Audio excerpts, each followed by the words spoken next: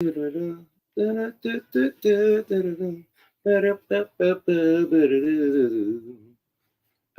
your smile. Hey, WTF Weekly, man. We in this thing, man. Let me get my YouTube action live on the television, my friend. You feel me? Oh boy, yeah. Here we go. Live and direct so I can see the chat. I see you, J Cash, man. Put you on the screen. Double to get screen time. Genuine. You hear me? Another episode of WTF Weekly brought to you by your boy Yuck Mouth Thugging It Out, man. Your host with the most coolado smoke. Shout out to Gas Cole. If you don't know, now you know. God damn. There we go. Shout out Gas Cole, man. Shout out TBSB. You know what I mean? The Squid Eye. You know what I mean? Shout out to y'all, man. The chat. Everybody tapping in from all around the world. Little boys and girls. E Boogie, I see Ebony in the house. I see you. Y'all know what I mean? Where's Shaniqua at? Oh, Shaniqua in the building. I see you, sis. Tap in. Thanks for tapping in this weekend too. Shaniqua pulled up to the car show that we had in San Jose at the convention center. Had a nigga back like a masseuse. You feel me? Shout out to my sis, make town business. You feel me? We used to tap back in. We went out. We hit Frisco after that. Yeah, me, Drew Down, nigga Gordo, nigga Kilroy. Fly stayed at the room, but we hit Frisco after that. Hit a nice little hangout, little spot, and little hookah lounge and shit. You know what I mean? But yeah, we kicked it for a minute. Then went to Oakland. Crazy ass Drew had us in Oakland, man. I had to shake that nigga and hop my ass in the Uber, man. He got me at Oakland at 3 o'clock in the morning. And all these shootouts and shit is happening. I'm out of here, boy. Bye. Shout out Drew Down, Pimpy Doo. You was tired, Shaniqua? I bet. Shit, I was zapped. We went to my sister's house after. Shout out to my sister, Melissa. We went to her house after that. Her other side of the family, my brother-in-law, side of the family, the Mexican side of the family had a big ass Mexican dinner, everything homemade. So we ate big after the concert, man. And shit, went to the room and power napped it up, and then shit hit that road. You know what I mean? And yeah, got to Frisco. You know what I mean? Did our 1-2. But hell yeah, man. Everybody, man. I'm working on putting that episode back up. I got to get the shit edited. They gave me a guideline warning on the video, the one with Boo Capone and Whack 100. So I had to take it down. They gave me a guideline warning. So I got to edit the shit and re-put it back up. So I'm going to do that and get that content back up. That definitely was an epic episode of Smoke A Lot Radio. Shout out Boo Capone. Shout out Big Eastwood, my nigga, man. We recorded a dope-ass song that night, too, man. You know, we got the studio right upstairs in the motherfucking Coin Academy. You know how we do this, so. St. Louis on the check-in. I see you, boy. He said, where your ass been, bro? I've been busy, nigga. I've been out here, nigga. I've been outside, nigga, getting to it, nigga, traveling, nigga. We just left the Bay, bro. And shit, we just did Smoke A Lot Radio on Thursday. Shit, I was trying to do Wonder Twins on Friday with Gooch the motherfucking great. And I ain't here for my twins, so yeah, I just been, doing what I want to, waiting for Gooch to hit. Gooch ain't hit, so shit, we about to do this What the Fuck Weekly, you feel me? Smoke A Lot Radio coming this weekend. This Thursday, So we might do another StreamYard. We probably have our guests. I got to do the StreamYard. They probably can't come to the coin this week, but yeah, we probably do another StreamYard for y'all. I like when we do the Smoke A Lot Radio StreamYard. We can really tap in with y'all, it hit different, I think y'all like it more too when we tap in with y'all, get y'all up on the stage and shit. Y'all really talk to us and fuck with us. No Frank Ocean. So yeah, we're doing another StreamYard Smoke A Lot Radio this week. Gooch the motherfucking great. We definitely doing Wonder Twins this week. As soon as my nigga call me and we line it up. We usually do it on Fridays or right after Corey do his 1-2. So we're gonna be back in the mix, you feel me? Shaniqua, well, let them know, man. Let these motherfuckers know, man. Welcome to What the Fuck Weekly, man. WTF Weekly, man. Where your nigga at, man? Hey, always in the building, man. Y'all in the building too, man. It's a crazy little episode, man. This is real lot of Democrat, Republican Party beef going on and shit. This shit is wild, man. I'm proud of niggas, man. Besides the Republican beefs and shit that's going on, you got Uncle Luke versus TARIQ NASHEED, VLAD finally manned up, you know what I mean, and apologized. You know, Shannon Sharp, you know, Shoy Ave is free. Welcome home, Shoy Ave. And we got a couple other things we're going to touch into, you know what I mean, short little episode tonight. But this, every time this presidential race shit starts, man, it starts funk within the black community like nobody else. Like you have white guys, they can say, hey, I'm voting for Trump or I'm voting for Kamala. It's peaches and cream. Black people, it's like, nigga, you either with black people or you a slave. You know what I mean? You with the slave catcher. Like, man, you cannot say shit about Trump if you black. You know what I mean?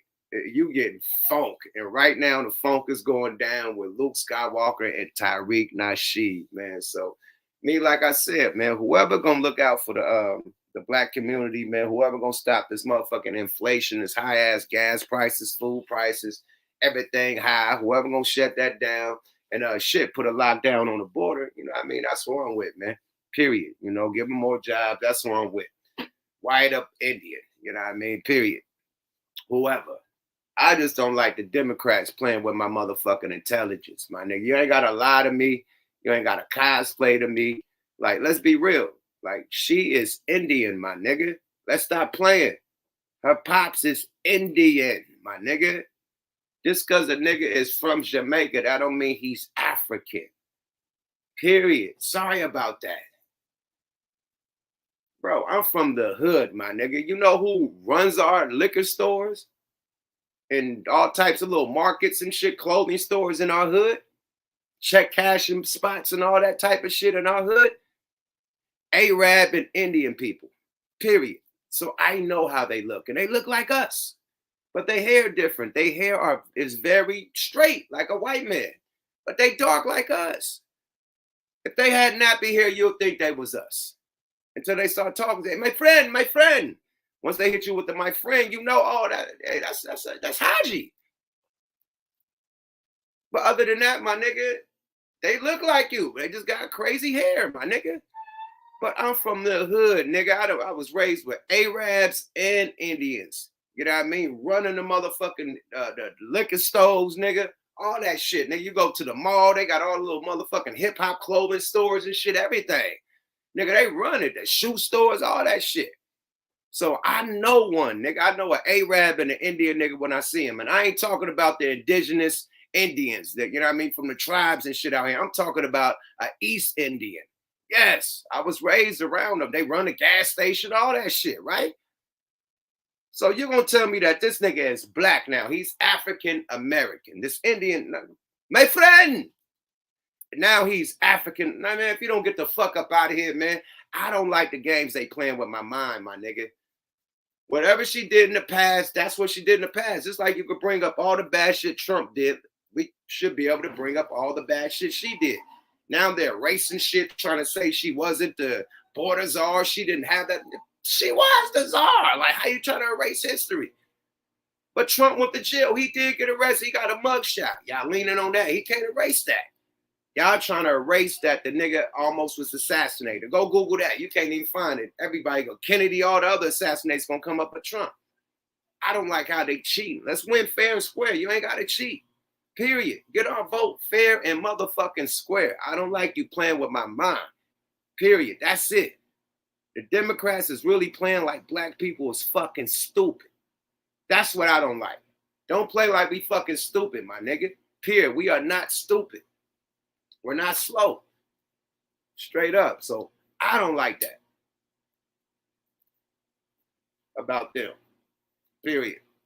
You know. And the Trump shit, you know, everybody got shit that Trump did in the past. He has some little slick shit about, you know what I mean?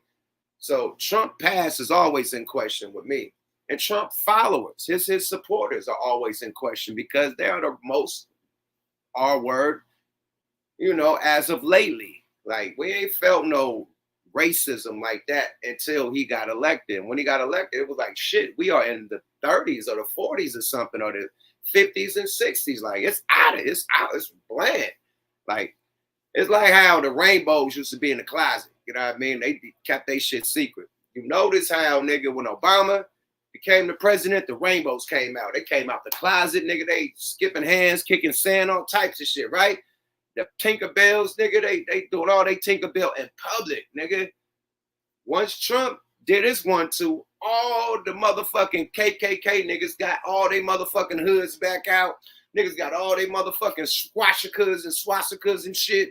Niggas skinned their head again. Like, it went right back to that. Literally. So I don't like that about Trump. Period. I don't like his supporters. A lot of his supporters are racist. I can say that. And they are aggressive racists. I can say that. Allegedly. But on some other shit, man. And that's why I moved from the Bay, from Oakland, because I think I would have still been a career criminal / musician. But you can't play both. So I would have been fucked over in jail for fucking life trying to do street shit because I was still in the streets. So I moved from Oakland to get away from the streets and the temptation to go back to the streets, right? But the first thing I said when the motherfucking drones came out, I said, man, if I was, knock on wood, if I had some people behind them gates doing a lot of motherfucking years, man, we gonna put them drones in full motherfucking effect, man. I'm dropping shit. I'm flying drones, dropping hella shit to my niggas. Whatever they need, the drone is flying, nigga. Well, guess what? Some bright criminals actually did this shit, man. They start flying them drones and dropping phones and packages and all types of shit in the prison, man. This is genius, but these niggas got caught, man. Fair use, man. Let's peep this shit, man. This is crazy, man. And 23 indicted. 23 indicted. This happened in Georgia, man. This shit is wild, man. This is a little small break, but this ain't America's dumbest criminal. This actually was smart, but you got caught. Let's go, y'all. Fair use. At 23 people facing indictments accused of using drones to smuggle drugs and other contraband inside multiple Georgia state prisons. WJCL 22 News' Andy Cole joins us now live at the U.S. District Court in Savannah. And Andy, they used a drone similar to the one you have. Yeah, Shannon, here it is right here. This is a pretty typical consumer drone. We've taken the blades off of it, but this is what they look like, small, compact, and you can find them on Amazon for just a few $100. Federal prosecutors say this group knew that and took advantage of it. This is just some of the 23 defendants named in a pair of newly unsealed federal indictments. Prosecutors say they used 10 drones to smuggle marijuana, meth, and cell phones into Smith State, Telfair State, and other Georgia prisons. The indictment says this conspiracy began back in 2019 and continued through July of this year, involving inmates in several prisons and friends on the outside. The feds always give you a 5-year run, my nigga. You think you're getting away with it. They was on these niggas since 2019, and they let them niggas run it up for 5 years.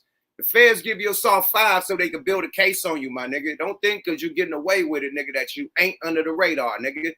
Them feds get up under your ass for a good 5 years and make sure they got everything they need, nigga, including everybody you connected with, nigga. So 5 years and got them niggas. That's crazy. Let's go, y'all. Fair use. prosecutors provide a public glimpse into the conspiracy using texts sent between the defendants, like this 2019 conversation on the potency of marijuana being purchased between Devon Waller and an unindicted co-conspirator. These other texts between two defendants show just how much went into the planning. What you're going to do is put the 5 phones apiece in the 4 bags. Take 50 phones out of the box and just put them in a bag. Compress 3 cans apiece and grab 1 bag of marijuana and leave it by itself. The next replies show that was done exactly how it was asked of them. Other messages feature pictures of the equipment needed, vacuum sealer, hydraulic press, and of course, drugs. When it came time to fly, the defendants set maps with coordinates or pinpoints to show exactly where the drop site was. Make sure you have on all black too, shorty, or a dark color so you'll blend in. The best time to strike is when it's raining too, shorty. Remember that.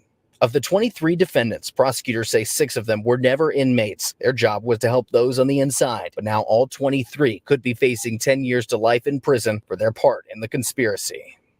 God damn, fair use, y'all. Niggas is working the shit out them drones, man. Somebody said it's smart, but they got caught. So what's the point? My point is it was a smart ass idea if you would have did it once or twice. I didn't say run that shit for 5 years. If a nigga needed a phone and couldn't get a phone, man, drop a phone off to the nigga if you got to talk to somebody important, you know. Like if you got street ties, you probably don't want to be on that. You don't want to be on that motherfucking county phone or that prison phone because them shit's getting recorded. So yeah, you probably had to talk to a mob boss or something, nigga, and drop the phone off, my nigga, and talk to, you know what I mean, talk to the boy. Yeah, talk to the plug, man. Let's figure out how to get this bail money and shit together. Get this motherfucking lawyer shit together, man. Got my family, man. Get this motherfucking mortgage and shit paid, man. Make sure my kids is right, you know.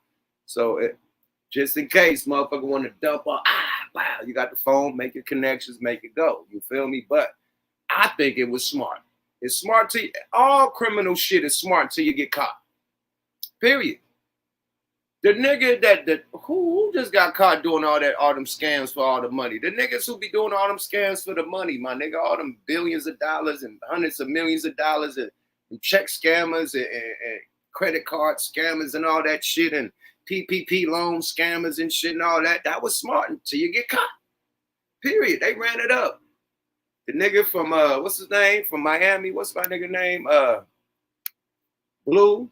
The nigga Blue from what's that group name? That nigga ran it up, went to jail, got out, was cool. That nigga ran up some M's on that shit. So yeah, it's smart until you get caught. Period. You know? Sid say American greed. Yeah, that 5-year run, man. They should have known somebody was watching or somebody was snitching. You can't have some shit like that going down for 5 years without somebody telling. Period. Somebody who ain't get something, they definitely snitching. And probably in 2019 when everybody was smoking good weed and, you know, niggas selling shit and the other niggas ain't getting no money off of it, allegedly. You know, nigga probably had a problem with it. Like, nigga, I'm dropping a dime on that when niggas biting that banana, nigga. I don't like this shit. Whatever the fuck, you know what I mean? That Minister Society shit. Not Minister Society, but belly shit. You know what I mean? The illest nigga in Nebraska be nigga biting on that banana. No Frank Ocean, man, talking about he don't like this shit, man. He about to drop a dime. So it's more snitches in the joint than anywhere on earth, nigga. You getting that behind them cells, nigga. Nigga, don't tell nothing, nigga. Your celly could be in there just to get intel on your case, nigga, and go back and tell the boys. Yeah, so yeah, all them niggas got the ET finger, and that ain't allegedly, nigga.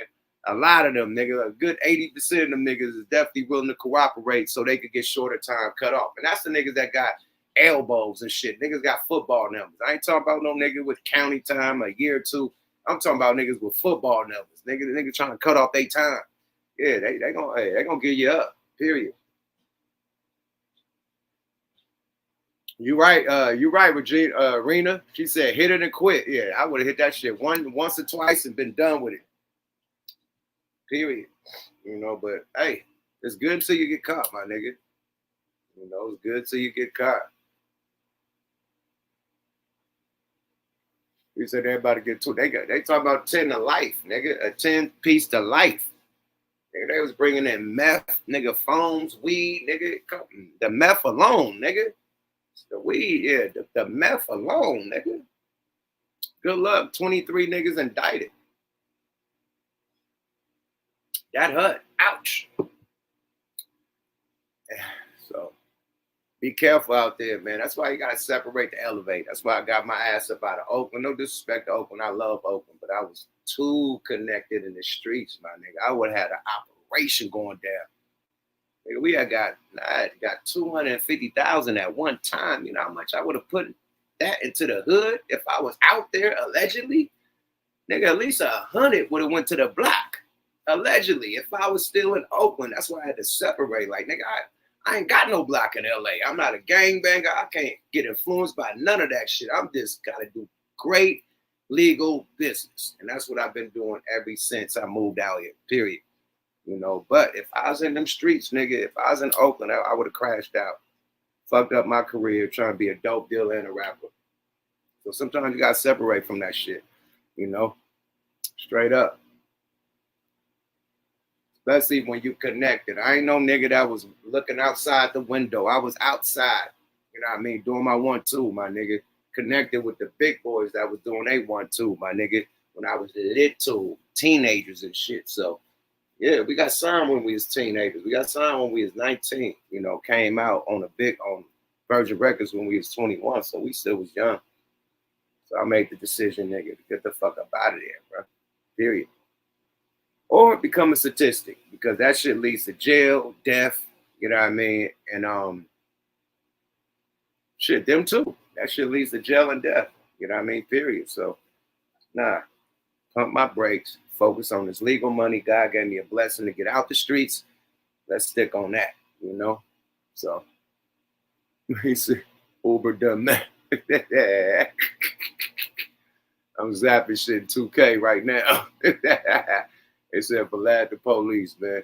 Speaking of VLAD, man, I guess Fedademics had to break down the particulars and shit. I want to get to this Luke shit though, man, because Luke went bad on fucking nigga everybody. Nigga Rizza Islam, nigga TARIQ NASHEED. He just violated everybody. Luke ain't playing no motherfucking games, man. Let's shout out to Moxie Approved.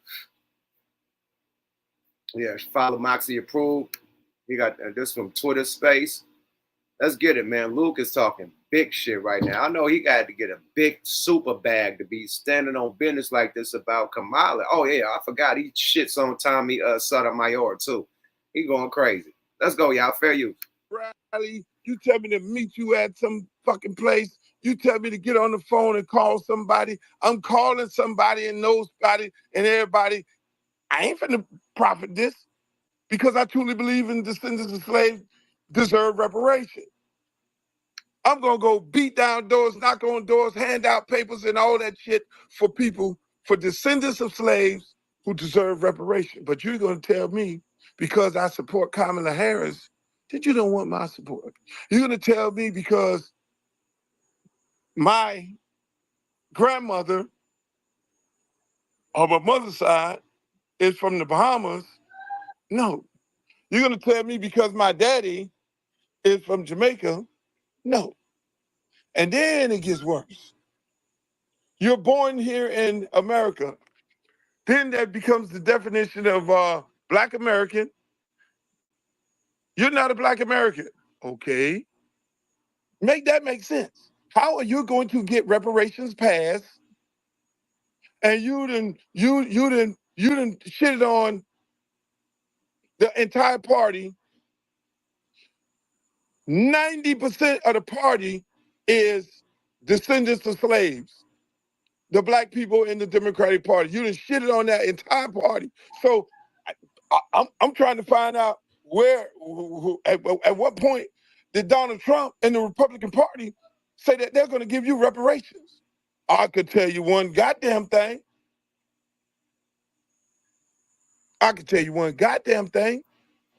Pull it up. Yeah, they had a platinum plan, and Cube and Trump had a meeting, and they was talking about reparations. We ain't never had a meeting with Biden or Kamala Harris about reparations, but Trump did have a meeting with Ice Cube about reparation, and he also have a platinum plan. Let's continue, man. Luke is over here, you know what I mean? Jigabooing, my nigga. At the end of the day, bro, she is Indian, my nigga. She's cosplaying as Black. That's the problem. We don't care if she's running to be a Democrat, if she's a first woman. That's great. Salute to her. But don't play games with Black African Americans like you are African American and you're fucking not. That's it, Luke. And because you're Caribbean, which is cool, there's no problem with that. We got a lot of Caribbean people out here, a lot of people from the islands out here. That's great. But she's claiming that she's African American. You're claiming Caribbean, right? She's claiming African American because her dad is from Jamaica and she was born in America. She is an American East Indian, not an African American, bro. She's an American East Indian. That's it. And it's cool. But don't cosplay. That's the argument. Her cosplaying as Black. Her saying that she put greens in the motherfucking tub to clean them. Whoever did that in fucking life, I'll wait. Her saying that she was playing Snoop Dogg and Tupac in college, and she was in college in the fucking late 80s. Tupac and Snoop didn't drop yet. The shit she's saying to us, like we're dumb. That's the problem, my nigga. For real. That's it. It ain't a problem that she is Indian or her dad is from Jamaica. That's not the problem. The problem is she's acting like she's not Indian. She's acting like her dad is not Irish Indian that lived in Jamaica. It's Chinese people that live in Jamaica. That don't make them African American. Let's stop with the bullshit. Fair use. Let's go. Why you got a problem, Mr. TARIQ, with Minister Farrakhan and Malcolm X? Because according to him and his little group, Malcolm X, Minister Farrakhan is a tether, and they can't speak on behalf of black people in here in America. Who said that?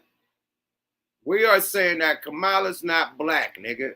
Period. She's not African American. Why are you moonwalking? Why are you tap dancing? Why are you hopscotching? Why are you hot potatoing? Bro, is she black or not, my nigga? We did not ask if Malcolm X and Farrakhan was black. We know Farrakhan is Caribbean. We know Malcolm probably got some mixture up in him.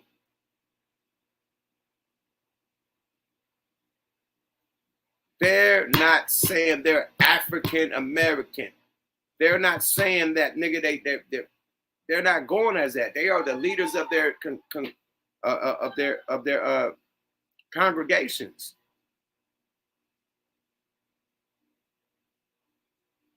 They're not saying, "Oh, we're trying to go." Like, come on, bro. And even if they are trying to get reparations for black people, that's great. But this is not the argument. Why would you bring the honorable, both of the honorables in here, bro? All this shit for Biden, racist ass that didn't want his kids to be in school with monkeys. That's what he called us when he was on the motherfucking, whatever that shit called, where they had the meetings at and vote for shit, the Senate. He was at the Senate. Said he didn't want his kids with monkeys. Come on, man. Let's go, y'all. Fair use. That's what him and his group say. That's how they defined what a tether is. See, it can't be for Kamala Harris. It can't be for Luther Campbell. It can't be for any other black man or black woman who has mother and daddy who are from the islands. No, it's got to be for all of us. You can't separate us. Oh, no. So that little leader gets on Twitter and say, oh, Luke trying to compare himself to Malcolm X and Minister Farrakhan. No, that's all you got. Somebody in the chat said, do you know Jamaicans come from Africa? Absolutely. Jamaicans didn't do slavery in America. See, when American slaves, let me get the screen sense for the people in the back that can't hear. When African Americans were slaves in America, when we were released, we were promised 40 acres and a mule. That was our reparations for all the slave work that we did for free. Once we got free, we never got the 40 acres and a mule. So that's why we're asking for reparations for the slaves that was in America, not the slaves that was in Jamaica, Haiti, wherever, Dominican Republic, Puerto Rico, wherever the islands that y'all, you know what I mean? Belize. We're talking about America because American slaves were promised 40 acres and a mule, not Jamaican slaves from America. I don't know what Jamaican government promised the Jamaican slaves. I don't know. But America promised their American slaves when they got free 40 acres and a mule, and we never got that. So that's why we want reparations. They can't give us land right now. They can't give us 40 acres. So they can't give us money. So now niggas want reparations for descendants of American slaves. Not any slave that ever was in the fucking world. It don't work like that. So just letting y'all know, man. Period. That's it. Fair use. Let's get back to the content. Take me off the screen. Let's get back to Uncle Luke. Let's go, y'all. Fair use. I wanted to answer your co-host question. Your co-host asked a good question. Asked a good question about how do you go from Pan-Africanist to FBA to calling people tethers or whatever. There's a history to that that a lot of people don't know. ADOS, American Descendants of Slavery, came first. And if you go back in Tariq's timeline, you'll see him tweeting ADOS, ADOS, ADOS. And then he decided to adopt Claude Anderson's language of FBA so that he could have something that was his and that he owned and that he could make money off of. So that's where that comes from. In terms make of money off of it? Yes, to make money off of. In terms of the usage of the word tether, we don't use that because we feel it's derogatory. We do, however, feel that Kamala Harris is not us and we are not her. Okay? Now, But that's pretty. That's no, pretty Drew, common sense, I though. think so, I don't too. want to take you down, Drew. Let her talk. Please don't cut her off. Don't cut no guests off. Please, please. I'm trying to be patient. Go ahead, Miss Yvette. I'm sorry. No, but I have no problem with the questions. But I just wanted to make sure that everybody understood the origin story. It's all out there. It's still on the timeline. It's still in my shows. It's still the history is still, a lot of it is still on Tariq's timeline, how he transitioned from Pan-Africanist to ADOS to then FBA. So Miss Yvette, you finish? I don't want to cut you off. No, go right ahead. I'm finished. I want to ask you a question, Miss Yvette. Sure, go ahead. So if Kamala Harris is not black enough, then why is Malcolm and Minister Farrakhan black enough? Or is they not black enough? Can Minister Farrakhan speak on behalf of black people? Minister Farrakhan. Oh, I'm sorry. Go ahead. Well, Minister Farrakhan can do whatever he likes. What we're saying is that we do not share a lineage. Now, you can come over here the same way we have. Listen, when Amadou Diallo, every black immigrant, Botham Jean has gotten killed or murdered by police, we tend to show up for y'all. We don't say, hey, we're not going to show up for that person because they're a black immigrant. But we do understand that Kamala cannot run on being black, because what being American black in this country means is that you come from American chattel slavery. So if you say she's the first black president, the way people usually understand that and hear that is that she is an American black person that comes out of that struggle in America. So what I'm saying is that she cannot run on that. What Kamala Harris has to run on the policy. So Minister Farrakhan cannot say he's black. He can say he's black. She's talking about Kamala, my nigga. Why you keep on saying Farrakhan? Let's go, y'all. Fair use. Black, he can't say he's ADOS. He can say he's black all day, but the context. So you would have had Minister Farrakhan does say he's black. You do know that, and he does say he fights for black people, right? You do know that, right? You do know that. You know that. I know that. If Minister Farrakhan ran for president of the United States, will you have the same smoke that you have for But who did Louis Farrakhan learn from? Elijah Muhammad, African American. Like, let's stop, bro. Come on, man. Kamala Harris, as you have for Minister Farrakhan, will you have the same smoke? Well, hold on a second. If he say I'm running as a, and why are we doing these hypotheticals? This is about Kamala and if she's black or not. Why are you bringing up Louis Farrakhan if he could speak for black people? We did not say Kamala Harris couldn't speak for black people. We're just saying that she's not black, my nigga. That's it. She's claiming she's black. She's claiming she's African American. That's it. Okay, Elijah Muhammad mixed too. Okay, cool. But we just claimed that she's claiming she's African American, like soul food and shit, greens and shit, hip hop. We're trying to say that she's not that. We're bringing up people that's, you know what I mean, that's honorable. Like, name one honorable thing that fucking Kamala Harris did that could be compared to Malcolm X or Louis Farrakhan. Like, are you serious? How can you mention her name with these guys? Are you fucking serious? Kamala Harris, and you mentioned her with Louis Farrakhan and Malcolm X. Are you out your fucking mind? Yes, he's compromised. Ben Garcia, he's compromised like a motherfucker. Fair use. Let's go, y'all. Big shout out to Moxie Approved for the content. Let's go. Fair use. As a black man for president and I'm gonna be the second black president of the United States. So you would call him a tether, and you would have the same I don't smoke use. that you I've had. already told you I don't use that term. I've already told Okay, you I all don't right, use okay, that. you're right. I'm sorry, but you have the same smoke for him as you have for her. Well, hold on 1 second. Let me answer that, but I'm gonna answer it in a nuanced way. I have criticized Farrakhan for different things. Here's what I will say though about NOI. NOI does have a history of helping people who have, especially men, ADOS men and black men who have been in trouble, who have been incarcerated. So I think that would be Farrakhan would have something more to run on if he ran than just saying I'm black. Kamala does not have that. No, don't dance around it.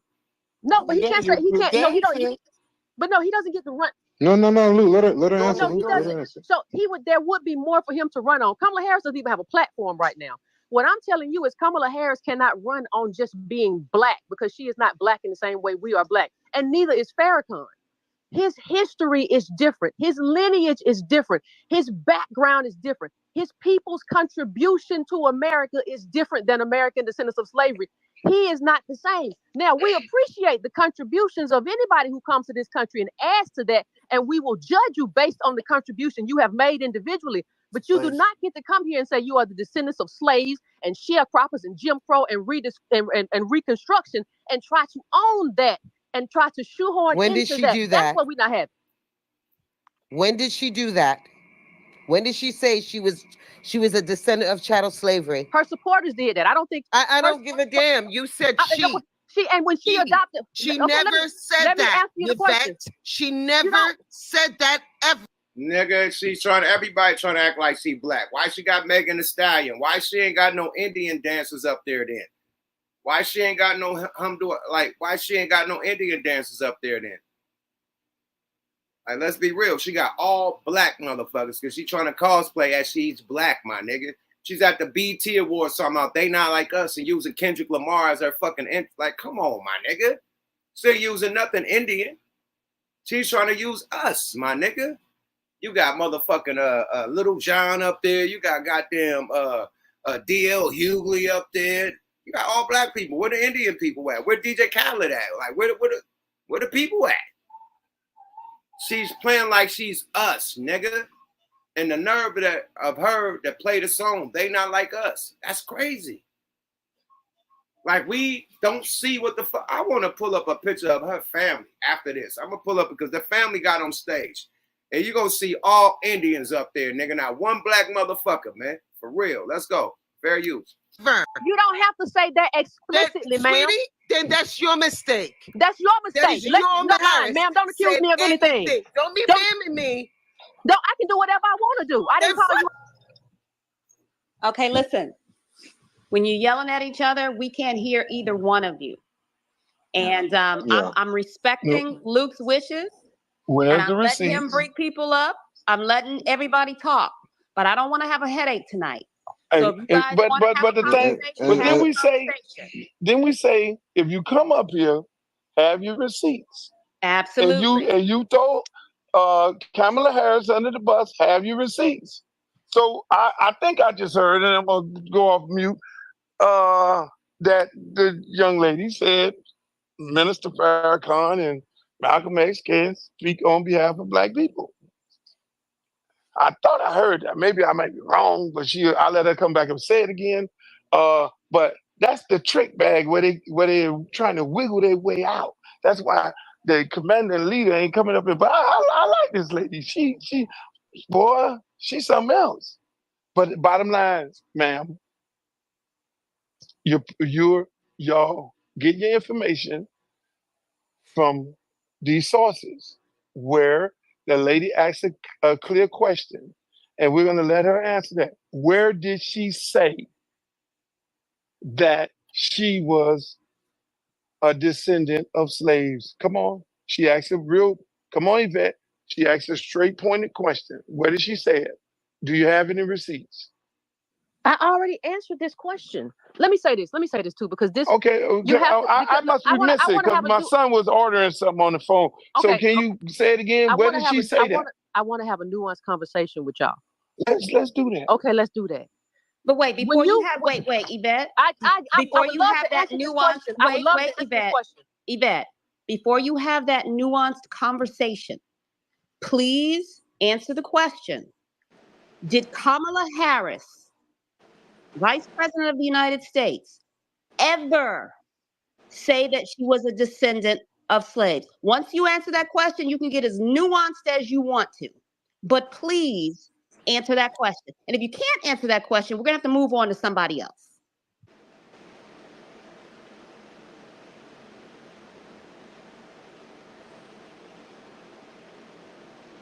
I think that's unfair because she said that she never said it. Her supporters did. My nigga Gooch the Great is in the building, man. Gooch, man, what's happening with the guy? Hey, what's going on, man? How you doing, twin? How's everybody doing? Fucking with it, man. I was driving home and I was listening to some of your content, and it's amazing how someone who used to have women on stage half naked, popping pussy, and songs like Popping Pussy almost become a feminist. It's kind of weird to hear it. Why? He is a feminist, right? Yeah, like nigga, just a couple years ago, you had women on stage naked and doing things to them on stage, and doing degrading things. Now all of a sudden, it's pro Kamala Harris.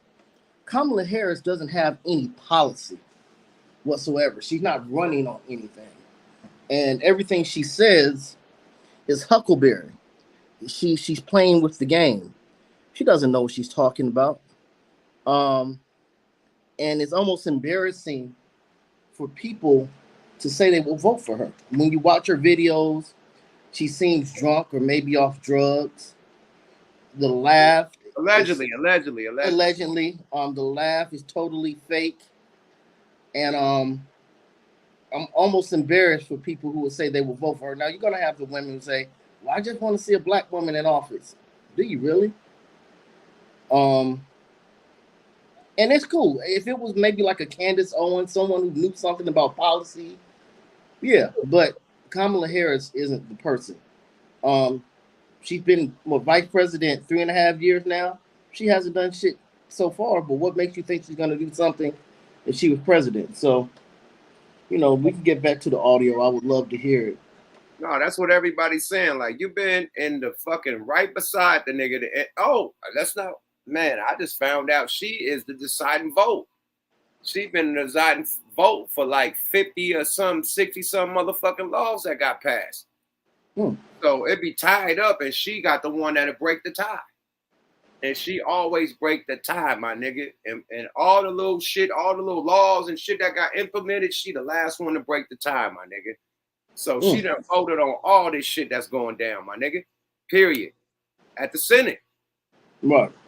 So yeah, right. And then if possible, because I know how you feel about the situation.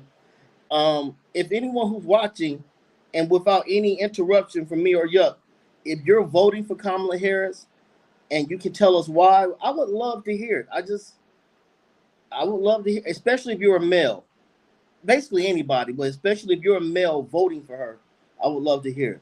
I'm gonna throw the alley-oop out there, man. I'm also gonna get Ronnie in this motherfucker. He been waiting hella long, man. Let's see what he gotta say right quick. He be in and out. He outside.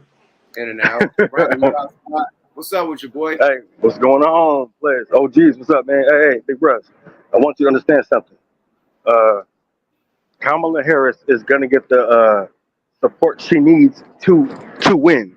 She will win. Trump has the popularity vote. We have to understand what we're like. Man, I don't want to. Bro, we're pretty much up against people who were feeling like they were betrayed by us. You hear me?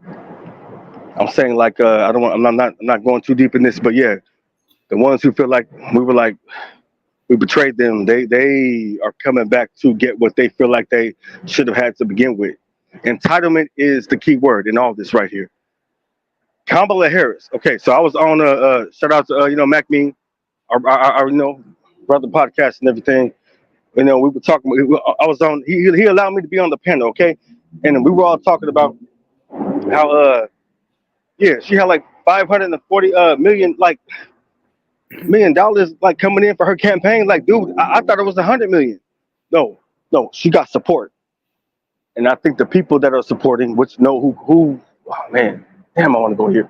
The ones who feel like they can manipulate and control the situation, which I always said, hey, if somebody wants to control a black man, all they gotta do is go against the ones who, shit, my bad, bro. I don't want to say too much. Can I ask you a question, brother? What's up? Yeah. When's the last time you've had an actual roof like over your head? Like, are you always outside? Right here. This is my roof right here, man. Head to a bar, head to a club, man. You know, do my thing. Yeah, boom. Head back to, my bed. That's it. Trust me on that. Look. Motion over money, man. That's what it's about. Straight up. Gucci, my brother, man. I'm gonna tell you like this. Motion over money, nigga. You don't have to believe me. I'm gonna tell you like this. Motion over money. Hey, let them know. Motion over money, my nigga. Because if you got motion, you're gonna make money. On the mob, nigga. On the mob. Hey, bro. Let me tell you something. Roof over truth. Hey, okay. Right. So, wait. Yeah, hold on. Go ahead. Gooch. Go ahead. Hey, Gooch, I love you, man. But I'm asking, you don't think I'm telling the truth? Hey, I'm gonna land on that. That's why I wanted to, continue. But I think she's supported by the elites. So it's Trump against the elites. It's like when Kendrick was against Drake. It's like Kendrick was against the machine. You got Trump going against the motherfucking machine. Period. And they got a mean machine behind her. So I ain't gonna drop no name. And I'm sorry to cut you off. And it's all a plot to get what the fuck they want. That's what it's gonna be, bro. I think it's gonna be another Biden thing. I think she's gonna win regardless. They're gonna trick us out, trick the votes or whatever. You know what I mean? Allegedly. They're gonna rig the system, my nigga. Period. Yeah. But thanks for tapping in, my nigga. Yeah, for sure, bro. All right. Goose, they puppets, my nigga. Since Biden stepped down, who running the White House? I'll wait. Congress? That's who running. That's who running. Yeah. The Senate and the Congress. That's who running. Them niggas is the puppets. They the face of what all the legislations that they want to pass. Right. Period. And then the big 8-pack people and all the corporate people that want their shit done, they gonna put the money behind a motherfucker that's gonna look out for them. Period. And Trump is going against the system. Yeah, Trump going against the system. Nephew. All right, yo. Y'all could be back in a second. Nephew, we're trying to get his attention. But please, if there's anybody else in the chat that would like to come in, he threw the link out. Oh, yeah. My son is tapped in. My son got autism, man. Yeah. That's my partner right there. Now, he be walking around with his drawers on, man, so I don't want nobody to see my son. I'll let him tap in. If he had his clothes on, I'll let him tap in. That nigga walk around with his drawers all day, man. So we ain't doing that out here. Yeah, man. But thank you, Ronnie House, for coming in. What else did Uncle Luke say? Have you played it all? No. It's still some more to go. Fair use. Let's go. Fair use. I don't think that's a fair question. Come on, Missy Beth. It's a double mute. Sorry, Missy Beth. It's a double mute, but I want to hear, because I didn't hear it before. Has Kamala Harris ever said she was a descendant of slaves? No. This is my third time saying that. Well, this is the first time that I've heard you. So that's why I asked you again. So now if you want to get nuanced, you can go ahead and get nuanced. I just wanted to make it clear that Kamala Harris never claimed to be a descendant of slaves. Okay. I hope it's clear to everyone. But here's the thing. I want you all to go up. What is Kamala Harris's song that she's using right now? What is the song?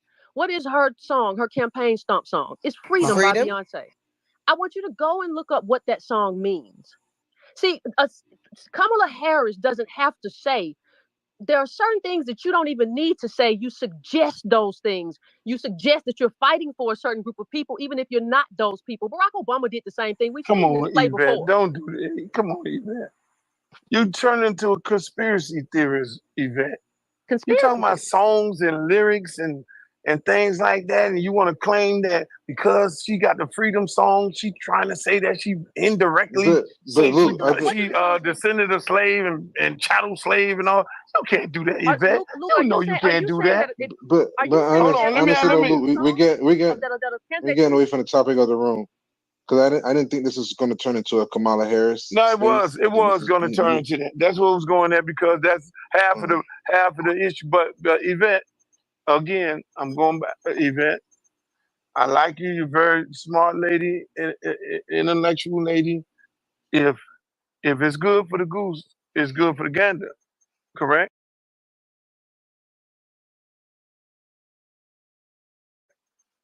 You don't believe in that.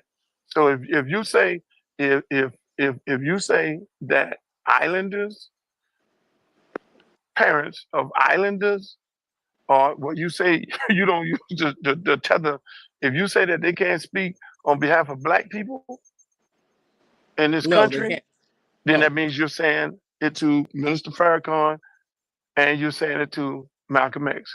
Would you agree or disagree? I agree that none of those people have ADOS as their lineage, and they should They not didn't tie say themselves to that. that lineage. They did not say that. The question is, can it? The question is, can the problem that we're having, and I'm trying to have the problem that we're having is, you guys side coming with these conspiracy theories as if they're saying that they deserve reparation in the songs and that these folks, you're putting words in these folks' mouth. These folks never said that they were descendants of slaves. They never said any of those things. But because that was my only issue. But because they're saying that I'm born here, I'm black here, and I'm a black American. You guys are saying that you can't say that. They didn't say I'm a descendant of slaves. Well, because you use a black woman song, that means you trying to cake like you a descendant of slave. That's what y'all coming up with in your own mind. Malcolm X is ADOS, first of all, because by our criteria, you only have to have one parent. So I don't know what I'm saying. Come on now. Go to the website. No, you come on now. Hey, no. Your leader, TARIQ Nasheed. I don't have a leader. I lead Tariq. Tariq doesn't lead me. He stole from us. We don't steal from him. I don't need anything from that man. Okay, I got that. Now we getting somewhere. So you're Adolf. You're not FBA, correct? No, FBA came later. ADOS came first. So all right. So Luke, can I ask you a better question? All right. So ADOS, right? It means American descendant of slavery.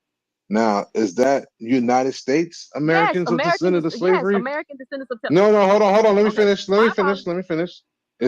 Is that American descendants of slavery, or is that United States American descendants of slavery? Because technically, American descendants of slavery can be any of the American countries. Ah, nigga, don't try that. No, nigga, don't try that with my nigga. Don't try that, nigga. Don't try that. Hey, don't. MKG, what's up with you, man? You ain't voting for nobody anyway. Why you even tap in, my nigga? I'm fucking with you. Because, man. Hey, what's up with you, Gooch? Man, little history lesson. Luther, they tried to take your music away, nigga. They tried to ban you in the USA. The government, nigga. The government. And guess who was the head prosecutor, the head man back then? Biden. Oh, Biden was on his ass. No Frank Ocean. But man, obviously Luke, he's paid for, man. Gooch already kind of touched on it. He done turned into feminist, and he was the biggest, I thought, the player pimping this nigga in Florida I ever seen. You know what I mean? For real. And now this. You know what I mean? Everybody know that woman ain't black. Some of us don't care. All she had to do was just stick to her shit. She got the black culture. Bruce Jenner turned into a woman, and it's okay. It's all good. She can say she East Indian, and niggas still gonna fuck with it. The fact that she trying to act like she black, that's where we got the problem. Period. Right. You know, but one more thing. This is Luke trying to go against TARIQ Nasheed, but he's going against Yvette Cornell. I mean, what's her name? Yvette something. And he's trying to go against everybody else because he wanted TARIQ to tap in with this Twitter space. TARIQ didn't tap in. TARIQ did his own shit. So we're gonna hear TARIQ response after this. But Luke is definitely compromised. You know, he definitely got a bag because we got footage of Luke Skywalker, Uncle Luther Campbell, you know what I mean, at the White House shaking Donald Trump's hand when Trump was in office. Ooh. So, like, what are we doing here? Right. And the So touch on that. Trump when he was in office. Now you got a bag, and then a nigga got tweets and saying that the Democrats ain't gonna do nothing for you, this, that, and the third. At the same time, he was shaking Donald Trump's hand. So now you got a bag from the Democrats. Now is, you know, fuck Donald Trump, you know, on some YG shit. Hey, man, they was on Luther and Trump back in the day. Y'all remember? At the same time, they both at the same time. boys. They broke Trump and took his ass to court, nigga. That's why we liked Trump back then. Feel me? Like, and Luther had all them hoes too. My fault, ladies, you know, who's listening, no, you know what I mean? But it is what it is. And that's another thing, man. We too old for that. We done grew up to, you know what I mean, have a safe space to speak our own mind. We can't be misled all the time, man. For real. Like not these to cut niggas, you off. Not to cut you off. I want to ask both you gentlemen, man. Do you think it's fair that Luther Campbell involved the Honorable Louis Farrakhan and Malcolm X in the conversation? Like, he compared Kamala to Malcolm X and Louis Farrakhan. No, because both of those men lived their life to protect black people. She doesn't live her life to protect black people. She lives her life to suck and fuck to the top.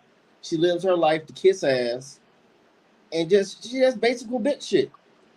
Her life is not dedicated to the movement and the betterment of black people. Her life is for the betterment and movement of Kamala Harris. period. And first, forget Malcolm. I mean, he said Malcolm X too. He said Malcolm X. Yeah, he said Malcolm X and Farrakhan. Farrakhan. I was like, where'd that come from? Like, we talking about a whole woman that you know what I mean, came out talking about she's a specific race. We didn't care, like they adopted, you know what I mean? Fuck, no. They ain't got nothing to do with nothing. You know what I mean? She is gearing towards us for one specific reason. You know what I mean? Period. And laughing at, and that's what we really mad about. Now, I don't know what Malcolm X or Farrakhan, I don't care if they was born in everywhere, everybody's an immigrant then. Is that what he's saying? He said he's one. You know what I mean? So what is he saying? What does that correlate mean? She ain't black. And for people who don't know what that meant. Let me make a difference for people who don't understand the difference between African Americans and other blacks. African Americans are the people that win gold medals in basketball. Blacks are the niggas that usually run in the wrong races, the African niggas, the real skinny motherfuckers that win the marathons. We're the same color, but we're not the same. Blacks were engineered. African Americans were engineered. We're totally different. Everything that was weak and scrawny were thrown off a boat, and we were left to mate with other strong black women, and black women mating with other strong black men. And now you wonder why we're the baddest motherfuckers on earth. Those are African Americans. The niggas that run marathons and hey brother, you my brother. Those are just African. And the people at your gas American is totally different. Mike Tyson and Desmond Tutu are totally different motherfuckers. Yes. And Kamala Harris is the same people that will tell you your gas is on pump 6. Yeah, why are you guys messing with your Slurpees? And she had them, look, man, them girls was blacker than her. Them little girls that came out of, I couldn't believe it. And my auntie, you know what I mean? Like, y'all better quit that shit. As my grandmother would say, y'all better quit that shit. Sitting up here watching them people lying to y'all in their face. Soon as them little girls went backstage, don't you know you cannot talk like that, Habibi. They were so happy to talk black when they was on there. And my auntie. Then you got her real niece, her adopted, her godmama, and a white woman at the end. I said, boy, y'all That looked like one of them old ice cream sandwiches we used to get off from the back off the ice cream truck. The Napoleon, Yeah, Neo, Neapolitan, Napoleon. Neapolitan, yeah, the Yeah, Neapolitan. that's what I said. I said, go on, Kamala. She got a whole ice cream sandwich up here. I'm Goddamn. calling this shit the Napoleon. High moment. Let's go, y'all. Fair use. Let's get back to the content. Let's go. Up and down the Western Hemisphere, because there were slaves all over the place. So technically, I can call myself. United States. Hold on. Let me finish. Because technically, I can call myself an American descendant of slavery because my family comes from descendant of slaves, in Jamaica. Somebody that. But not by your definition. But I'm sorry. hold on. Finish, Drew, and let her explain it because we want to know. Yeah. Because anybody, because somebody from Colombia can say that they're ADOS, because technically, because you can say it's your definition, but I can say, well, that's my definition too. But no, hold on. So, let her answer. Let her define what's a. South America and North America is not Colombia, my nigga. It's not Jamaica. They just added Puerto Rico and the Virgin Islands as of recently. No slaves. They didn't do the slavery camps out there. And if it wasn't part of America to where they promised slaves in Puerto Rico or the Virgin Islands that they was going to get 40 acres and a mule. North American slaves was promised that, my nigga.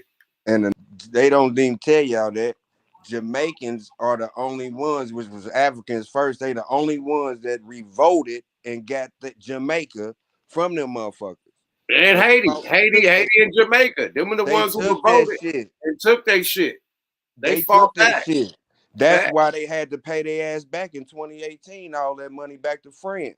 That's why they shit fucked up. Dominican both, you know what I mean? So they be bullshitting with y'all, man. You know what I mean? Like, I mean, it's out there to find out. Just I'm like what Yuck said, like, you ain't gonna keep on bullshit, just lying to me in my face. Like, come on, man. Like, come on, y'all. Like, for real. You ain't gonna let no nigga, no chick keep fucking around on you and you watching it. You got to get tired of it. Shit, if you don't, then you a glutton for punishment. And they like giving it to you. Let's answer what Bruss said. Bruss said Luke is meaning Malcolm X's mother is from Grenada. What do you say? Grenada. And Louis Farrakhan's parents are from Jamaica and St. Kitts. Okay, cool.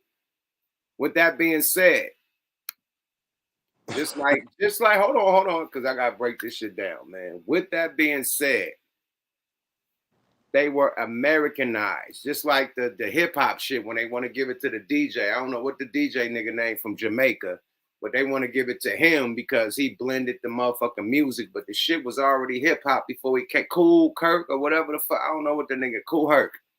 Just because he's from Jamaica and he blended. I mean, he didn't blend him. He just kept it going. Herc kept it going. Just because he's from Jamaica, they say he invented hip hop. He did not. Period. The movement was out here already. You know what I mean? There was already civil rights movements, and it was going against anybody that was dark. Jamaican, Islander, nigga, whatever you was. If you was black, nigga, you was getting attacked, period. So even the Islanders got down with the civil rights movement. And one of the biggest civil rights movement was the NOI, the Nation of Islam. Another one, the Black Panther Party. You know what I mean? Those was one of the, and then, you know, Martin Luther King, his party also. So it was big movements that people had to get down with to get liberation in America as a colored American immigrant or whatever you want to call it. But as a colored person in America, we didn't have the rights as the other skin. So everybody had to come together, no matter if you was Caribbean, your African descent, if you're American, African descent, whatever, you're all in one boat, one category. So we all fought for this shit. But let's take it back.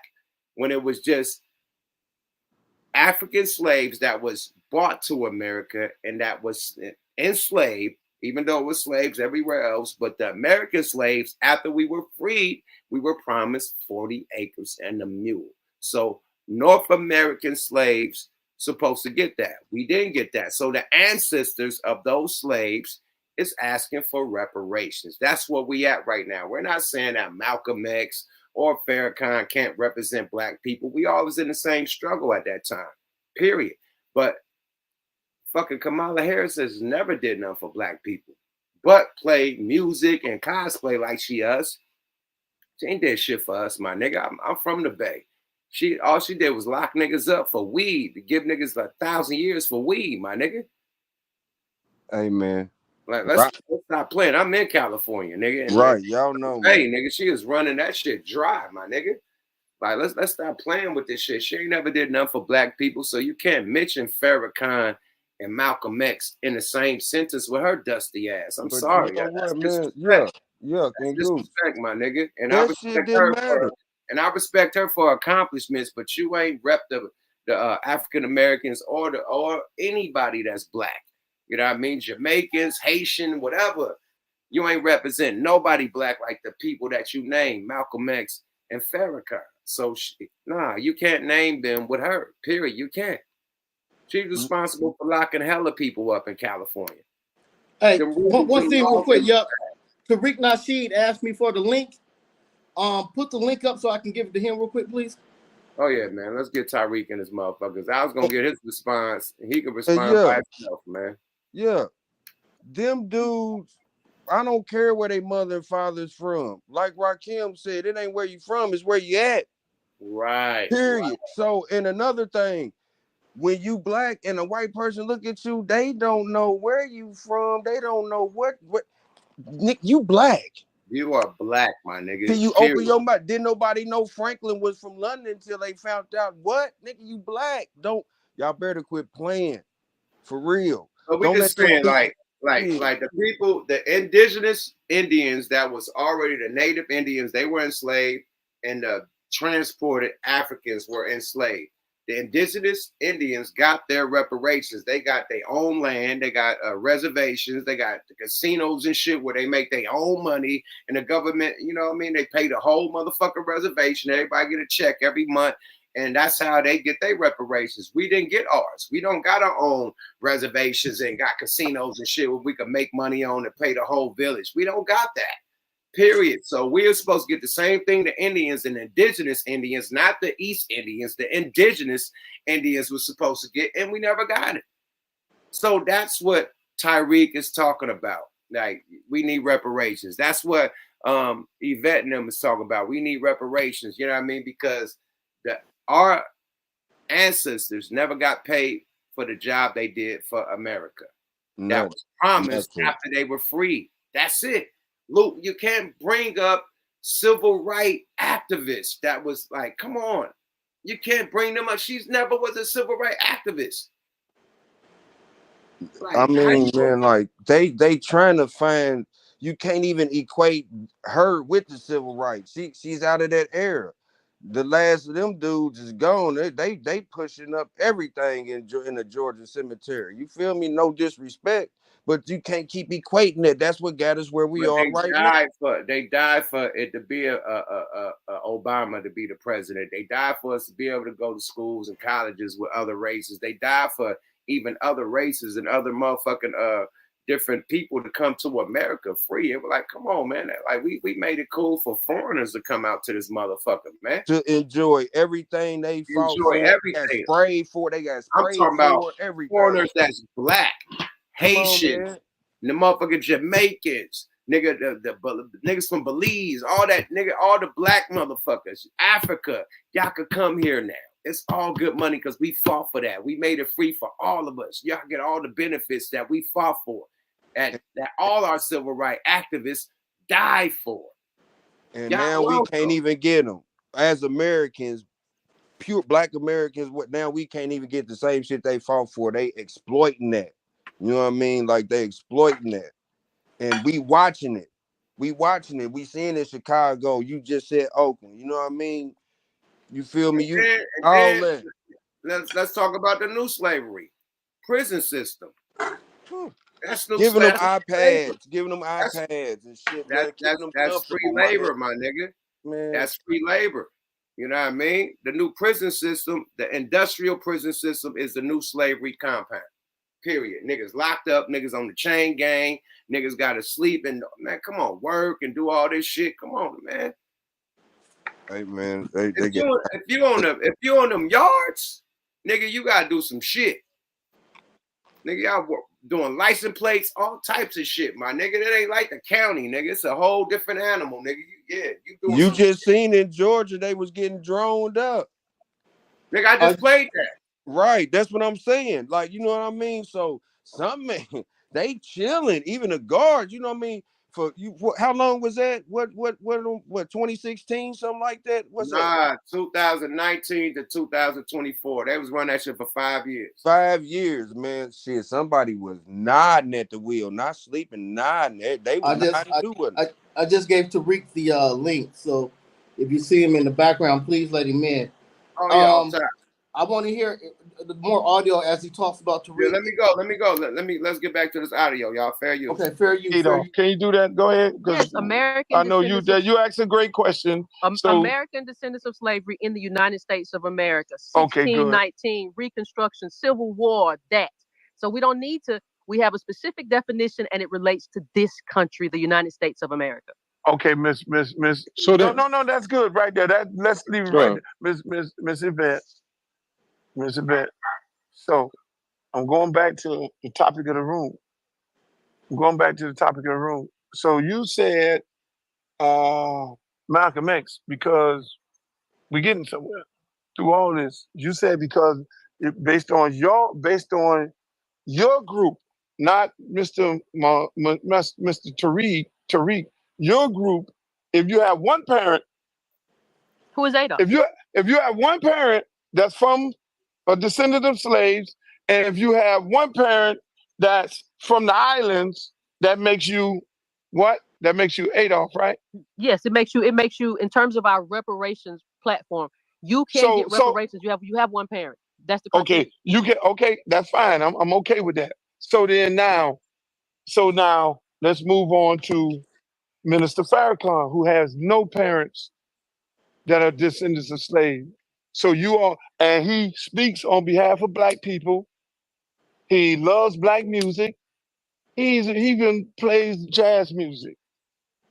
He plays it himself.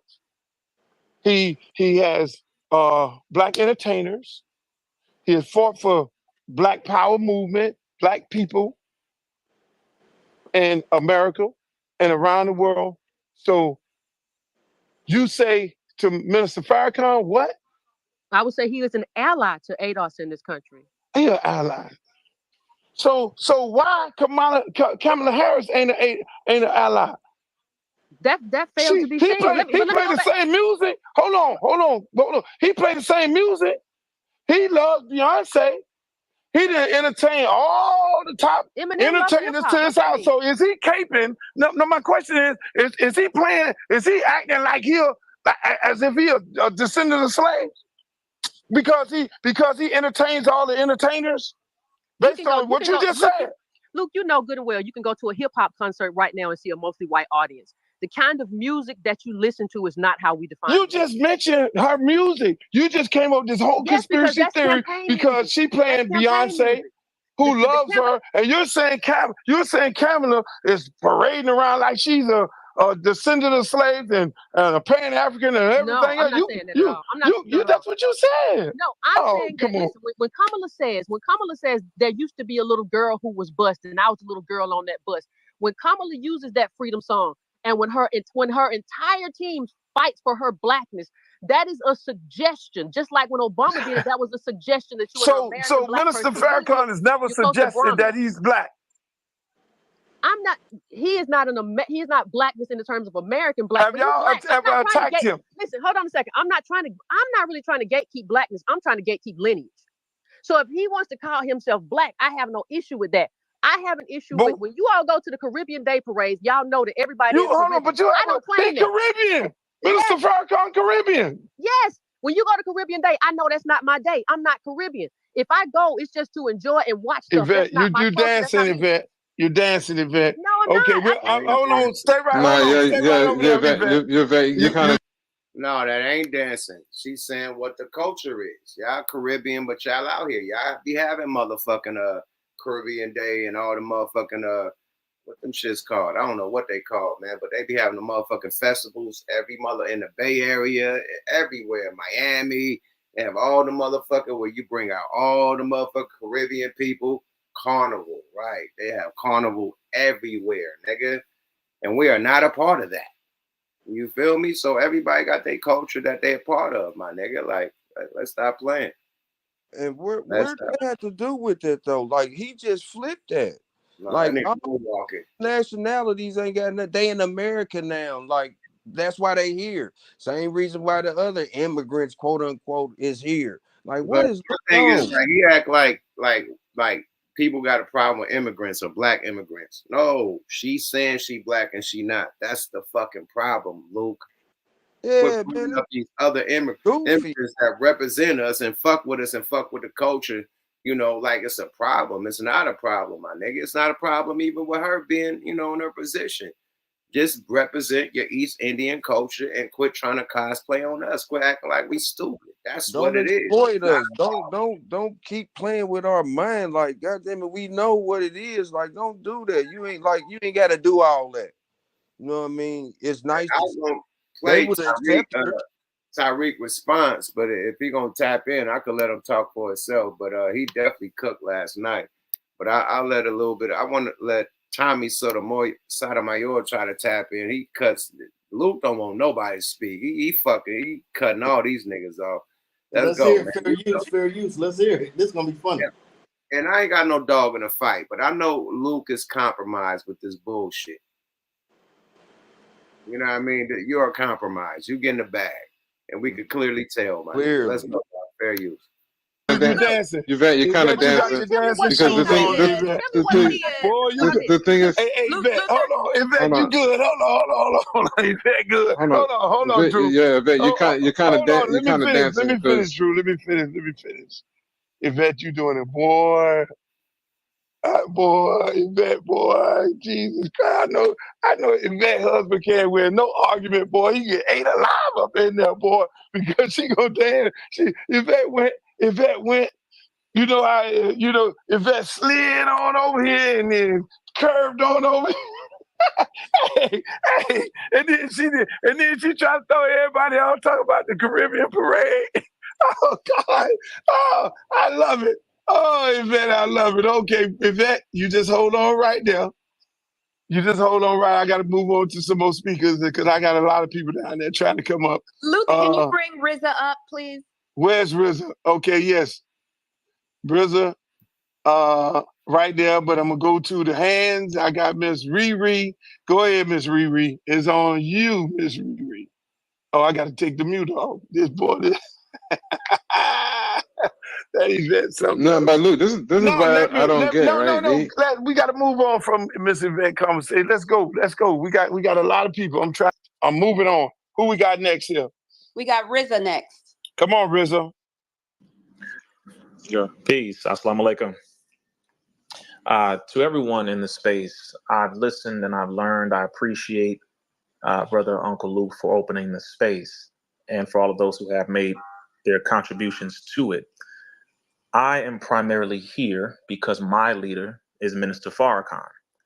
I've heard his name dropped roughly between 55 to 65 times.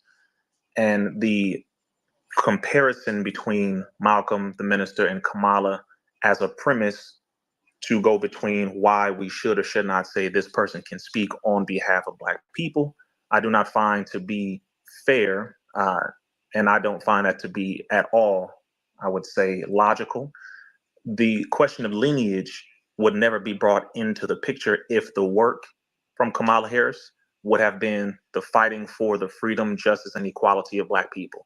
Her lineage would not be brought into question, just as Minister Farrakhan's and Malcolm X's are not brought into question overwhelmingly because their record and reputation goes into the idea of fighting for the upliftment, freedom, justice, and equality of Black people. It's very clear.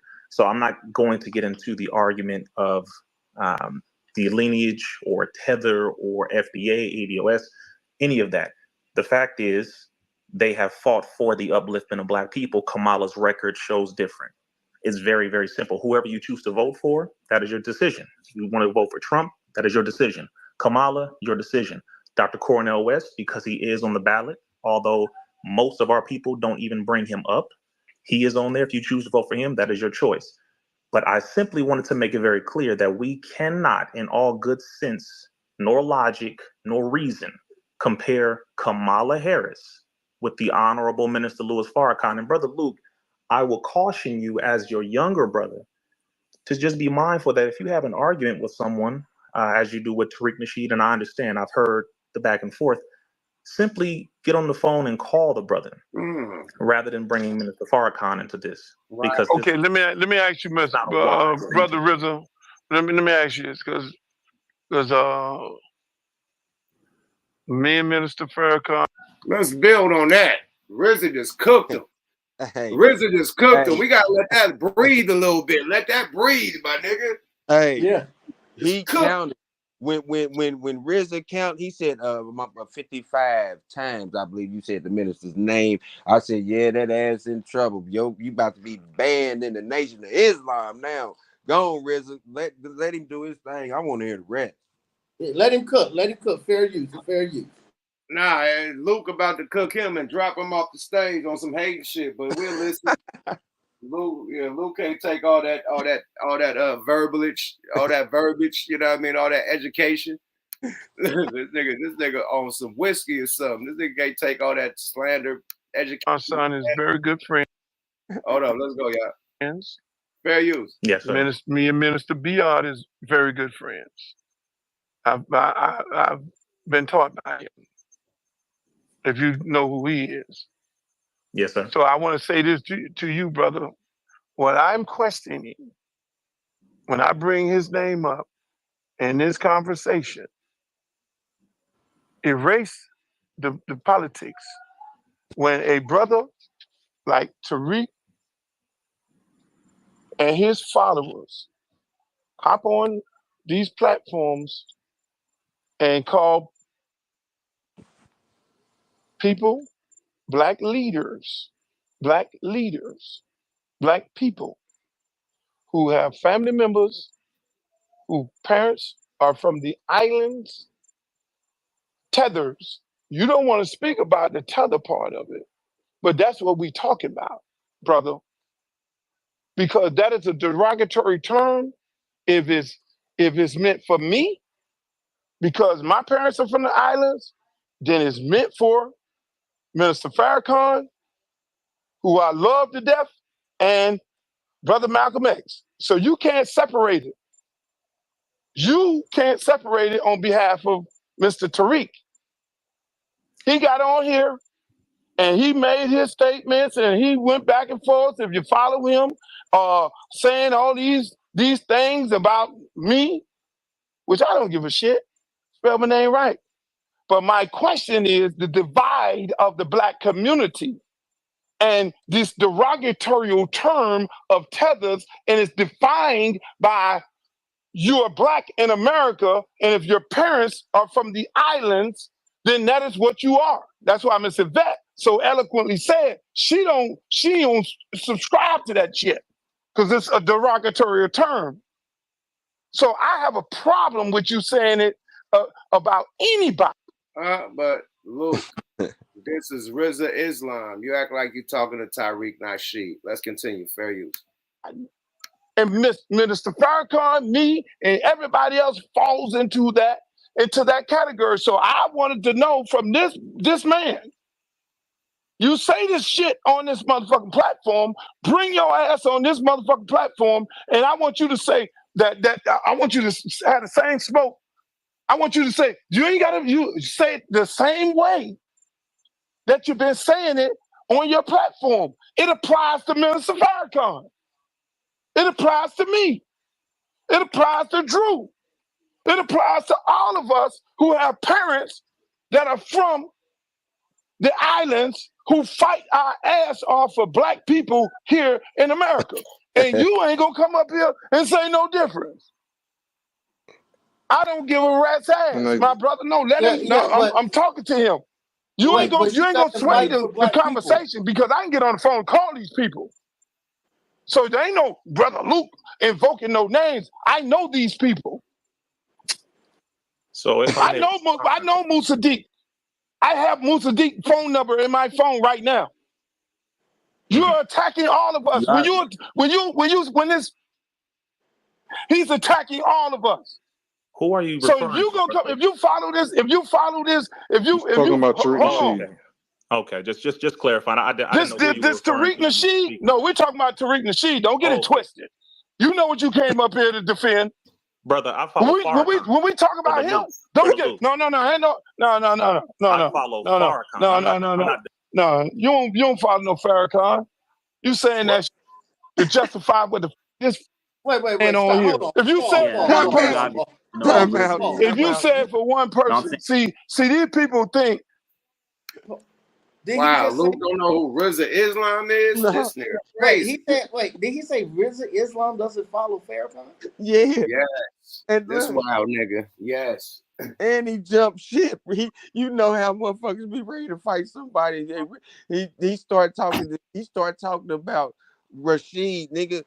RZA Islam was talking to you. You jumped on Tariq. That's why I started laughing. Like, I thought RZA Islam addressed you. You went from him and slid right over to Tariq. Now she real smooth. No, you know I'm talking about Tariq. You heard me. You just trying to say you don't know that he threw. What that man been drinking on that show last night?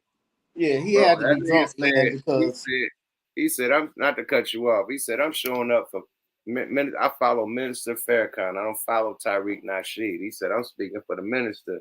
He go, no, you ain't, nigga. You here for Tariq. Nigga, I know what you're doing. You ain't no motherfucker. You don't follow Minister Farrakhan. Like, he just disrespected this shit.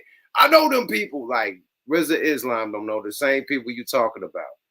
Like, that's crazy. Like, Luke crashing out on his own black people over Kamala. You know, that's, I ain't gonna say the Kamala, the Democrats. You know what I mean? The trickocrats.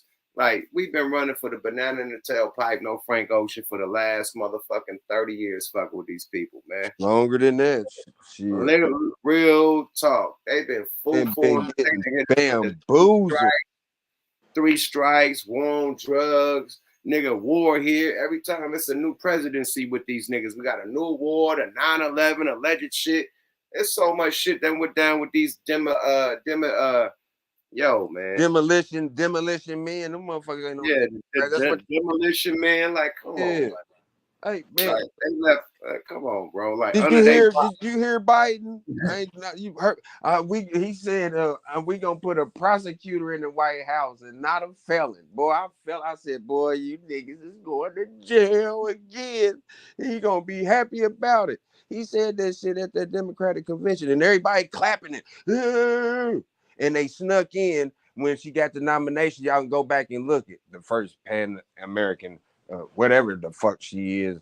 They split it in.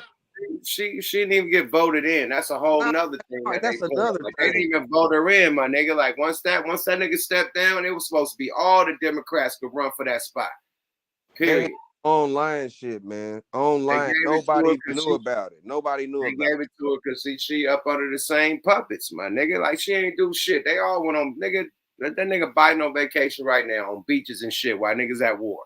Hey, man, who's controlling the motherfucking White House? Who's controlling the White House? This nigga is beach hopping, island hopping. Who's controlling the White House? Like, come on, my nigga. Like, this proved that shit ain't run by nobody but the elite. Biden came out yelling, damn near lost his motherfucking breath. Damn near fainted, man. We're not going back. He came out yelling like a motherfucker had his taco meat showing and shit. They had him looking like a old Miami Vice jacket wearing ass motherfucker. Man, go on somewhere with this shit, man. Trying to make him look young. He damn near fell out when he walked off this stage. Man, let's get it going though. Fair use, y'all. Let's hear Luke execute. Luke going ape shit, man. You got hey. Luke going ape shit, man. And he's slurring his words, so we know look. I don't know, allegedly. I don't want to get sued, man, but it sounds like he, some good, some good. Whatever he on some good. Allegedly. Let's go, y'all. Fair use. You get on. I just don't think hold on. These people get on here and think that somebody don't know somebody that knows somebody that knows somebody. phone right now off of the site. Look, I from the Caribbean, okay? And I black. And I'm gonna tell all y'all, before mainland was discovered by the Spaniards, it was the Caribbean islands they took the slave to, okay? To the Caribbean islands. So don't try to differentiate. And all of you high-colored black people, let me tell you something, is rape. Your ancestors was raped for your color to be like that. Okay? You didn't just pop out and your color was like that and call yourself black. Okay? And I'm going to leave it right there because I know I have to go. I just wanted to make that clear because it really rile up my blood. I wish I had more time to go into more, but I did post something inside the purple pill. Don't come here with your bullshit. Don't come here with your fuckery because all of us is black. 1 ounce fucking rule, 1 drop of fucking black blood. Your mother's cunt black. That's it. Boy, Nothing else further. Don't come down with this thing. Come in there because you're dating a fucking white man. Let me tell you something. My fucking husband white. And he right there listening to me right. That's where you lose. That's where you lose. Slap the shit out That's you, bitch. where you lose. 100%. That's where you lose me, bumper clot, your bumper. Oh, but your husband white, Yeah, huh? bitch. Hey. Shut your motherfucking mouth. I'm Blackfoot Cherokee, goddamn. Yeah, you're not, bitch. I'll slap all the curry goat out your mouth, bitch. What What was that speech for? She acted like she had a Tarzan, real Jamaican king. Like she said, my husband is black, is white. And oh my She Lord. sound like that chick on Pirates of the Caribbean that turned in all them damn crabs when she got. So the slaves came through the islands. Yeah, but even coming through the islands, y'all wasn't promised what we was promised for actually making it to the North Americas and actually becoming slaves. 400 years of being slaves, and we were promised after we got released. Sorry about that. You can say you came through the island. Yeah, we all came through all. Let me tell you something, man. That's the big island, goddamn it. That's the type of island bitch that wears scrubs. And you ask her what she does, she say she's in the medical field, when all she is a janitor at the hospital. That's that type of bitch. Hey man, would they keep talking about this tether shit? Don't they know we wireless now? We 5G up over here in America. We wireless. That's why we like how we are. We cutting the tether off. We know the ancestors. Some people is from Africa with that, all that. Some of us that was born like Native Americans. We got Native Americans, Africans, all the way to Egypt or wherever else. Western Africa, all that. Cut all that old. Well, if you ain't look, the fact of the matter is, the people that's here that's purebred like gangs in New York, us real Americans now, we the Native Americans, they giving the shit that our people fought for to some new immigrants. You know what I'm saying? And now I'm sitting back listening to now we sound like the white people that didn't want niggas to move in the neighborhoods. And when we was getting segregated bus to school in the early 80s. We sound just like them. We don't want them here. Let's get to the TARIQ content. Let's hear his rebuttal, man. You know, let's go. If you want to tap in, you know, I want to show you this. Oh yeah, that's why I was holding the phone up to the phone. Yeah, let's do it, man. Let's get TARIQ, NASHEED. Anybody who comes from another country without action. So here's the rest of this video with TARIQ NASHEED. It's entertaining, so I had to let thing play. And we come to speak more on it after. We got to spill the real and keep it all the way real. Y'all know the deal. Time you say something critical of Kamala Harris, they send. Fair use, man. Urban politicians, man. Fair use. Follow him on the tube, man. Fair use. Let's go, y'all. They're minions after you. A lot of these Negroes that's connected to the Democrats, they sent Isaac Hayes Jr. with his little old pudgy clout chasing nepotism. Isaac Hayes Jr. Every time I tweet something, it goes viral, and he hops in my mentions. You trying to disrupt stuff? Get out of my mentions. Isaac Hayes Jr. Now, Isaac Hayes Jr. They're trying to sue Trump for using a song that Isaac Hayes wrote. This is the little clout chasing this buffoon ever. This dude only gets clout off of his dad. Isaac Hayes Jr., you even try to sound like your dad. And you shave your head bald like your dad. You ain't your dad. Your dad had talent. You a big old pudgy hack. And also whining to another man, that's real weird, Isaac Hayes Jr. Dudes who whine to other men, I'm real skeptical of dudes like that because I don't know no heterosexual dudes who do that, who whine to other dudes. And plus, I ain't never seen you with no woman. Are you rubbing that big bald head on somebody's bussy? Isaac Hayes Jr.? And your dad, I want to make love to you, woman. I want to make it down by the fire. Trying to make your voice deep like your dad. You ain't your daddy, nigga. You ain't your dad. You're a Democratic shill with your buttersquash nose. You are a Democrat, being a Democratic shill. So Uncle Luke, Luther Campbell, this talentless hack. Now, me and him, we had a little debate a couple of years ago, and we had decorum about it, because he was on that Democratic shill stuff then. And also, Luther Campbell, he just did an interview with Kamala Harris, and it was some softball stuff. So he's in the pocket of these people. He's another one. They're in the pocket. They get these goofy music artists and put them in their pocket and have them doing the shilling for them. The thing is, Luke ain't got no clout on these streets. Luke ain't got no clout on these streets, y'all. That's why Luke was trying to bait me into going to his old drive. He has to use my name to get clout. Nobody's about to go into a mushmouth, tether, troll, babbling space where they're just lying. They already defeated you. If you're reduced to lying, I've already defeated you. They said he was sounding like he was drunk. He can't be bragging about all the things he did for Miami when all of his artists accused him of ripping them off.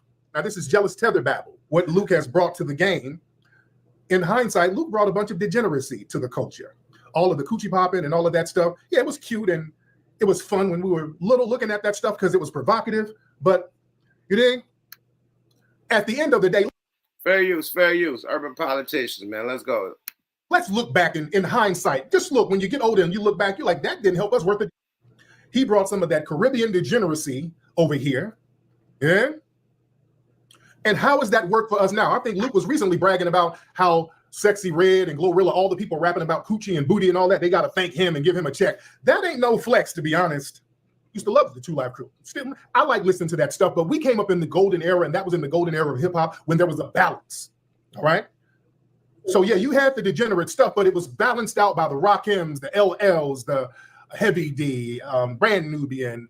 It was balanced out by so much stuff, so it didn't become the dominant part of the culture. Okay, the temporary escapism type of thing. Then we went back to business. Okay, let's twerk. Let's look at a little booty here and there, and let's go back to handling business. But Luke brought normalizing degeneracy to the culture, and I always talk about how a lot of things in foundational Black American culture that's janky. A lot of the tethers bring that in. Luke did a lot of damage to the culture. Nah, Luke is the reason why we could cuss on music right now, man. He got banned in the USA. He made the parental advisory. That black and white shit, that's Luke. They made that. He brought that parental advisory sticker and put that on their albums that Luke made, because they got banned for having cuss words on their albums, my nigga. So he made it so where we could rap and have cuss words on our shit, nigga.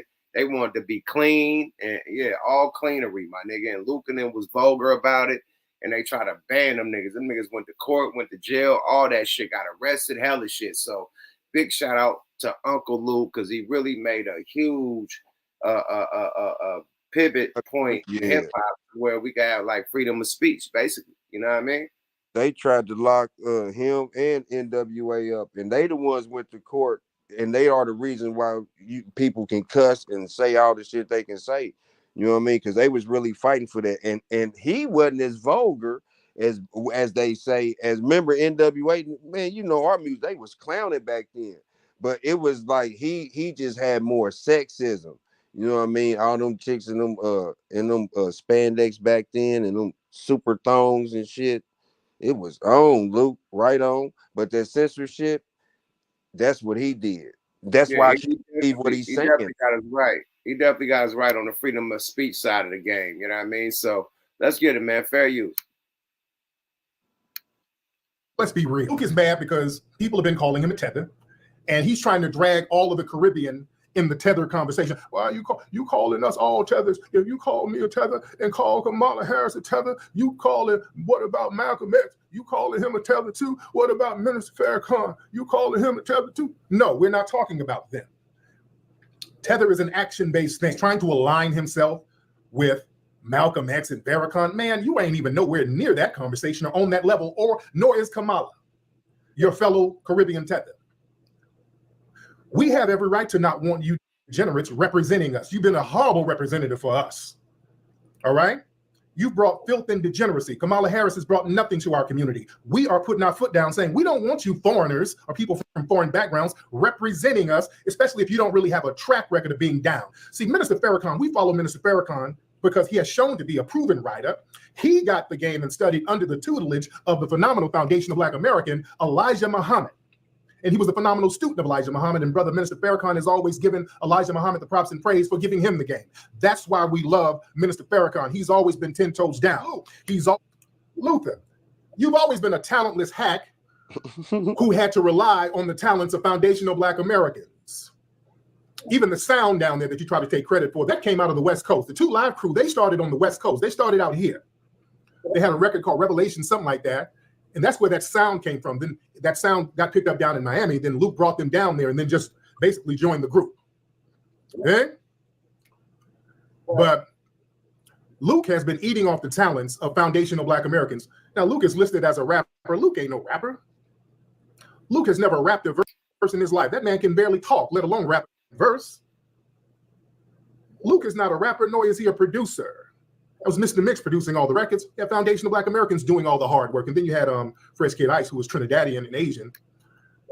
TARIQ, you're my nigga, but Luke made the illest hooks ever. Hey, we want some pussy. You know, that nigga was making the hooks, definitely. So he probably wasn't a rapper, but he definitely had the hooks on Smash, the catchy hooks, man. So let's not do that. But this him responding. You know, when niggas respond, they gonna go ape shit, my nigga. You dissing him, so he gonna diss Luke. They ain't feeling that, you know what I mean? So let's go. Fair use, man. TARIQ doing his 1-2. Let's go, y'all. But even Brother Marquis was writing a lot of his stuff. Yeah. And then Luke had JT Money. So Luke was getting the FBA family to do all the heavy lifting for him. And then when things fell apart, he fell off. He couldn't exploit no more FBAs. Yeah. And boy, and Brother Marquis, RIP to Brother Marquis. He just saying stuff. Just saying some Steve Bannon and Trump. I ain't on nobody's payroll. I don't work for nobody, nothing. You're projecting. The DNC done threw a couple of dollars in your back pocket, which you clearly needed. You did?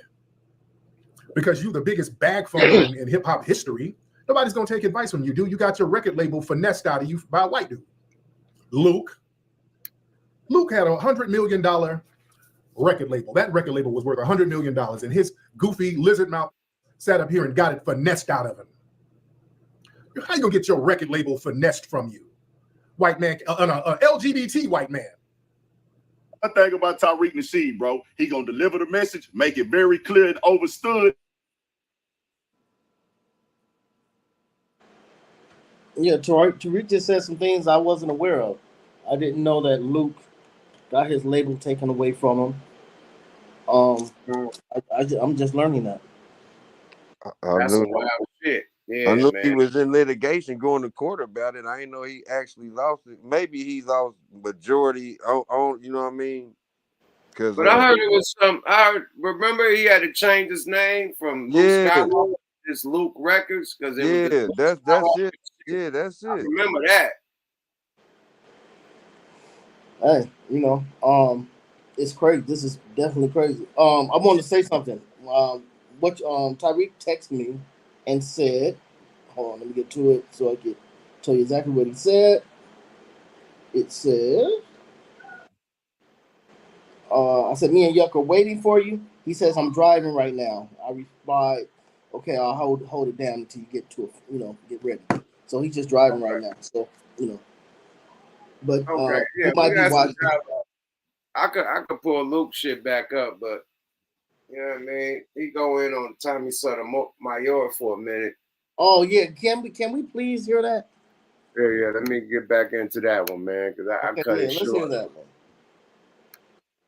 I cut it kind of short. Let's go. Fair use, y'all. Fair use, y'all. Fair use. This big. Don't come down with that kind of nonsense talk. Shut up, bitch. You and they don't come here with that. And I got to go and I land my place. Thank you, Luke. Thank you. The key to it all, we're all trying to drag each other down. Who is anybody want to rebut that? Rebut? I wanted to rebut. Wait, the other. before you rebut, I'm sorry. Luke, I just want to say thank you, Mad Genius. I just added Mother Skunt to my artillery, so I will be calling people that pretty soon. All right, go ahead, Yvette. Talk about the black vote turned red states blue for that man. He had historic in order to win. He couldn't win. White women didn't go with him. He had to have historic black turnout. So I think those of you who want to be a surrogate for Kamala Harris need to watch your mouth. First of all, Yvette, stop it. the second thing, I'm gonna stop you right let me there. finish. Honey, Let you me can finish. kiss my I'm ass. I'm gonna stop you Lady. right there. Hold on, can you let her finish? Hold on. No, She's we not gonna can't. tell people that they need to shut their mouths because they don't. This is a space She for didn't say everybody shut to your speak, mouth. including her. And if she wants to shut people up, I can show her. I can shut her the fuck up. She's not gonna come on here and tell people to be quiet. If she has something that she wants to say, she can say it.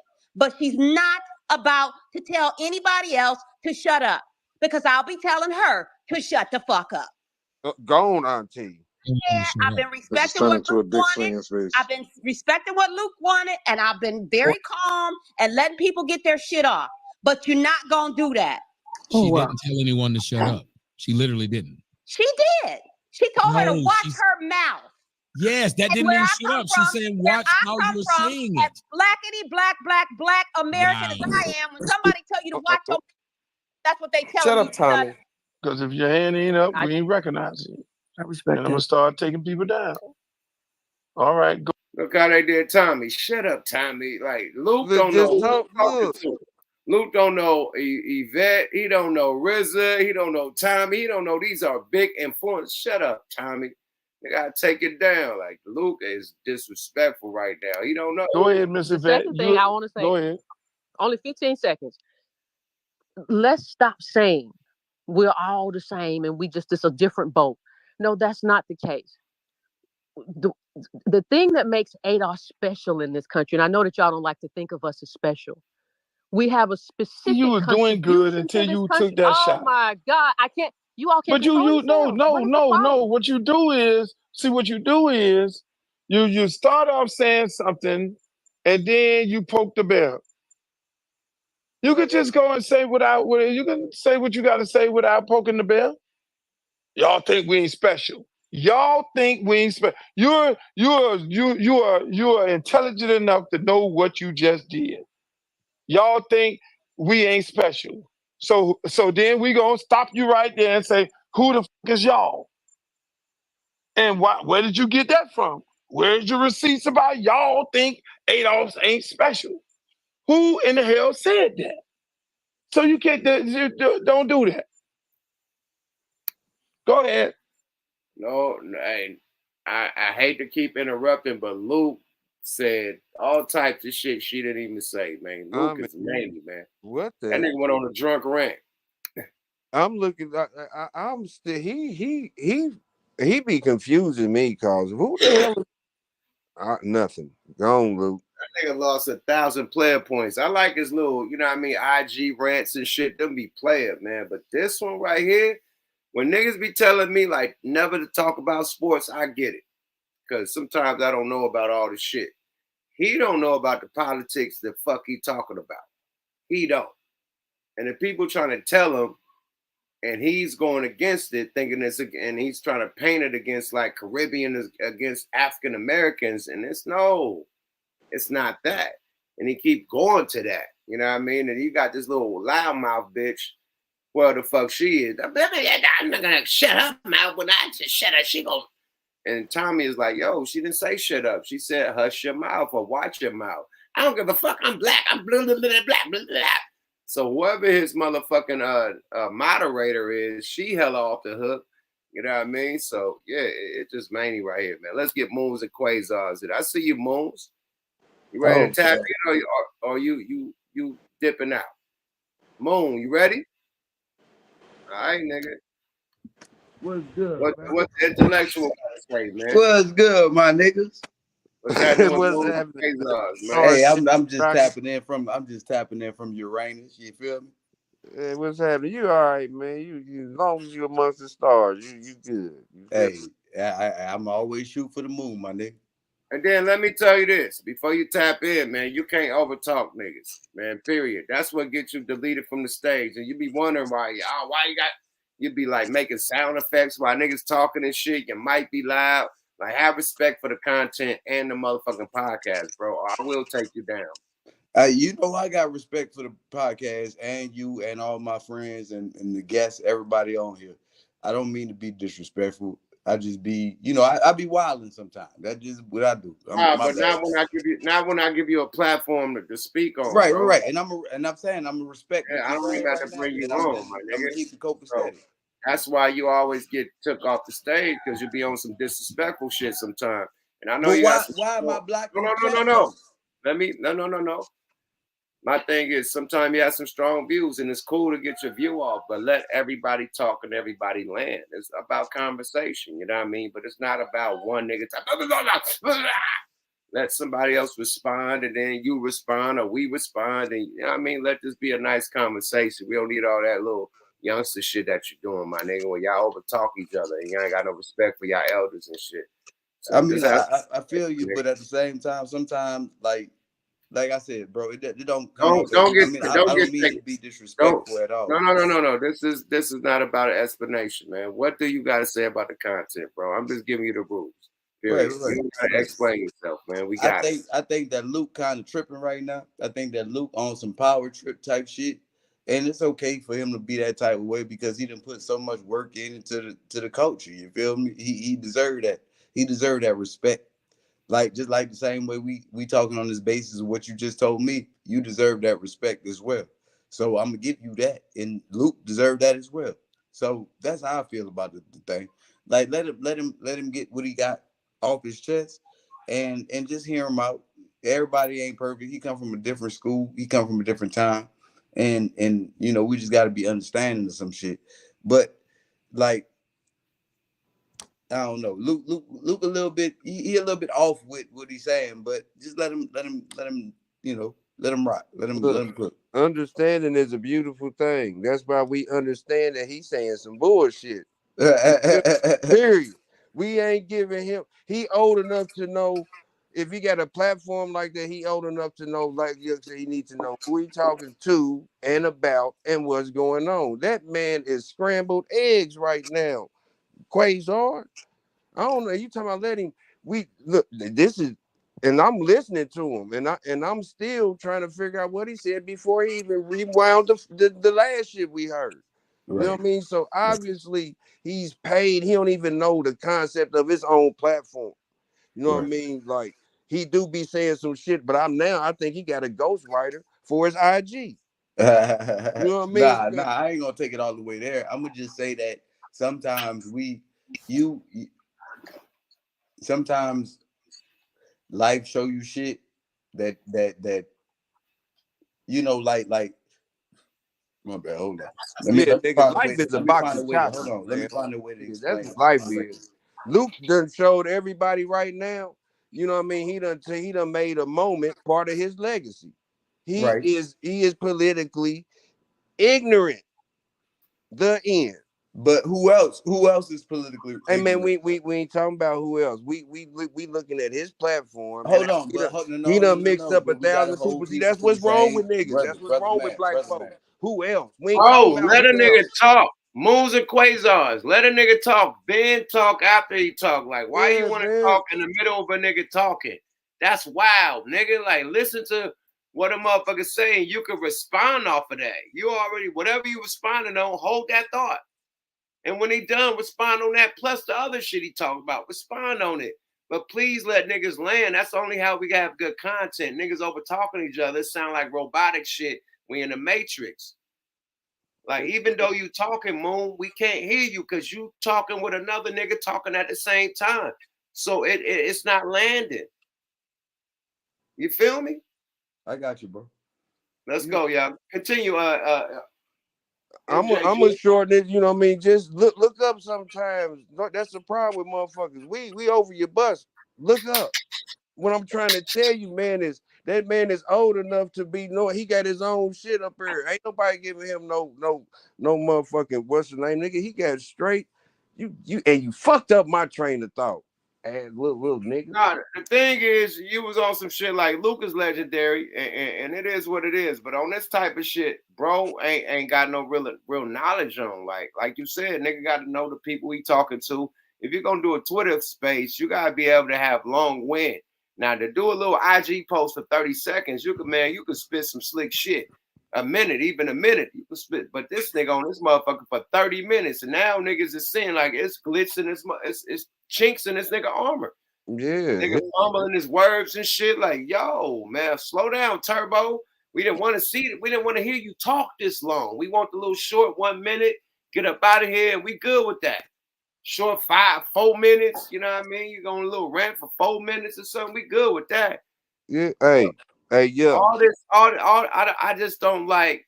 Even though like he's trying to make it like TARIQ, NASHEED, and Yvette and them is going against them. It's not going against them. It's going for our reparations for the motherfucking descendants of slaves in North America. Period. That's it. It's not going against you guys. You know what I mean? And I hate that he's making it seem like motherfuckers going against other people, you know, other tribes, you know what I mean? Other people, other African descendants that came from different islands and shit, whatever.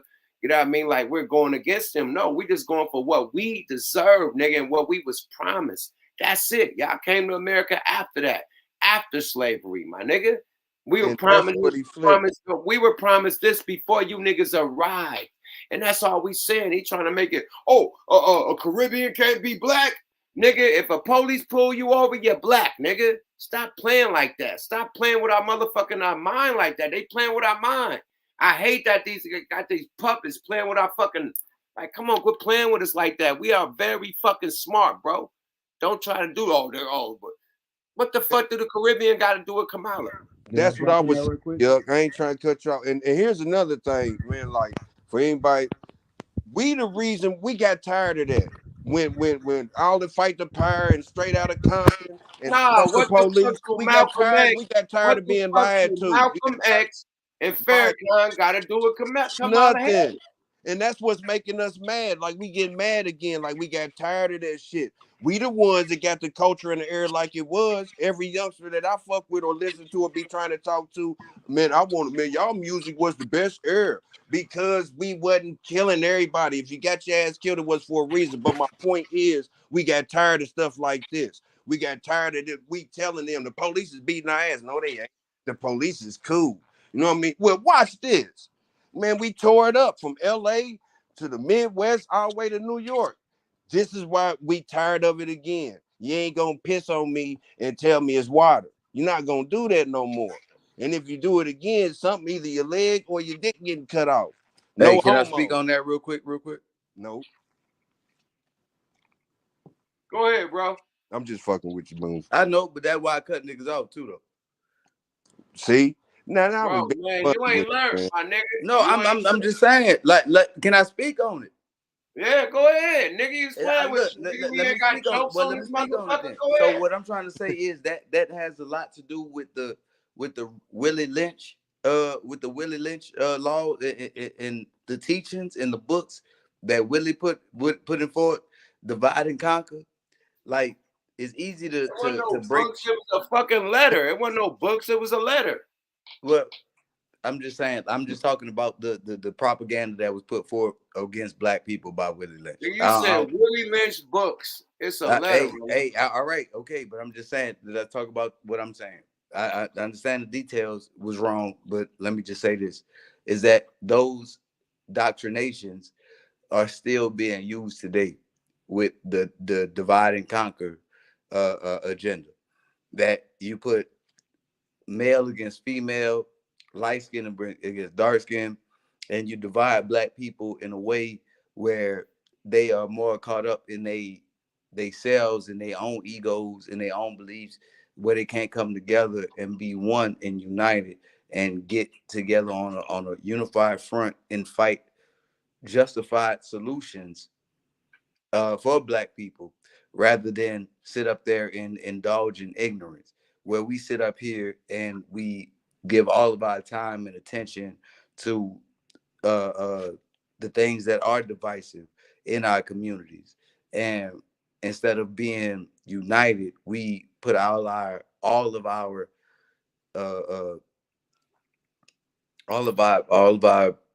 shit towards, trying to figure out black relationship problems and shit like that, and it's mute. Is very pointless. When there's a way bigger problem at hand. One dude once said that Black lives will never matter until all Black people realize that they are of African descent. We are so comfortable going against our own belief systems, going against we are very comfortable speaking another man's language rather than our own. We are very more comfortable working at a 500 company for some white people than creating our own businesses. We are way more comfortable doing things for white people rather than doing for ourselves. Even our parents preached this to us when we were little kids. So we are indoctrinated in this belief system. You get what I'm saying? No, yeah. All I'm saying, man, is what you said. No, I'm saying that tether he talking about, we are wireless. They can't keep using that. You know what I mean? They can't keep using. You know what I mean? Well, it cause this and that and whatever. What is this, that, whatever? Well, the same shit that you just said. I'm talking about what they was talking about. I'm gonna get back to everything you said in a minute, if I remember, because you. No. I remember. Go, yeah. Go. You go ahead, yeah. Bruh was talking about Willie Lynch and how we need to unify instead of going against each other, which is agreed. I agree on that. You had a key point. We are talking about how somebody is cosplaying as a African American. That's it. Now, I don't care if your dad is from Jamaica. I don't care if you was probably, lived out here, in Canada. I don't give a fuck. Don't try to play with my mind and say that you something that you not. That's all I'm saying. Period. And plus your policies done got America in the motherfucking ditch right now. Everybody homeless is up like a nigga. Homeless is like a motherfucker right now across the globe. Niggas with mansions and shit coming outside to homeless encampments and shit. So homeless is fucked up. Nigga, everybody can't afford nothing. Nigga, can't rent is high than the motherfucker. Mortgages is high. You can't buy a house. The percentages, the interest rates is hella high. You can't buy a car. Banks ain't giving out loans right now. It's fucked up right now. We steadily giving out billions. So yuck. Let me ask you this question. Don't cut me off. No, I'm not bad. Hold on. Let me land my plane first. We're giving hundreds of billions of dollars to countries that we have nothing to do with. The UN, United Nations, should be doing this. The people that's over there should be doing it. Like Trump said, he said we pay more than the European pay for that shit, or the UN pay for the wars out there. We shouldn't be paying more than the UN. Right. Period. So shit like that, and we got problems in America. Period. We ain't got a motherfucking Iron Dome like the small hats got out there and they land that they defending. We ain't got an Iron Dome. Trump like, nigga, I'm building an Iron Dome as soon as I get in the office. That's what I want to hear. All this little laughing, giggling, and Putin and shit, and bringing people up to twerk and shit. Let me hear some policies and shit. How you gonna change this shit? I ain't heard that from them yet. And that's all I'm waiting for. Kamala and them tell me what you're gonna do. And I could probably have a different opinion, but right now I don't know what they're gonna do for us. I don't either, and that's all I've been waiting to see. And what I'm just telling people, just look, it's right in their face. The man said, "I'm a give a tax break for the tip. You mean tip workers?" And I was like, damn, Trump, like it's more people that's working besides tips, you know what I'm saying? And I think he threw that out as bait. Man, it wasn't even 2 hours later. That woman said the same thing, the exact same shit, and couldn't even elaborate to go even in depth with it more. You know what I mean? So it's like, because it was just a basic talking point. No, look, you about as mixed up as a motherfucking strawberry daiquiri. My nigga, they telling you right there, man. Like, look, she has no agenda. Trump is running on the same thing. He's still talking about defund the police and all that. I ain't heard that and whatever. You know what I mean? Like, you a goddamn fool if you think any politician don't have an agenda.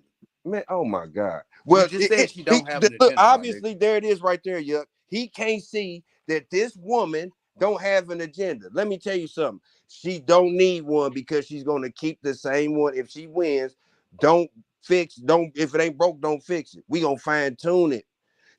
So that's what people don't see. She don't need an agenda, but that's how shallow she is. She can't elaborate on what's already in there, and we gonna do this. Just because you can't see the agenda don't mean it ain't there, my nigga. What, boy? Let me ask y'all something. You don't know shit from apple butter, do you? Yeah. No, you from Louisiana. You know what I'm talking about. It sounds good, but it ain't true. All right. Let's get back to the content, y'all. Y'all been talking y'all shit, man. Let's hear what Luke got to say right quick. Let's go. I ain't saying shit. Y'all ain't let me get to my point. Go ahead. Talk your shit right quick. Go ahead. What I was saying earlier was, do you think that so he just said that she don't have an agenda. And what I'm trying to say is that they all have an agenda. He said she got an agenda, nigga. You said what? Man, he said she got an agenda. What? No, he said she did not have an agenda. No, I didn't. No. All right, what did you say her agenda she was? Don't got a policy, nigga. We don't know what policies. The agenda and the policy is two different fucking things. But it's along the lines of the same things. It ain't the same thing. All right, brother. You can't y'all got it. Y'all this is what I said. This is what I said. I can't even. This is what I said, fam. I said she don't need no agenda. She's gonna keep the same one she's got in place. She's a vice president. If it ain't broke, don't fix it. Yes, sir. She don't need, and that's what I said. And I'm gonna say it again. That's what people don't see. Like she ain't elaborated on what she's already been in office doing. All right. Which is what? You got an agenda. What is your policy? Well, which is what? What's the agenda? What's the Do policy? you understand that? Agenda could be a mission. A policy is what you're doing for certain people in certain situations. Like we gonna make our agenda better with these policies. Now do you understand? Like, I've been understanding this the whole time, and I don't think y'all understand what I'm trying to get at. I think you got it backwards. But I get what you're saying. I think you got it ass backwards. Okay, let me ask you a question. Before you go, one question. Give me one of her. Give me something in her agenda that you know, and we ain't talking about. I don't follow. We ain't talking about all people. Kamala. I don't know about her agenda. Then be quiet, man. You can't say. Hold on, but I'm all right. Talking about all people, man. Brother, we talking about her. I'm talking about her. I'm Tell not me about something that I don't. Just like Luke. Man, I don't even know how we got to agendas, my nigga. I'm just talking saying, about just tell me something about what I don't know. Because it seems like you're trying to make me seem small, or I don't know what I'm talking about. No, we not. No, we not. I'm asking you, what do she got? Quit talking about everybody else. We're not talking about everybody agenda. We're talking about her. Let me land. Go ahead, yeah. Let me tell you the difference from a policy and an agenda. Policies and shit got to be voted on by the Senate. Agenda is like shit like the New World Order and all that type of, you know what I mean, shit where they put people in place to complete the fucking agenda. So policy is not that. Policy is rules, my nigga. It's not I'm an saying agenda. So policy can't be a part of an agenda. Policy is rules, my nigga. I'm asking you, I'm asking you a question. Can policy be a part of an agenda? It can be a part of and that's all and that's the part that I'm trying to make you realize right there. That's what I said, fam. You did not. I said, oh my God. Hey man, like for real, like he said it before you just said it. I said, can she elaborate? Give me something out of her agenda that she can say, like, I'm gonna do this like policy, like, you feel me? Like, what is she? When she was the district attorney in California, what was her policy? We know that. I'm asking you. All right, let's get back to Luke.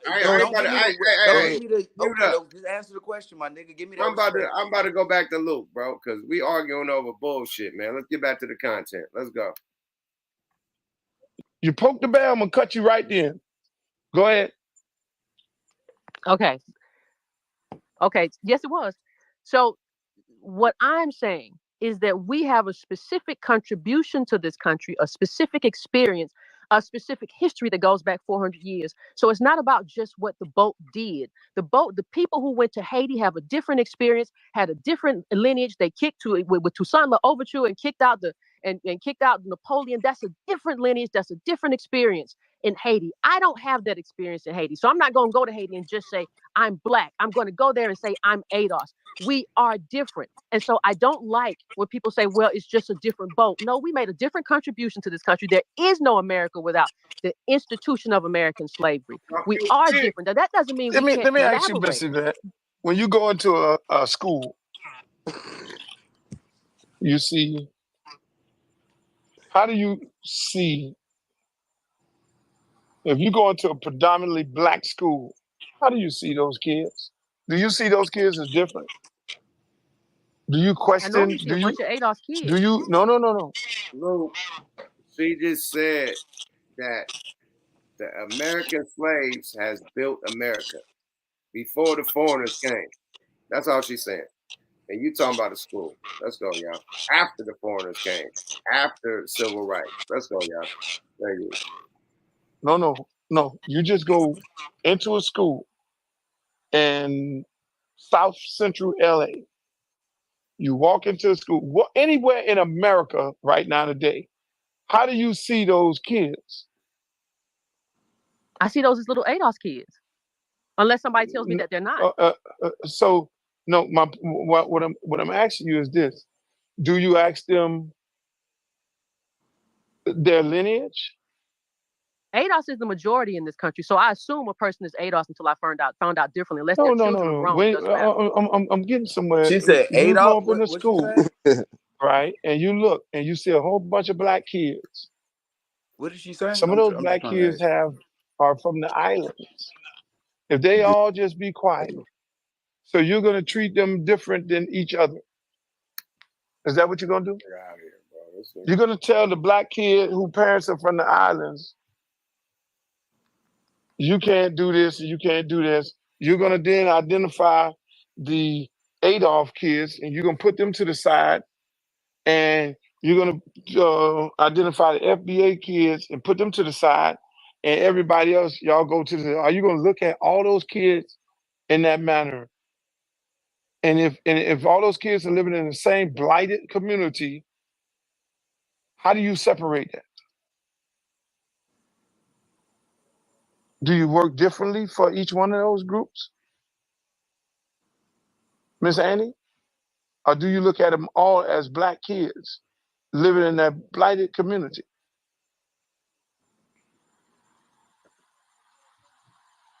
Hello, Miss Annie left? Don't tell me Miss Annie left. They all done I don't left. hear Miss Annie. She jumped out the room. Can And I that's the question. That's the question. Because you moonwalking, my nigga. Oh man. This nigga moonwalking. He went to a classroom full of black people, and if they mix, what are you gonna call them? Like what? But like you act like, yeah, what do that got to do with anything? Like all that ADOS, like, and they classifying again. They classifying you like, you know what I mean? We from America. If your mother and father was born in Jamaica and but it's not even about that, my nigga. It's about Kamala Harris cosplaying as a fucking African American. That's it. All this extra, all this shit they talking about Jamaica and what if the mixed kids in a classroom and like what the fuck are we talking about, man? She cosplaying, my nigga. Like what is all this fucking hypocritical shit they throwing up? And then when the motherfucker answer about Farrakhan and shit, they you ain't part of Mason of Islam. I know I'm all in. Clip a nigga and like, come on, man. This is buffoonery, man. I got a lot of respect for Luke. You know, I can't take his legendary status away, but you don't need to talk on spaces about politics. I don't want to talk about politics. It's politics and religion is the worst shit to talk about because everybody got their own opinion. And you know, it make motherfuckers, you know, go at it. You know what I mean? That's the ultimate motherfucking feud. Like when that Trump and Biden shit was going down, it was feuds going down. If you was vote for Trump or if you was vote for Biden, like feuds, family feuds. Like this side of family vote for that, this side of family, motherfuckers can't come to the motherfucking Thanksgiving dinner, the Christmas dinner, because it's funk over the voting shit. So I assume that was across America. Like, motherfucker was funking. Like, it was serious. So right now it feels like the same thing. It feels like motherfuckers is actually funking over Trump and Kamala. And I'm not funking over any of them. I just don't like how she trying to play with a nigga mind, man. Just say you an Indian, East Indian, you know, and fuck it. You got the black people behind you if you got some good policies or, like you said, agenda. Good policies or agenda for us, then fuck it, I'll vote for you. I ain't like that, you know what I mean? But quit playing with my motherfucking mind and my grind. Because I know you are not like us. Like the song you playing, Kendrick, they not like us. Your family, they not like us. That little Indian nigga with that good hair, all them little kids with the good hair, the big ass teeth and shit. Nah, they not like us, my nigga. They are Indian, bro. Period. They could be darker than they could be black than a motherfucker. They are Indian, my friend.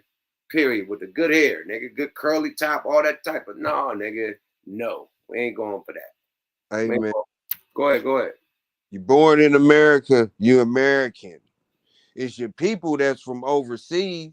You got a connection from Jamaica, whatever. But if your black ass was born in America, just like we said earlier, when you grow up, you can talk normal. Like when them white people that ain't black, when somebody else or Indian see you, you gonna be black.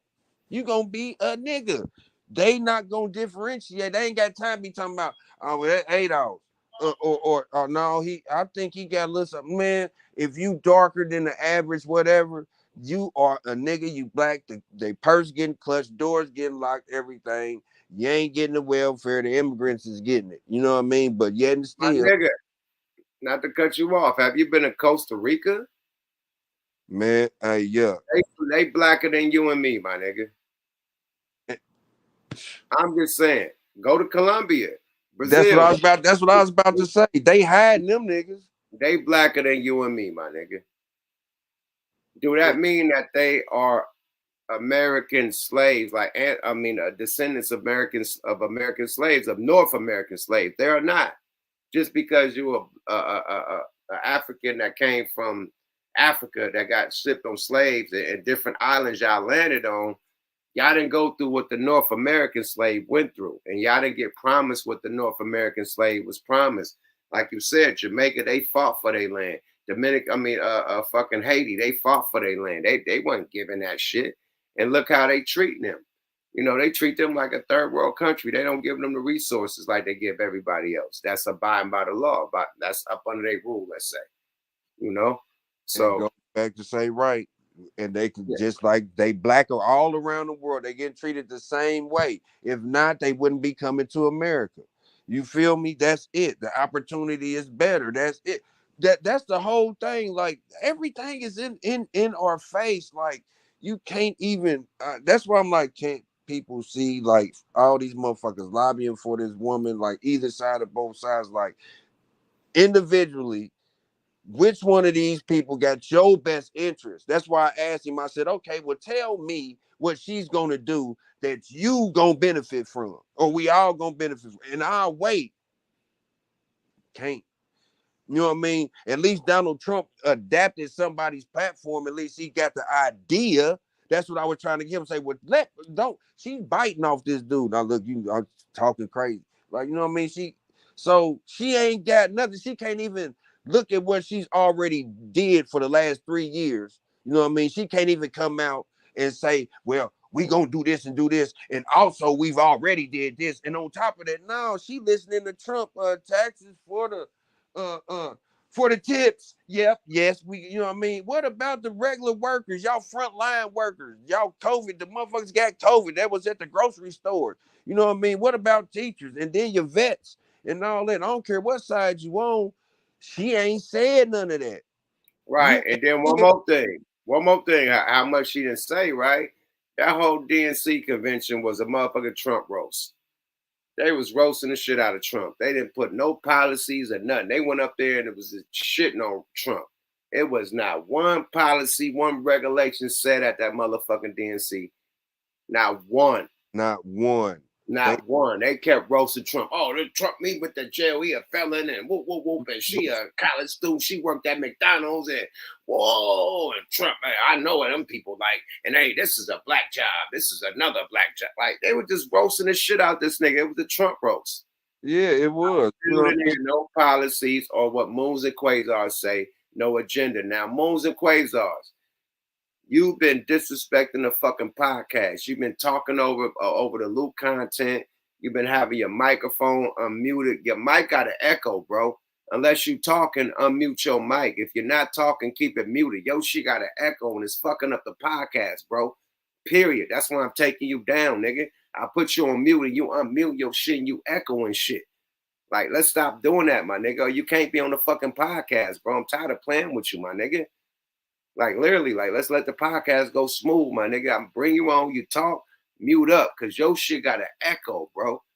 Period. Even when we play the motherfucking content, it has a fucking echo. So mute up. You got it? Can I get a thumbs up, my nigga? All right. Talk your shit, bro. Period. Moons and Quasar, what's happening? Unmute yourself. Yes, sir. Thank you for, letting me come back up here. My bad for disrespecting the podcast again. Once again, I'm sorry. I don't mean it. But look, the thing is like this.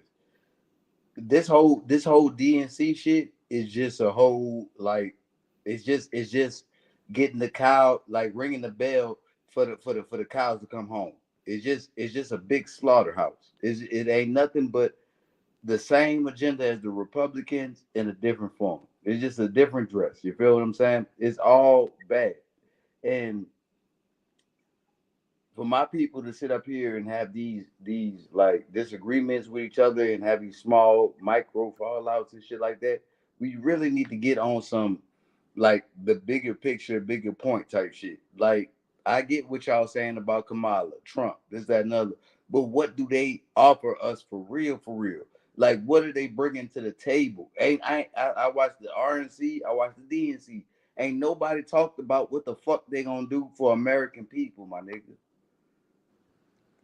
I'm like, now you really you are an example of. Let me mute up because I'm being disrespectful right No, now. no, you're not. No, what I'm saying is, like, we sitting up here, you just said everything what Yuck just said.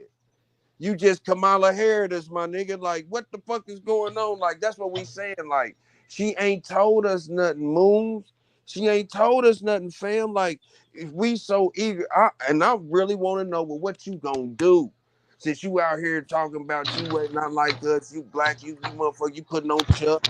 You know what I mean? And black women tend to think, not all black women, but the ones that's following her think, cause she raised all this money, that means she knows something. She ain't said nothing. I'm gonna ask you, like, what do you think that she done or have done or could potentially do that's gonna affect you, me, and everybody else? Like, what has she said? What's some of her talking points?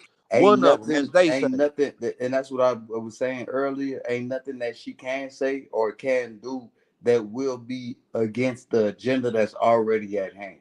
It's already a movement, a momentum going on in this country with the downfall of colored people, and both of their agendas, to me, not what they talking points are, but the agenda is to neutralize the black and brown vote. Is to hush these people on this side, appease these people on these sides, and also do what's right for these people on this side, which is get land, get money, and invest in things that will ultimately destroy the black community. And Kamala has been on that side since she's been in politics. Allegedly. Thank you for saying everything we said. So you agree with what we were saying? Is that what you said? Yes, sir. All right, let's get my nigga Mike Ascari in the building. Mike Ascari, what's happening with you, bruh? Mike Ascari, what's up with you, bruh? You know, he tapping in from the joint, man. The people probably walking through the COs and shit, man. Yeah. Some time, but let's get back to the content right quick, man. And my thing is this, man. My brother's on the stage, man. We ain't gotta like feud with each other over different opinions. We just got different opinions, my nigga. Let's not make it no beef. Moons and quasars. I ain't got no beef with you. You were just loud. You had the little echo shit going down.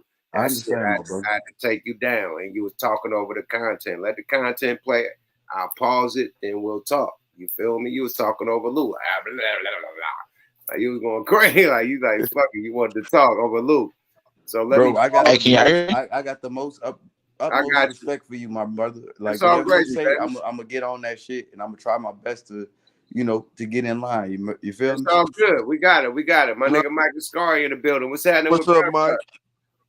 Salute. What's happening with y'all, man? What y'all on? Man, we on this shit, man. On this Luke Skywalker versus TARIQ versus the nigga went against motherfucking the Rizza Islam, went against Yvette, went against motherfucking Tommy Sotomayor, but you could tell he compromised and he got a bag for Kamala. Like he really politicking for Kamala. You hear none of the content? Nah, I just now came in. What I will say from just catching on what I heard y'all talking about, right? When it comes to Kamala, I just know I would trust more than what she do than what she say, man. Because honestly, I'm biased against that woman. Like I just feel like, you know what I mean? Like her, I feel like Trump done freed more niggas than she have. And I feel like, you know what I mean? I'm sour about the fact how she used the town and her as a campaign slogan for her. Oh, I'm from Oakland. But bitch, they did shit for Oakland. No, you know what I'm saying? This bitch was a district attorney for San Francisco. She did more for San Francisco than for Oakland. I'm just saying, like to me, she's just a consummate cloud chaser, man. I don't trust nothing she say, man. I mean, y'all already know I don't have no feelings for Trump either though, but I'm really not. I don't know. I don't feel neither one of them. I feel you myself with that sentiment that you just said, that Trump the free more niggas than Kamala, and that's probably true. And her being a DA in Northern California, her track record proves that shit. And the Trump freeing Kodak and certain niggas of the community that's like I'm talking people about that false bring. convictions though, bro. I'm False sorry, say it again. convictions. I'm talking about false convictions. She didn't have niggas locked up for Yeah. bullshit, Right. man. No, You know what I'm saying? That's a part of the game. But what I'm trying to say is that even if niggas was guilty with the Trump shit where they got released and shit like that, you still doing better. You still doing good in the community because you're releasing people that's giving jobs and producing in the community that can help other people. Like Yep, you're right. Lil You're right. Wayne, But Lil let me. Wayne, Kodak, and this, that, and other. We know. Like all these people that got released are people that can Not to help cut other you black off. people in the We know community. exactly who we released, and we know exactly how they got back to the bag, and their squad got back to the bag. I'm gonna ask you, who did Biden pardon? I'll wait. Me? Yeah. I didn't say nothing about Biden or Kamala. No, I'm I'm not saying who did on they that side pardon? because Like we Biden. don't know. Did they pardon Big Meech? Like Big Meech still waiting to be pardoned. Like who they pardon, my nigga? No, Kamala Harris had a chance to pardon. I'm talking about who. They've been in saying that she had office a for chance to 4 pardon. years. Who did they pardon, my nigga? I'll wait. I can't tell you nobody that on top of my head that they pardoned. And I'm gonna tell you who he ain't gonna pardon. He said he ain't gonna even pardon his own son. Listen, man, look, whether he bullshitting with that or not, the fact of the matter is they ain't done nothing literally that any of us in our culture that can identify with Biden or Kamala Harris. You know what I'm saying? First of all, I feel this way. I feel like if you're the president of the United States, you should not have a crack baby grandson. How you gonna stop that? And being a good dad, being a good dad, that says a lot about you as a leader and your leadership, how you raise your children. Right on, Black American Free Larry Hoover. Let me Now, tell am I lying? Am I lying? Oh, look, ain't nobody born with they shit like, okay, when you get this age, when you born, you know your daddy's a crackhead, right? So you gotta moons and quasars. I know you mean well, partner, and I'm trying to fuck with you. And I like that you young because you dig it, but your shovel ain't sharp. and you ain't digging deep enough, partner. Like I don't know what the word want, and I don't know where you throwing that dirt, either on top of you or behind. And see, that's that shit I was talking about last time. Because I'm trying to understand you. I'm trying to I'm just get saying your angle. I'm just It peeping ain't game, and I even noticed. about. It I ain't. noticed little See, words you this is use. what I I know little said. things you Like say. yo, Ain't Hey, hold up. disrespecting you, Hold fam. up. You One not mic. One mic. disrespecting you. Hey, one mic though, My man. On brother, Yuck. how old One are you? mic on Yuck, man. Yuck talking right now, man. Hold on, man. both of you niggas have respect for the show, man. I'm not gonna have no disrespect for none of the people on the panel. Period. We know Moons and Quasars is young. You know what I mean? Let him have his little thoughts, and we're gonna counter them thoughts. You know what I mean? Period. But that's not what it's about. This whole podcast becoming about Moons. It's not about you. I take the nigga off the stage, so we ain't got to talk about it. Period. Everybody play their position, man. Everybody got strong opinions and shit. We all black males, alpha males and shit. I expect that. But have respect for each other, my nigga. Like, we can't let these politics have us funking and screaming at each other and shit for nothing, my nigga. Like, we can't do that, my nigga. Like, what do you get? Is any of us in the White House? Like, let's stop acting like we a motherfucking Democrat or we a Republican that's really getting voted for. We are not. We niggas in the hood. We niggas that leveled up, middle class, whatever. Niggas locked up. You know, I got all types of nigga on this motherfucker, man. You feel me? So we coming from all types of different walks of life, entertainment, hella shit.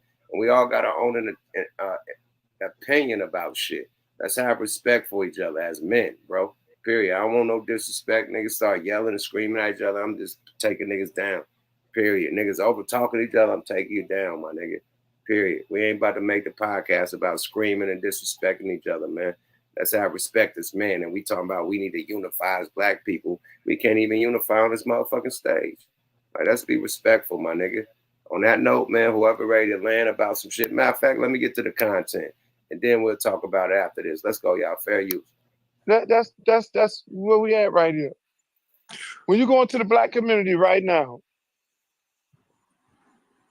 is there any signs on the door? When you go into the black community and the black community is suffering gun violence, bad education, bad health care, bad everything in a black community, do you really go in there and say who is Adolf, who is FBA, who's Haitian, who is Jamaican, who's Bahamian, or do you look at that community as a suffering community of black people? Bingo. Do you do that? I don't think they do that. I don't think nobody does that. I can tell you one thing. I don't do it. I don't, them people name on the top of this thing, don't do it.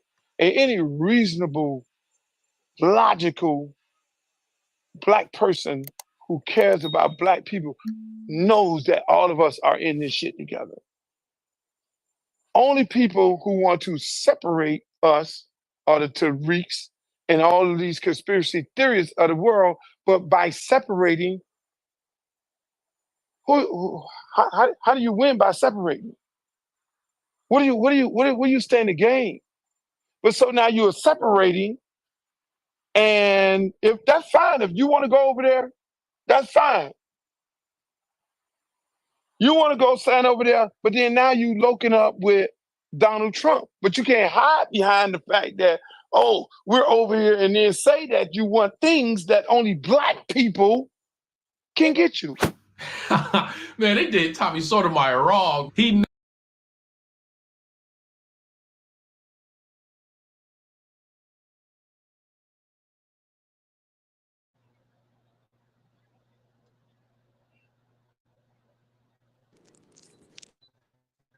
Muted. My bad, I was muted, man. Good shit, man. Shout out to Moxie Approved, man. Fair use, man.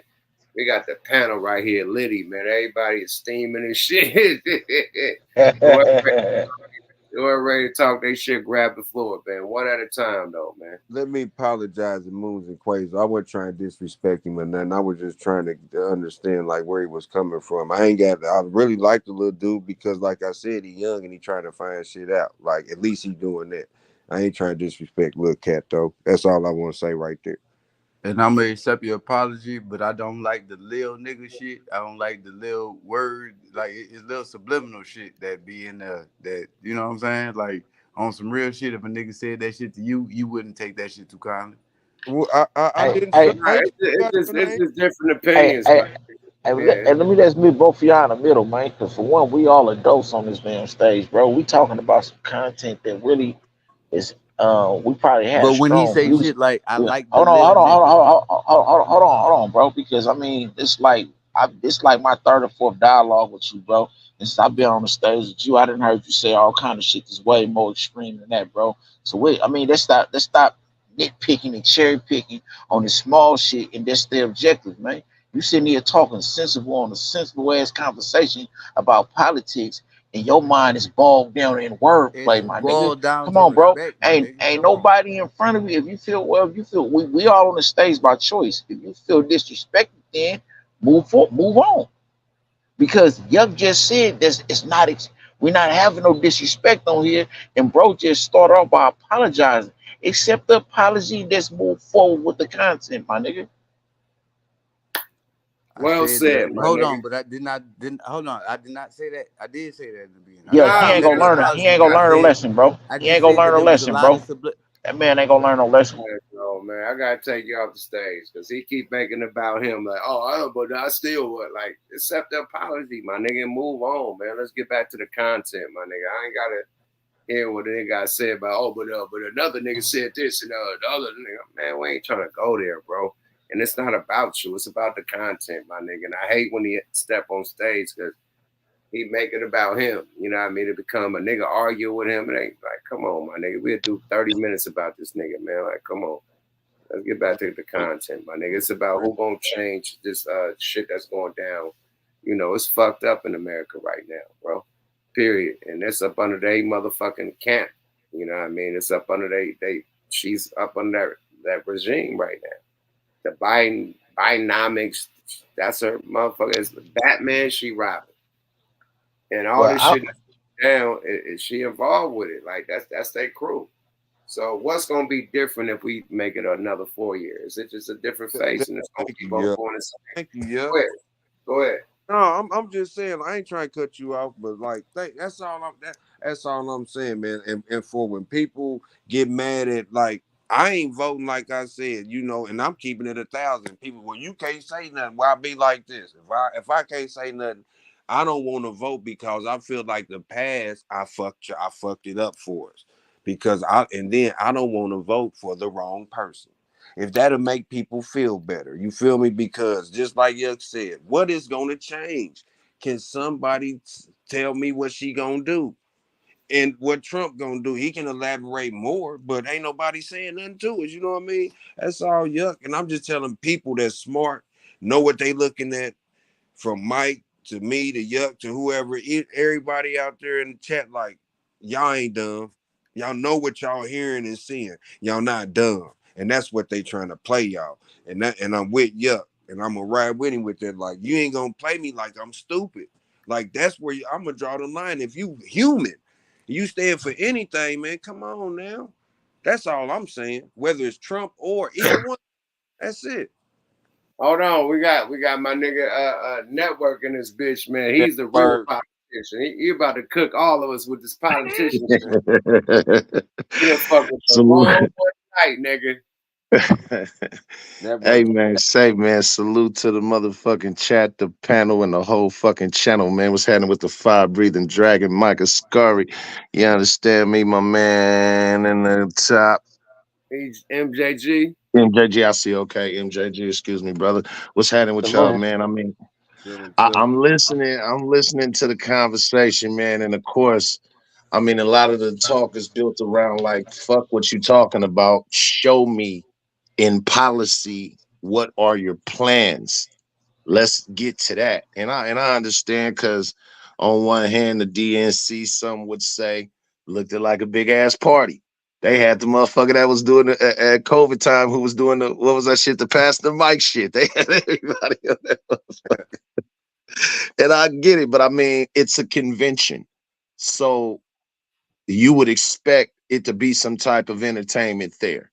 So for them to try to kind of lash on them for that, I mean, a convention is a convention. I mean, I'm not going to go to a basketball game and get mad because I don't see nobody scoring a touchdown. Uh, So, you was you supposed know, Beyonce, they said that's what they said. They said they said Beyonce would have been there. Well, I know as far as what policy wise, I'm seeing that Kamala almost had me call her the Ugandan giant. I ain't gonna do that shit. Kamala Harris is proposing a motherfucking capital tax gains tax on anyone that makes over $100 million. So we talking about the rich of 55.5% in, let's say, places like New York to 57.9% in places like California. I don't make over $100 million a year, so that's kind of not in my bracket to worry about. But I do know the money that they are getting taxed for if they're allocating that to the If you make $100 million, they taking 50%. They whacking your mother. They finna break a bat on your shins. Who is that gonna affect though? That's what I'm talking about. That's gonna affect the wealthy. But I'm talking about, but who gonna need that the most though? Like that needs to go. That needs to trickle down a little bit farther. She need to put some gutters on. No. First and foremost, when you say trickle, the wealthy is the ones that own all these malls, own these shopping centers, own all these motherfucking restaurants, all these motherfucking these motherfucking fast food chains, own all this shit, fucking shoe stores, all that shit, the big companies. So if they get taxed 50%, they shutting everything down. Nobody gonna be hired. They probably get robots and shit to do all the motherfucking the shit that the kids could do at the fast food shit, make some money. Like, hey, it's gonna go crazy, my nigga, and it's gonna be ugly for us because niggas ain't gonna be employed no more, man. They're gonna be firing everybody. They already firing niggas right now. Imagine when they do that, everybody gonna be fired, nigga. You taxing niggas 50%, boy, everybody get fired, nigga. We going online. So let me ask you this, Yuck. If you had to choose between taxing the middle class, the mall is closing, nigga. My thing is this: they print money, my nigga. Let's stop playing. They print money, my nigga. All that money they send out there, nigga, they print that shit, nigga. I understand that. You saying that if these wealthy motherfuckers get taxed, they'll close the mall down. Well, if the motherfucking taxes get passed on to the middle class to where we can't afford to go to the mall is still going to go sunk kerplunk. Our taxes are already how they are, my nigga. Why they can't say the same? Why like some big ass lump up got to go to either the poor, the middle class, the high class? Why some big ass jump got to go there? Why can't the tax go towards the motherfuckers that shipping us this shit? Like the tariffs and shit. Why can't the tariffs go to the motherfuckers that's overcharging us for these buckets of oil and the gas and shit? Well, you have to blame that. You have to blame that on OPEC. Those are the ones that's in control of the oil. What about the food? What about all the food and the products being high? Well, then you have to understand how the chain goes, how the commerce chain goes.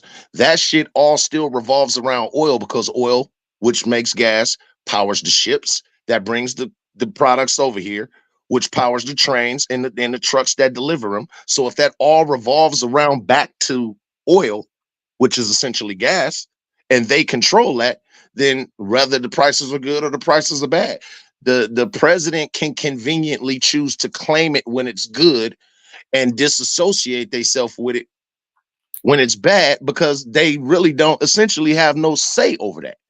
But going back to the question, if you had to choose between the majority of the people, which is in the middle and lower class, getting that tax, or the people that's in the upper class getting that tax, which one would you choose to be taxed that way? Oh, the 100 millionaire, nigga, of course. Because they can afford it. Look, the thing that's happening, whether they can afford it or not, how you know that's not gonna happen? Them same millionaires and they told you, like I keep telling y'all, look what's in y'all face. Remember they were just ranting and raving how quick she raised that money up? Hell do y'all think she got that money from? The rich. And she's gonna turn and we're gonna tax the rich. Woo. And I said, well, these people just gave you the quickest and the most money you raised ever. So and now you talking about taxing them, man. And that's what Trump was talking about.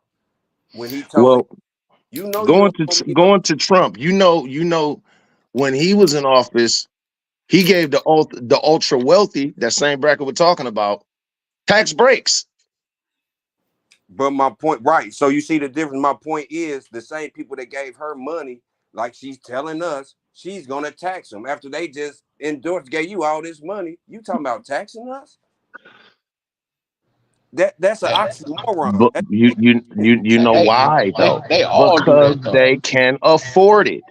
Not fam. Like yes, they can afford it, but My just nigga, like they you just print said, money, my nigga. They print money. When the elites need money, when they gotta send some billion to here, that shit is being printed and transferred, my nigga. all They day ain't long. taking no shit out of our tax. They ain't waiting for no taxes, my nigga. No, what That's I'm saying and is, they yeah, never are. That's my they point. can have. Hold on. That's why they trying to take niggas Social Security and shit to pay for that shit, my nigga. Let's stop And playing. you, If they're taking our taxes, why they need our Social Security then? who was the main which party? We in debt. We in debt. Which political party has not only now, but for the last fucking 50 years has been trying to take things like Social Security away? Which party? Both. No, sir. you can say the Republicans probably been running on an agenda, but they both know by a certain year that money gonna be depleted. They both know that. They both sides know that, and it's soon. That's why they Going doing back. all that tax. Where you think they get that money to pay for Ukraine from? That's coming from our future Social Security. You know what I mean? That's where that's coming from. So if they know that future money gonna be gone, why they steady taking from it? Because they know they're gonna tax the wealthy, but it's gonna fall back on people like us.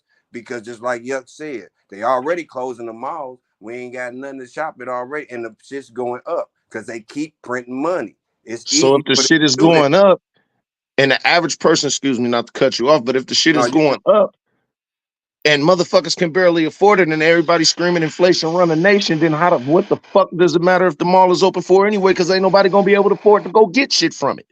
And that's the lie they telling you, that it is affordable. This shit is. Well, no, that's not a lie. You can't say on one hand, yeah, everything high as fuck, but then on the other hand, tax us anyway instead of the motherfuckers that can pay for it. Because even though we're still saying that everything high as fuck, we can still go to the mall. Bro, what he's saying is McDonald's is closing everywhere right now just because of how they trying to raise up the minimum wage. McDonald's is closing, all the little fast food spots is closing down. They minimizing. Malls are closing down because of crime and shit and all that type of shit.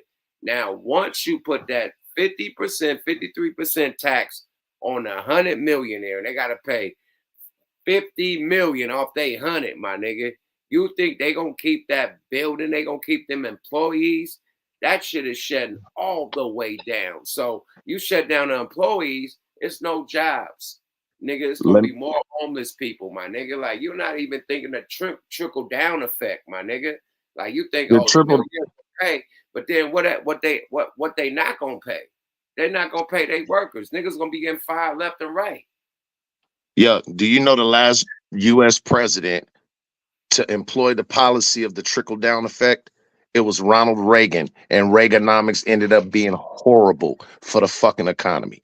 It ended up being horrible. Now, as far as you saying malls are closing down, let's put a little bit of context to it, Playboy. The reason that malls are closing down is for a few different ones, but the majority, the biggest, the elephant in the room. Restaurants are closing down, all types of shit. But listen, when it comes to specifically malls, what you said, the elephant in the room on why malls are predominantly closing down is because more people are doing online shopping than actually going to these stores. That's a fact. Hey man, rates is going up everywhere. Like no, that's not. It affects that too. We talking about convenience now. That's what Yuck is saying. Like, if it's gonna affect, where would you save money at? If I own a bunch of properties, I'm shutting something down. The least productive, we're in the bad neighborhood. Look what they did in New York when the migrants came. They stealing so much. Walmart is shutting store. They shut the main stores down in Chicago. They have none in the Chicagoland area. They go to Oh, nigga, New I York think they just shut down every one in San Francisco. see, right, and what people don't know, they weren't tripping on the theft because shit was insured. Everything in the store is insured. That's why they went got all that. Now he want to lock them up. You know what I mean? This is the fourth quarter, third quarter going in there. They already did their losses. They gonna do the same thing again. You know what I mean? Before that policy kick in, we got to get before the end of the year. We writing taxes off, so she can say, "I'm gonna tax them, whatever." The people is gonna feel it the worst. They don't pay. They ain't gonna pay that tax. And the reason what Yuck is saying, and what I'm saying is, as long as they can print that money, they gonna keep saying, "Well, we tax them." They Okay, so then the that's choice not. is to tax the people that can't afford it. Then Look, that's the lie that she's saying.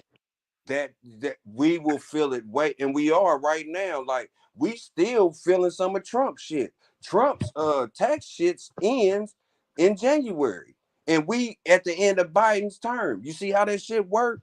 I know when Donald Trump was in office, the tariffs that he put against China damn near destroyed the whole fucking U.S. farm market, the farmers, because the supply chain was back the fuck up. We And only, this was before COVID. but what y'all don't know, guess who owned 98% of the motherfucking pork in America? That's why he put the tariffs on them. China. Look it up. I understand that, but what did it? It didn't help our economy. The end result, the end game, is that it didn't help us. It It raised the made us national debt money. $7 trillion. It made us money that Biden spent. Sent it to Ukraine. Look it up. You do know. Hey y'all, I've And been then patiently waiting. Oh, let me do like Yeah, two short. CJ, welcome, man. CJ been waiting salute, patiently, man. Talk salute, your CJ. shit, CJ. Yeah, let me do like two short and get in where I fit in. I ain't gonna be too long winded, but a lot of the brothers on the panel making some great points, and I'm gonna try to tie a few of these strings together. Like Yuck said, that they print the money when they need it. You know what I mean? When they need to ship the shit overseas, all that foreign aid, that they got the money then. At the same time, when they try to raise the minimum wage, both of them things do nothing but increase the inflation. You dig? And make National debt. make your money more worthless because it's more money in circulation, and then they paying the minimum wage. And no disrespect to anybody, trying to start out, but that should be a starter job. I don't see $15 an hour being realistic for fast food. That's just my opinion. Yeah, what else? Oh, I wanted to speak on because you played the content a while ago. I've been tapped in the chat for a minute, but the as far as the Uncle Luke versus Yvette Carnell and Tariq Nasheed go, now yeah, Yuck hit the nail on the head, man. It ain't that we disrespecting anyone from the islands or the Africans, any other immigrants that came here, but we got a specific agenda. Like oh boy was saying, we got specific goals, and we was promised certain things as American descendants of slaves, as the Vet Parnell like to put it. So we do got to have a delineation. It ain't about separation, like oh we hate them motherfuckers, we don't fuck with y'all. But we got different goals and different shit that was promised to us.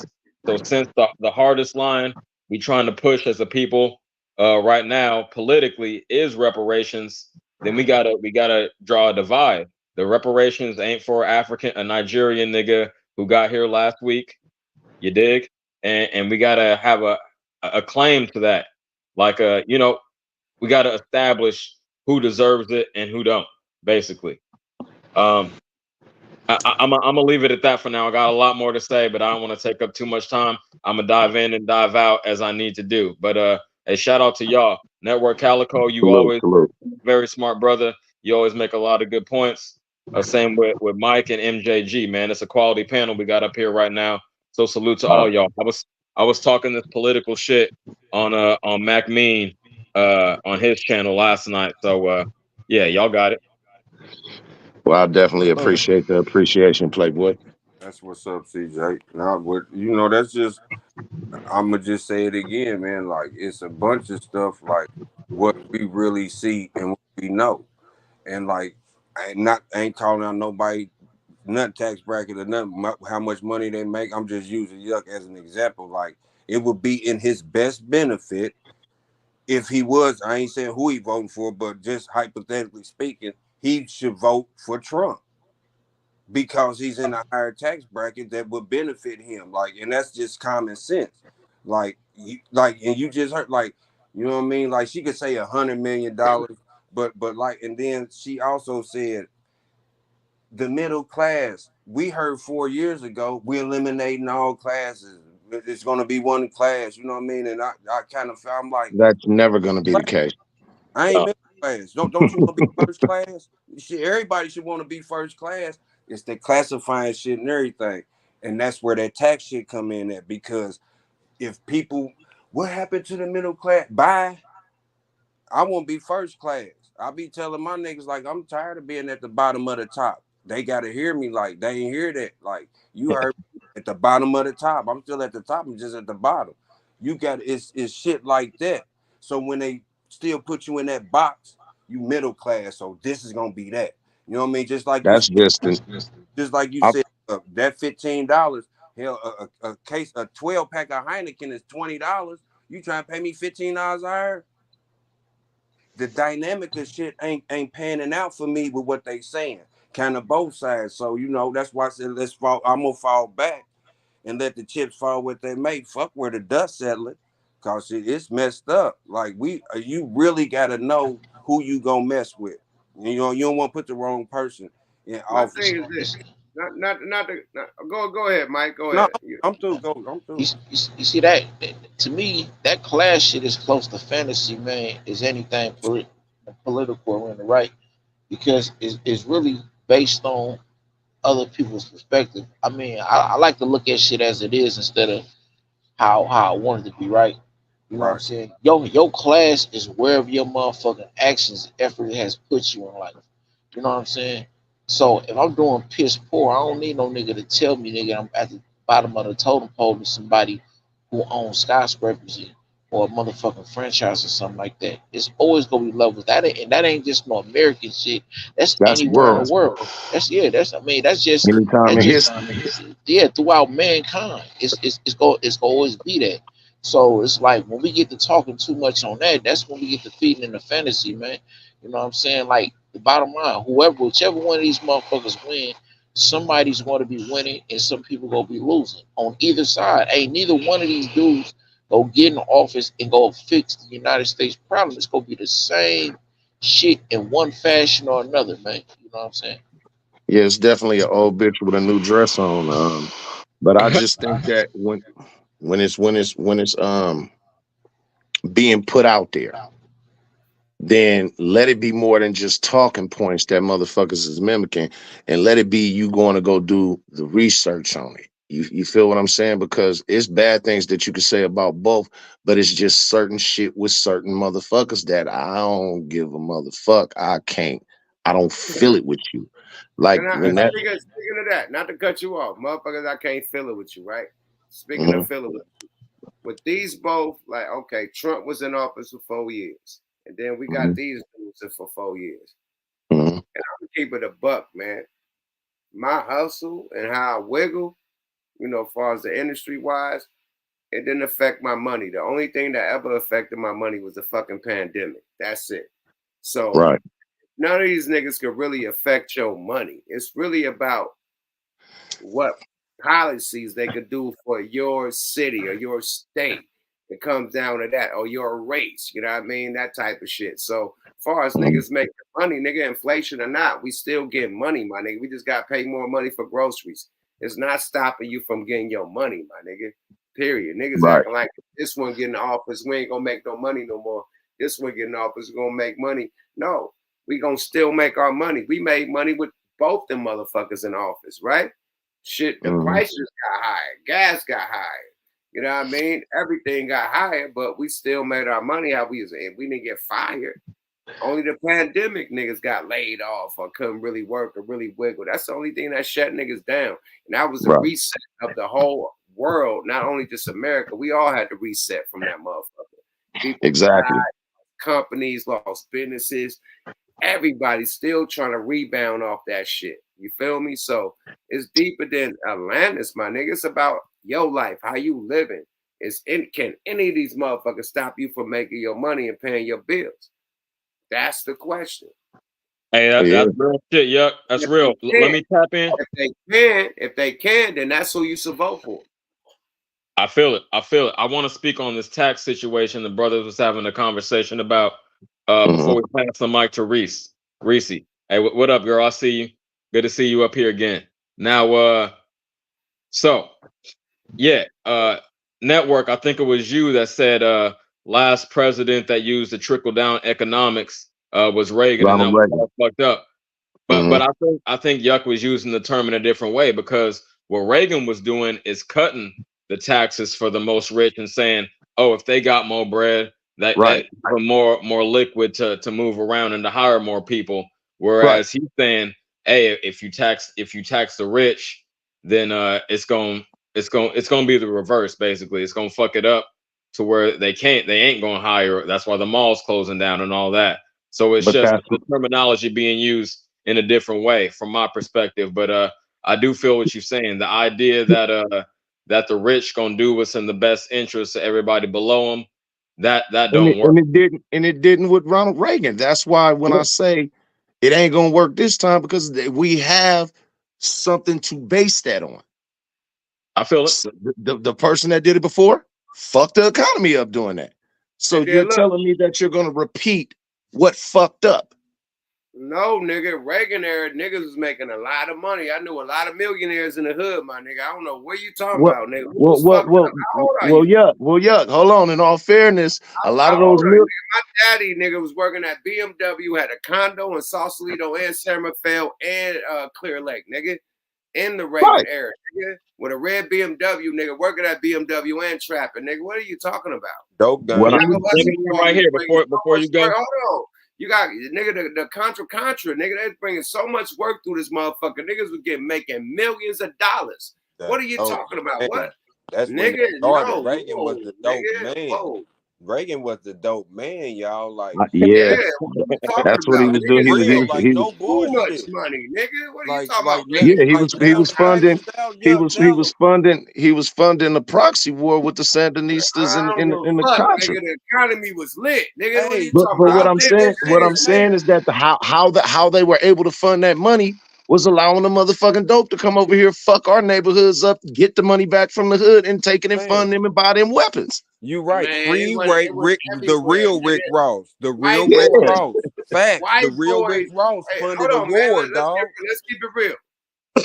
White boys was snorting cocaine and disco parties and shit before it ever got to the hood and shit. Disco party, white boys still snorting cocaine and white girls. Let's not blame it on niggas. Mexicans, came to the hood. Chinese, everybody fuck with that.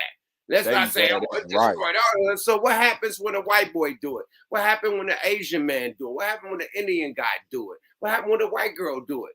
Did they destroy the hood? I can definitely answer that question. What happens? No. One more. Oh, this is a great one. I love this one, man. Right? Come on. So what's the difference from the pharmaceuticals selling you Oxy 30s or you know what I mean? Whatever the motherfuckers called the Perk 30s and shit.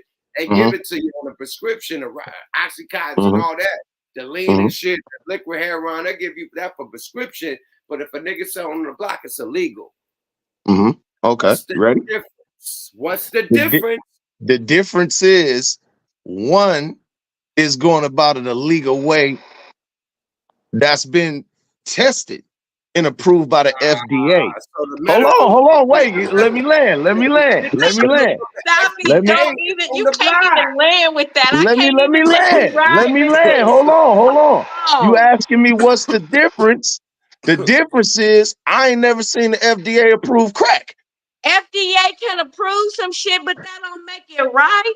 Hey, stop that. It's a difference. It's a difference between the use of something and the abuse of something. No, he said the difference is policy, fam. Niggas start abusing it from the fucking hospital. Right. They wasn't giving nobody needles and water. The hospital give them, niggas. Right. They get needles now, my nigga. Like nigga, motherfuckers was junkied out like motherfuckers on boy. They was really getting locked up for being on boy. They wasn't giving them nothing. No, if they was overdosing, it wasn't no Narcan and no Suboxone. They was sitting up there shaking and falling out, throwing up, going to jail. All this shit now, when the white people got on it, clearly that's what it was.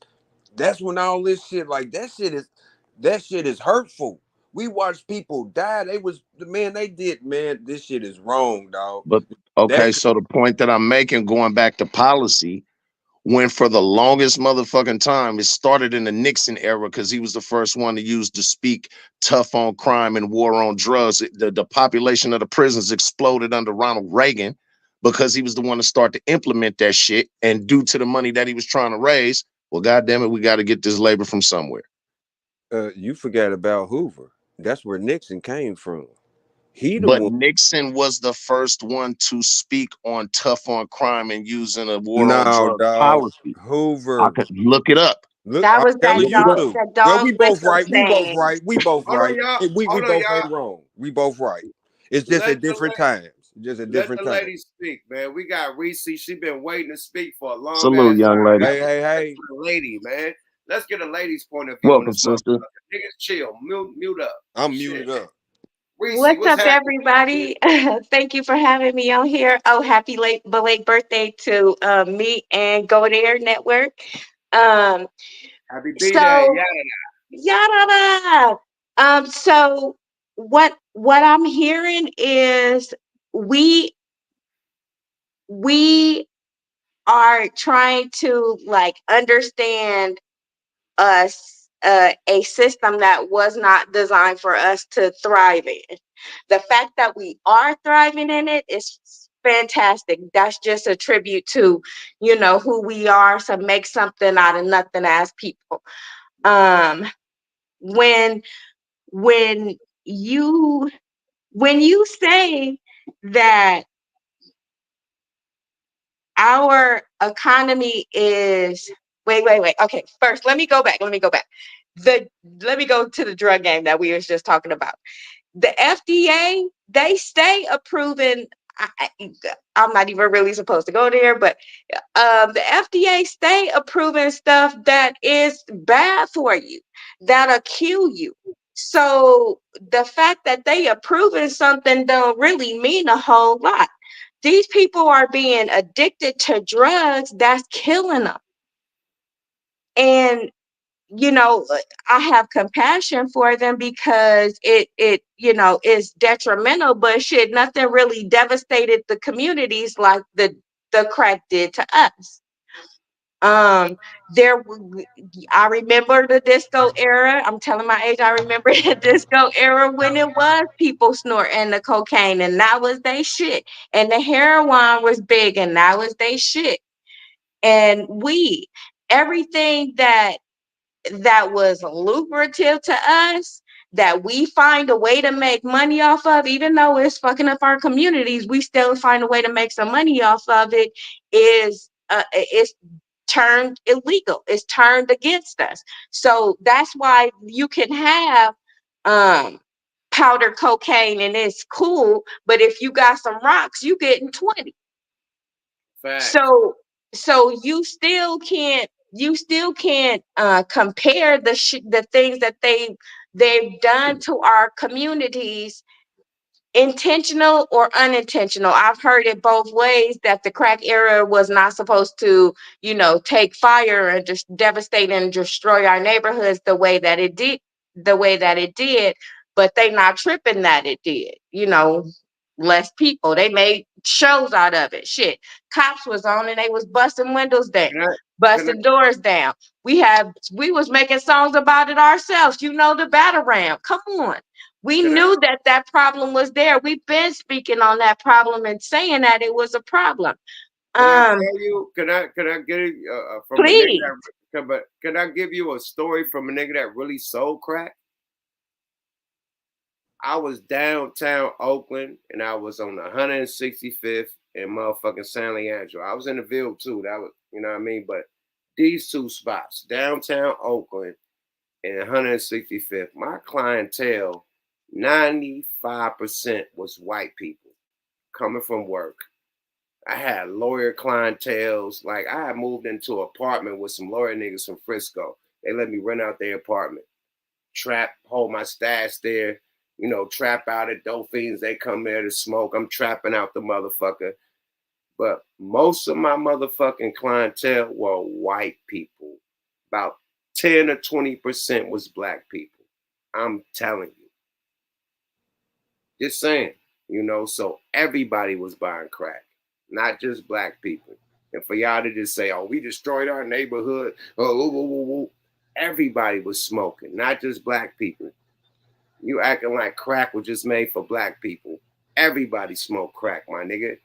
Well, Period. I was circling dope fiends more than black. They spent the most money. They was coming from work. I had to front the black dope fiends. They had to pay me on the 1st and the 15th. But the white dope fiends coming every Friday when they get paid, spending $100, $200, $50. They spending big money. Not a $5 buck, not a $10 buck, not a $20. I gotta give a little pushback on that though. Yep. I'm just saying I gotta give a little pushback on that, right? Because for one, you're right. You're right. I mean, everybody was using it, but we can't sit here and act like our people didn't suffer the most behind it.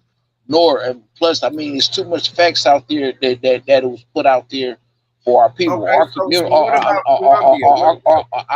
I'm talking about over here. If we What talking about about white, Colombia? What about hold on, bro. Colombia? Hold on. We talking about the United States because all this Where it was around made? U.S. All this around U.S. policy, United States policy, right? We talking about we're in a political season. Okay, so we're going to go back. If we're going to go back to, if we're going to go back to the Reagan era, you know what I'm saying? You know what I mean? It didn't hit the suburbs as hard as it hit the black community. You know what I'm saying? Laws wasn't passed to lock up directly at white people. The data is there. Those are facts right there. But I want to speak. What about white boy Rick in Detroit? I got locked up. Man, you talking about That's a drop of water in the ocean. Exactly. You talking about certain individuals, bro. We talking about the multitude, bro. The multitude. Nobody suffered like we did. That's what I'm saying. And not only that, let me answer your question, yo, because you asked a question earlier, bro. Okay. You said you asked pharmaceutical. It was about why the government, why the government tax why they tax the certain drugs. The reason why they tax these drugs is because so they can get a piece of the pie, the same way they did with marijuana eventually, so they can get a piece of it. You know what I'm saying? Same thing that they did to prohibition. Yeah, if they thought that they would be able to tax crack cocaine or heroin without no kind of pushback, I believe they would have did the same thing too. You know what I'm saying? Weed eventually came around. Great. Not to cut you off, that's great. But why that's not destroying the black community? Boom. I'll let you land. Because you said why?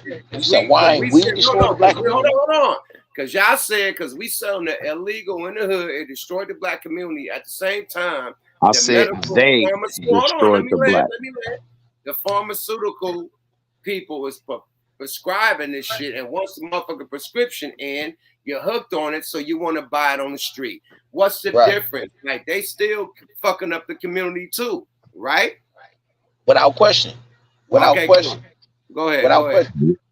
There's no pushback on those facts. I'm talking about when we talking about crack, we ain't about to say just because, okay, yeah, there was some white people. Everybody was using crack.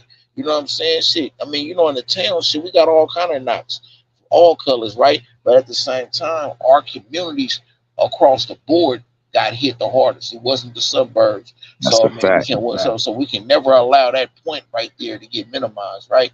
But I'm saying when it comes to the government taxing any kind of drugs, it's for no other reason than they want to get a piece of the money. They're not about to sit back and allow you to make millions of dollars. Like Yuck say, yeah, it was ghetto millionaires. The government wasn't getting shit with them ghetto millionaires. So what they did was they offset that with the motherfucking crime bills and shit, locking niggas up for excessive amount of times, taking niggas away from their family. That was the payback. Yeah, niggas shine for a minute, but in the long run, we suffer for it though. The suburbs didn't suffer. Let me give you an example, bro. We wouldn't have hip hop if it wasn't for the crack era, nigga. All these niggas that put up the money for niggas was from the streets. Let's stop playing, my nigga. Let's stop playing. Even when it So came to me, what is the nigga, point though? You niggas say from the about that? streets When you put say up that, the what's the money. point? Niggas leveled up and took that money and made different careers with that shit. Niggas turned that money legit. Just like a nigga could take that money and buy a barbershop, buy a motherfucking laundromat, whatever, buy a fucking clothing store, whatever. He made the money legit, my nigga, period. Let's not like, you I think don't that dispute that. I don't dispute that. Yeah, we come from the town, bro. The pharmaceutical companies didn't put jobs in the hood, my nigga. Selling crack at that time saved my motherfucking life, period. Because I took a crack deal and turned it to a record deal. If I wasn't trying to buy some motherfucking dope to sell on the block, I wouldn't have got that record deal. I want to be able to rap the nigga that put the money behind me, my nigga. So I don't know about nobody else. It changed my life. It turned the negative into a positive, bro. Period. You had niggas in the hood. Hold on. Let me also land, because you know this. You from the hood. Niggas from the hood, the athletes go get on the block or none of that. They put money behind them. Nigga, they motherfucking football shit. They baseball shit. They basketball shit. They put money behind the athletes in the hood. Made sure they go to college, all types of shit. You making it negative, my nigga. Like, it's been a lot of positive shit that came out the motherfucking hood from selling crack. I'm just saying. It was the American way, period. Okay. That's just about everything. I'm just talking about my hood. I don't know about everybody else's hood. I know my OGs looked out for everybody. Everything you just said, bro. You know what I'm saying? I can say this. Okay, I can say the same thing. I got OGs too that thrived off that. But we're not talking about our individual selves. We talking about something that affects people across the board. You know what I'm saying? Now we talking. I mean, you breaking it down to an isolated incident too. You know what I'm saying? I'm talking about a couple things that it did good for the hood. That's all I'm saying. What it did for you. So everybody in the village shine. So you saying everybody in the village shine? Everybody in the village shine. No, it wasn't just him. He's just trying to add a little nuance to the conversation because Ricky Henderson from the village, nigga. Let's stop it. Right, you're just adding some nuance to the conversation. Let's stop it. It ain't all bad like people paint it out to be. Good, man. Let's stop playing, bro. That's not the only way that was out. Drugs and everything else. Like, the point is, like, you know what I'm saying? Like, it wasn't there. Like, nobody picked to do the shit. It was there. They put it there. We wasn't going to get the shit. You know what I'm saying? They was using us. Of course, we gonna get the most backlash, but more of white people was using it too. Is when they start getting fucked up on it. That's when they started caring. But when the black folks, and when they started seeing what we was doing with it, we all saying the same shit. We so hard, really. That's what I'm getting at too. Then the laws started getting harsher because what we started doing with it, it did produce basketball players, football players, the cars y'all driving like and all that, the culture. It did. So you know what I mean? And it also fucked it up at the same time. So you can't have it both ways. You know what I mean? You got to have both sides of the scale. The game need clucks too. And it also need motherfuckers to make some money. It's what you do with it. But it's the perception that, you know, that they do. Like, yeah, it's bad. Yeah, it's whatever. So what we gonna do? Hell, y'all, some of us was eating KYs. You know what I'm saying? Like, it was food. You know what I mean? It's the same thing. Like, yeah, you ain't wrong either. But, you know, it was just fucked up what we had to do. Was it other opportunities there? Yep, but they was deprived from us. Everybody know it was the last resort, or some was the first resort, maybe the only. But at the time, we wasn't getting hired. Immigrants wasn't, and the ones that was coming over, information wasn't kept. It wasn't the internet like that. We couldn't even go to a bank. You know what I mean? None of that, and that's real shit. Till we learned about it, you had to learn about this shit. So what we saying now, we speaking in hindsight. But also, Yuck was just giving his perspective of him, like what it did for him. Some motherfuckers like it got. No. I'm gonna answer this question. Niggas say Yuck saying crack made hip hop. I ain't saying crack made hip hop. I say crack funded hip hop. A lot of artists, executive producers, money came from selling crack. That's all I'm saying. Allegedly. Let me say this, Yuck. I gotta push back on one thing in as far as in context. Let me first ask you this: have you ever heard of the phrase "undeniable talent"? Absolutely. Okay. This, my brother, is what I feel you have. So when you say if it wouldn't have been for you dealing in the game, you wouldn't have never got on. Some people that may be true for, so I can't say you're all the way wrong about that. But with other people, blessed individuals, I can talk to 20 different motherfuckers from 5 different areas, and we'll all agree when the words get said, name some Yuck ever came weak on. And you will hear a motherfucking pin hit the floor. Because some motherfuckers just have undeniable talent. So I feel like when you say that about yourself, nah. I think you were bound to get where you are because of your talent. I ain't gonna say no names, but a lot of our top artists have been sponsored by the streets. That's all I'm gonna say. Yeah, Bro. that's all he's saying. That's a fact. That's I a don't fact. That's all I'm saying. I don't think that's in dispute that it had me. And if that it it had wasn't benefits. that Reagan era, I don't think that we would have been funded. Period. I I'm mean, sorry. Have the big without question, motherfuckers benefit off of it. You know what I'm saying? Like during that time, at least even if it was for a short period of time, motherfuckers blossom. But the majority of the motherfuckers who is blossoming right now ain't got back then don't have shit today. You know what I'm saying? Or they locked up or they dead. You know what I'm saying? So it's a flip side. Drake come from Cash Money. Man, I'm talking to post about him like having whatever the fuck he was doing. What are you talking about? We pushing the goalpost, bro. I miss, bro. No, we not. So, Lil bro, Wayne and Drake is the biggest artist, and Nicki, and it come from a nigga that started off in the streets. Let's stop playing, bro. So, are you saying that benefited everybody? That benefited the nigga. Drake is the biggest nigga in hip hop. It benefited the industry, nigga, the labels, everybody, Cash Money, everybody. Period. No, Benefited he's just Drake, saying. Wayne, Nicki. It took them niggas from whatever type of situation they was living in and made them niggas millionaires. Yes, it helped them. Anybody up under that's hired by them, security, nigga, ghost riders, anything, beat makers, everybody making money, juryman, anybody, nigga, DJ, nigga, they all make money. The fuck? Everybody thrived off something that involved legal and illegal in America, man. I mean, I'm not again. It's no dispute there. It's no dispute that people thrive off of it, or it may have had some benefit for some. Some good came out of it. That's it. But we're both saying there's no dispute on that. I'm talking about, but we're not going to make it seem like it was just all good. I didn't see both sides of the coin. Look. I'm a real history, right? My mother was probably the second wave of people who got hooked on that shit when they hit West Oakland. You know what I'm saying? In '85. A year later, we was in the streets. That shit destroyed my childhood. And I seen it destroy a lot of niggas that was around us who mamas and daddies got hooked on that shit too. You know what I'm saying? Who prior that had good ass jobs and shit. So while niggas thrived on it, there's a lot of motherfuckers. That's what I'm getting at. I'm just saying. I was just about to say that. I'm saying the people that blossom. Okay, cool.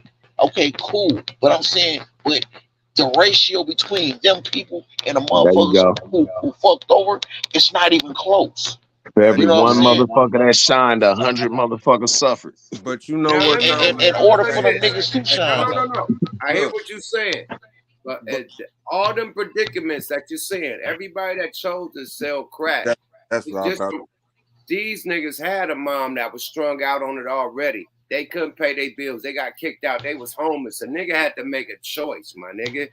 You know what I mean? Step up and be the man of the family at a young age, my nigga. Okay, you gonna get out there on the block. Now you helping mama pay the bills. Now y'all could, you know what I mean? So everybody that you're talking about was in that predicament, and it made them go to that choice, nigga. You kicked out. No dispute there. You ain't eating, nigga. You gotta go do something. You gotta go work at a young age. Not He look McDonald's. for it. No dispute. I'm one of Do them you niggas. I'm telling you. think that That's that what was not made. by design? That's what made 90% Look, of niggas hit the block because they mama or they daddy was fucked off on the drugs already. the only thing that was by design was them putting it in the hood. You didn't nobody make no motherfucker get on the block and do the shit. If you was smart, I knew motherfuckers that would quit their job just because they see a nigga getting bread, and I'd be like, "You stupid!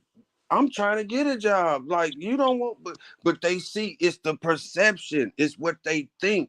The only design was let's get it over here. Who's gonna sell it? Who? You know Who's what I doing mean? the work in the field? There We you got go. You know what I mean? And when the money is made, we gonna commit the raid and come back and get it all. That's where the reprogramming come in at, like, and then once again, it's in your face. Rick Ross was telling them, like, dude was giving me, and he's funding two wars, and he's also without him knowing it, because, like he said, I'm helping my people. They, you know what I mean, and they going, where was they going? Yuck, to the white people. But just so happened, they ain't the only ones getting high. Niggas want to have fun too. Y'all, it's the perception of what they seeing, and I'm from the streets. I've been on out that level, so I know you will get a conscience too. But you also gotta eat, feed, and you want everything around you. But you're not looking at what's getting destroyed. You ain't looking at that. But you also looking at what you trying to build up. Your people, your family, they eating, they hungry, they what? But you ain't looking at what you fucking up. But you can't fuck up somebody's choice. You can't fuck up somebody's choice. That's it. Now Hey, we can I can make blame, but the choice they do, I didn't choose to fuck them birds up.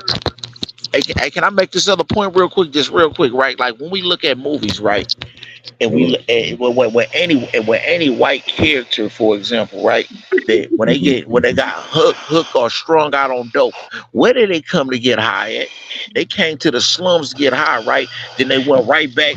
They went right back to their suburban families, man. When they came and found their ass and brought their ass out there, right? And who did you see? You know what I'm saying? The narrative has always been us. You know what I mean? That's what I'm saying. Like, you know what I mean? Like it's a double-edged sword when we talk about this crack shit or anything drug related, right? Because our people has been at the bottom of the barrel where we had to make something out of crime. You know what I'm saying? We had to. You know what I'm saying? Because when we couldn't get that job or we couldn't get what I mean, shit, that was the solution. Niggas is gonna be opportunities to take care of what they need to take care of. But despite that, even though it brought some good, my whole thing was we can't just make it seem like, you know what I mean? Okay, yeah, them some success stories. But each one of these niggas, when you read one of these magazines that talk about all them old school ballers and shit back in the day, most of them have a tragic ending.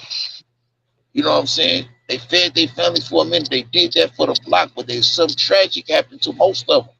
You know what I'm saying? So at the end of the day, you know what I mean? Like if you ask Freeway, Ricky, and all them niggas who still around to talk about it, you know what I'm saying? I mean, ask them, was it worth the cost? I'm gonna ask Jay-Z. I'm gonna ask Dame Dash. I'm gonna ask Biggs because they made Rockefeller and Rock Nation, my nigga, and Rockaware, nigga. Like, let's stop playing You know games, what man. this is, man. It's nothing more. Let's stop playing, bro. Like Jay-Z talking about the 100 bricks and like the other nigga doing interviews. Like, come on, you got niggas from the game that put the paper bag together to put their label together, man. Stop playing. That's true, yuck. But I think what he's saying is that the shit is. Easy motherfucking E. Let's stop playing these games, man.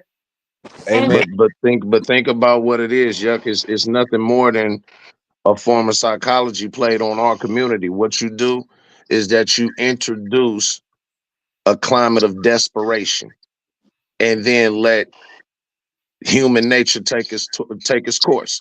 See, that it's almost like locking a motherfucker. Like, you remember how that movie Saw, how they had a nigga chained to a motherfucking pipe in the basement. I'm gonna give you this hacksaw, which is the crack. I'm not telling you that you got to stay here and die connected to a chain. I'm just saying that out of desperation, whether it be hunger, whether it be whatever kind of despair, You're either gonna die in that chain or you're gonna cut your motherfucking foot off and get up out of there. But whatever way you go, you'll never be the same again.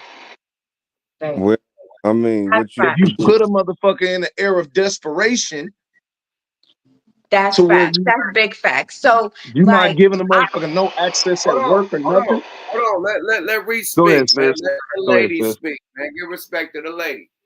that's big facts. So, like, before that crack era, it was an era of desperation in our hoods because then that era was also that era where the families was starting to be separated. You feel me? Like the oh, it's not no jobs around here. So you go ahead and get on this welfare, but your husband can't be living in a house with you on this welfare. So okay, what you gonna do? So a lot of women, that's when a lot of women was in the workforce. That's when a lot of women started being discriminated against. Bam. So that's when during that same timeline, that's when that crack era hit as well. So you have that unit that's still trying to stay together, but then you keep introducing adversity after adversity after hurdle to overcome, hurdle to overcome, and you get the situation that we're in now. Now onto the political side of it is, if we can keep this group beefing within each other and killing each other off, then we don't have to worry about them. We don't have to do nothing for them. We can give them a bunch of, empty ass promise, keep hope alive, believe, all those slogans that ended up being just empty rhetoric for us. So what needs to happen is we don't have to agree on everything, but we have to agree that we need to pull each other up. We need to agree that if I see my sister in the workplace, like, I'm not going to be doing nothing to cut you down, sister girl. I'm going to be doing everything to lift you up, because what I see is every other race in the workplace doing that for each other. I don't get why people that have the influence that they have are wasting it arguing with each other in front of everybody. Like, I believe, like, if you got an issue with somebody, take that issue up with them privately, because pick up the phone. I call them, talk to them, let somebody mediate so that your point is heard and this person's point is heard, and then y'all come to some mutual agreement, agree to disagree. Y'all might not agree on everything, but when it comes down to it, we need to show a unified front, just like everybody else do. They show that, whatever else is going on, we got each other back. And that's the mentality that we need to get back to, because shit, that's how it was. We didn't have anybody else. We had each other, and that was it. We can, if I didn't have bread, my aunt was telling me this story the other day, how they would have pitch-in parties. Like, oh, we got everybody have kids, we all want to go to the park and have a party. Oh, everybody bring this, somebody bring that. And we may not all get along, but let's raise our kids together. Let's hang out with each other, because we're gonna be able to be real with each other, and we're gonna be able to heal each other. Come on now. And that's the thing. Nobody really understands our plight like we do. So that's why when a lot of people are like, oh, black and brown, it kind of makes me cringe a lot, because the Browns, I'm no disrespect to any other race, they got each other. They got each other's back. We need to have each other's back. We need to stop with the oh, I'm with this clan and this clan, and we can't get along because of what we call ourselves. It don't matter to them what we calling ourselves. They still calling us niggas and they still calling us broke unless you got your ear to the ground. You're not knowing what's going on because you're not being told the real truth. So what I'm seeing is this situation that's happening now is getting ready to cause that other desperate situation that the crack era fostered. That's where I was going with that. Because we were so desperate, that's what it was. Like, we're so smart that we gonna make this work. Oh, I see that this a little fucked up, but I know how to make this work, and I know how to bring other people, the people that want to come up, I know how to bring them up too. And the people, everybody can't go, but the people that are productive and want to do something, let's bring those people together. Let's bring those people together and start going and stop worrying about what we call ourselves. You know, we found, and I agree, there's so much that I want to unpack. I do agree with with when it down to reparations and stuff like that. Everybody not going to be able to get it, but please, other Black people, stand behind us while we get what we deserve. And we can in turn help you go back to your country and get the things that you deserve, because you wouldn't be over here if you wasn't being oppressed too. Period. I'm just like And that's common all I got sense. to say about that so far. You good. You saying everything. You said it right, sis. We gonna make One more thing before y'all go to the next topic, man. I'm not glorifying selling dope in the hood. Period. Right. I'm just saying that I benefited off of it. You know what I mean? And a lot of people in the industry benefited off of it. Period. That's all I'm saying. Like selling dope made me get arrested, which led to me going to jail, which led to me making all this rap shit, the rap name, the Looney Tunes, Yuck Mouth, the ice cream. And I did all that shit in jail from being locked up from selling crack. So, I mean, even though it was negative, it turned to a positive, my nigga. That's all I'm trying to say. Like, yes, it's negative, but a lot of people in the industry made that shit into a positive. That's all I'm saying, man. No, I definitely dig it, yeah. I've been quiet for a minute. I've been quiet for a minute. I like to let folks speak. Go ahead, yeah. Go ahead. I want to say one more thing. Not only ball players, nigga, let's not, nigga, the boy, Denzel Washington. Denzel. Funded by some guys. I ain't gonna say their name. But yeah, man, the guys that made some of the biggest people in the industry. So it benefited some people. You know, that's all I'm saying. And one more thing. My mom was an alcoholic. We lost our spot from my mom being an alcoholic, not a crackhead. You know what I mean? So it did, you know what I mean? We was homeless because of that. So why are we not like blaming the alcohol industry? Because a lot of people was winos and alcoholics too. They put liquor stores and churches in our communities to keep us oppressed. Liquor stores, churches, and crack. Like those it was like that. Boom, boom, boom. So anyway, I'm sorry. Go ahead, CJ. It's levels to the shit, man. Let Like, me I get mean, this real quick. Hey, before we move on to the next content, let me get this off real quick. Try to put a little bow on what I feel everybody been saying for the past couple hours, because I like to listen. Now, MJG, I just got a slight bit of pushback for you, because you say the only thing that was done by design was putting the crack there. But like Reese was alluding to, that they created a desperate situation before that. Because if niggas was already balling off corporate jobs, it wouldn't be no need for niggas to be in the streets like they was. They took away the opportunities, and to tie it back in with the political shit, that's when they started looking overseas for labor, the cheaper labor, and you know, removing the factories. Yeah, you know what I mean, the auto factories out of Detroit in the 70s and 80s. You know what I mean? So that contributed to the desperation, because a nigga used to be able to network and just straight out of high school get a good a decent ass job to support a family. So let's not talk about the trades that used to be in high school. Hey, real quick, exactly. that's another great point. Yeah, Them yeah. So trades all that was taken by out. design. Look All at how that it decimated Detroit.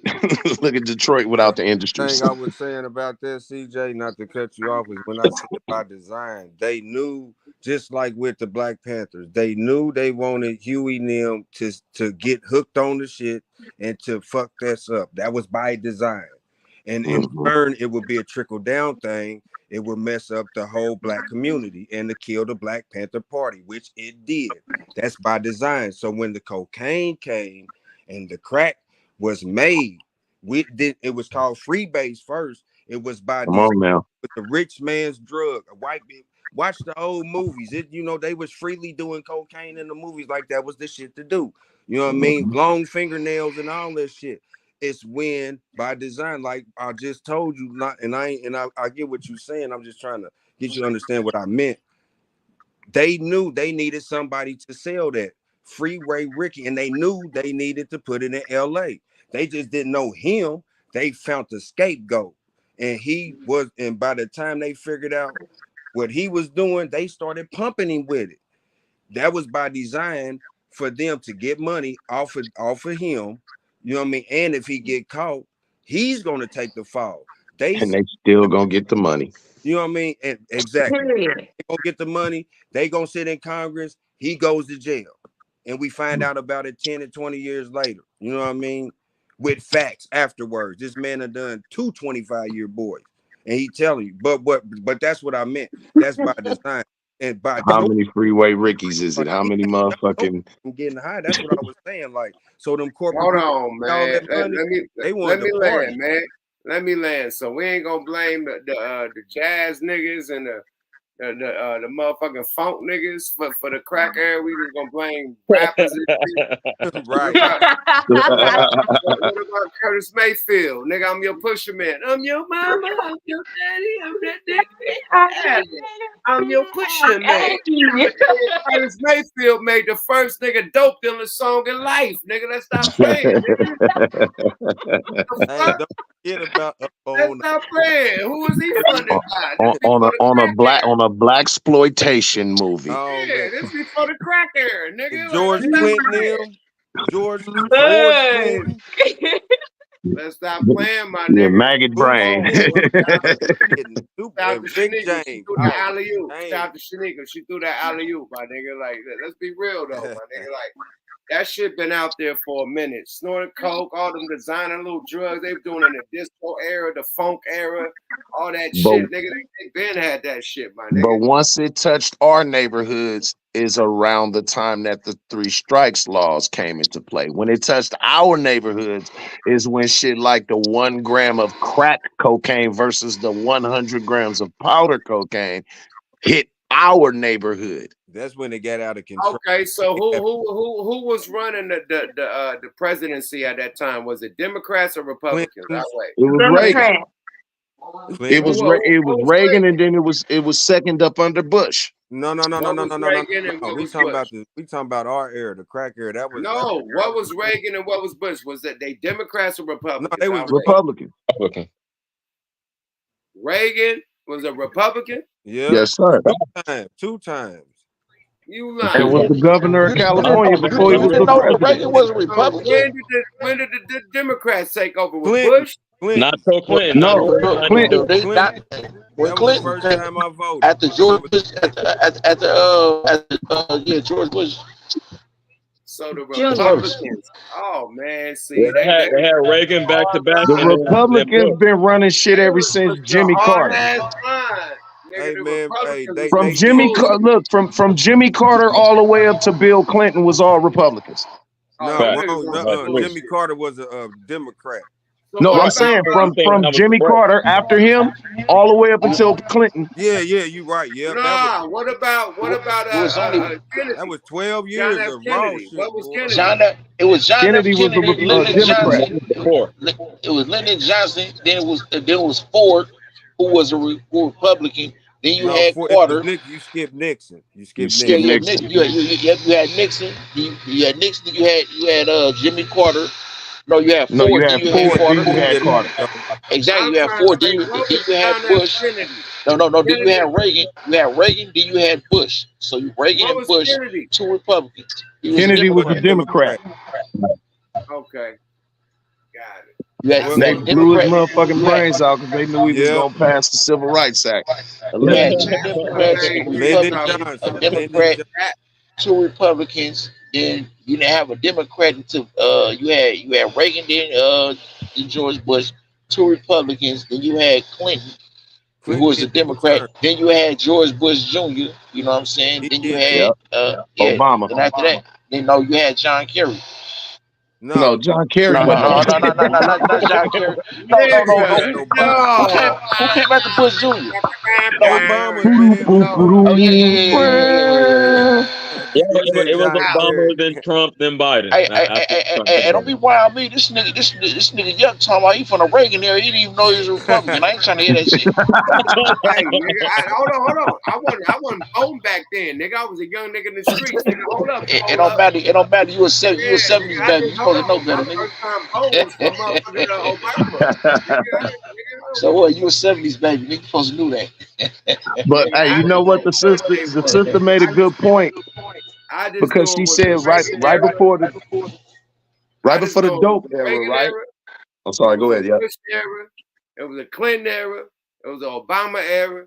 It was a motherfucking Trump era. And it was a Biden era. Compare the two, the Biden era and the Trump era, I was living better in the Trump era. I can't, man, listen, after 2019, the world changed. And it ain't never been the fucking same. At the end of 2019, beyond the pandemic gone and went.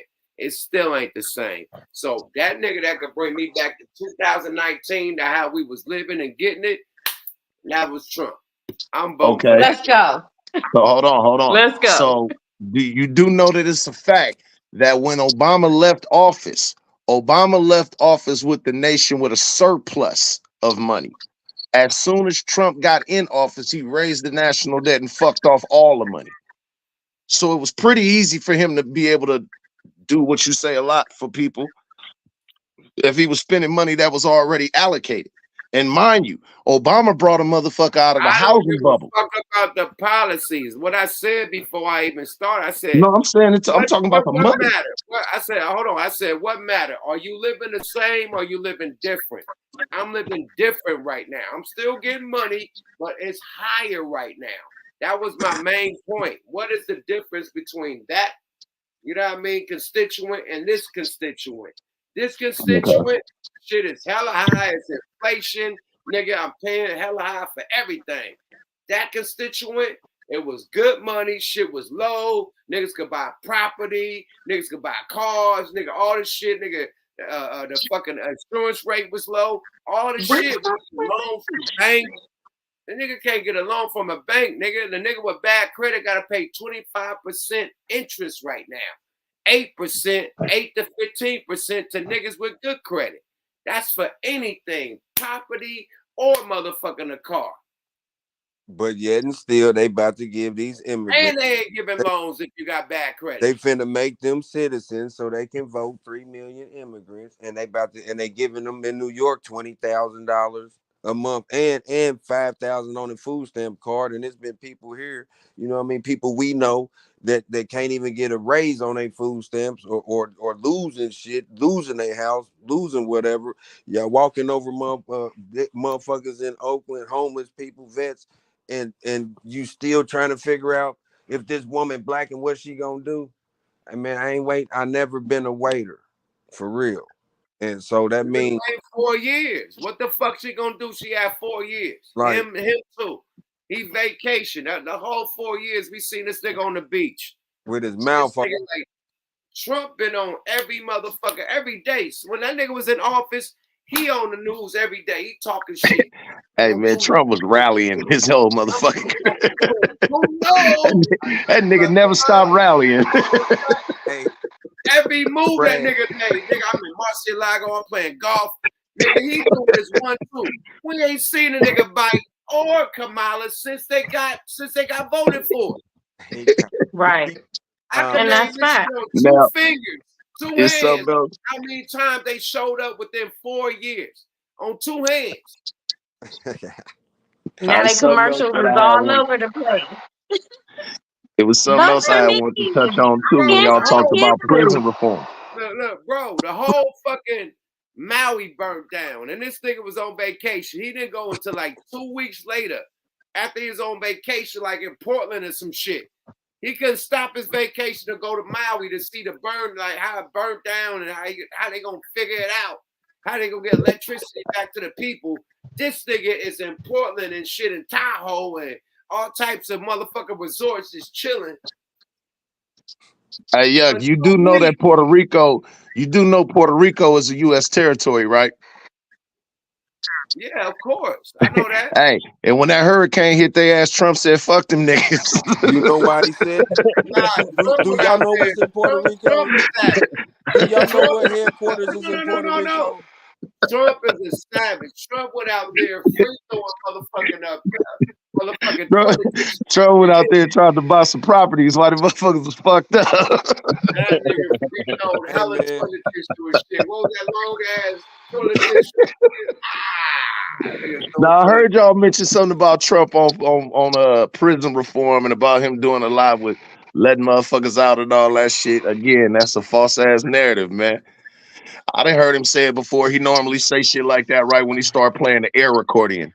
I've let more people loose than anyone else. It's a motherfucking lie. It was under Obama. It was under Obama who passed the who helped Congress who signed off on the Fair Sentencing Act that changed that 100 gram powder. Biden and Kamala can't take credit for that. No, I'm not saying that. I'm just talking about what Trump is trying to take credit for. Oh, Obama ain't letting nobody out. Wait the fuck a minute. Wait, what? I'm glad you said that.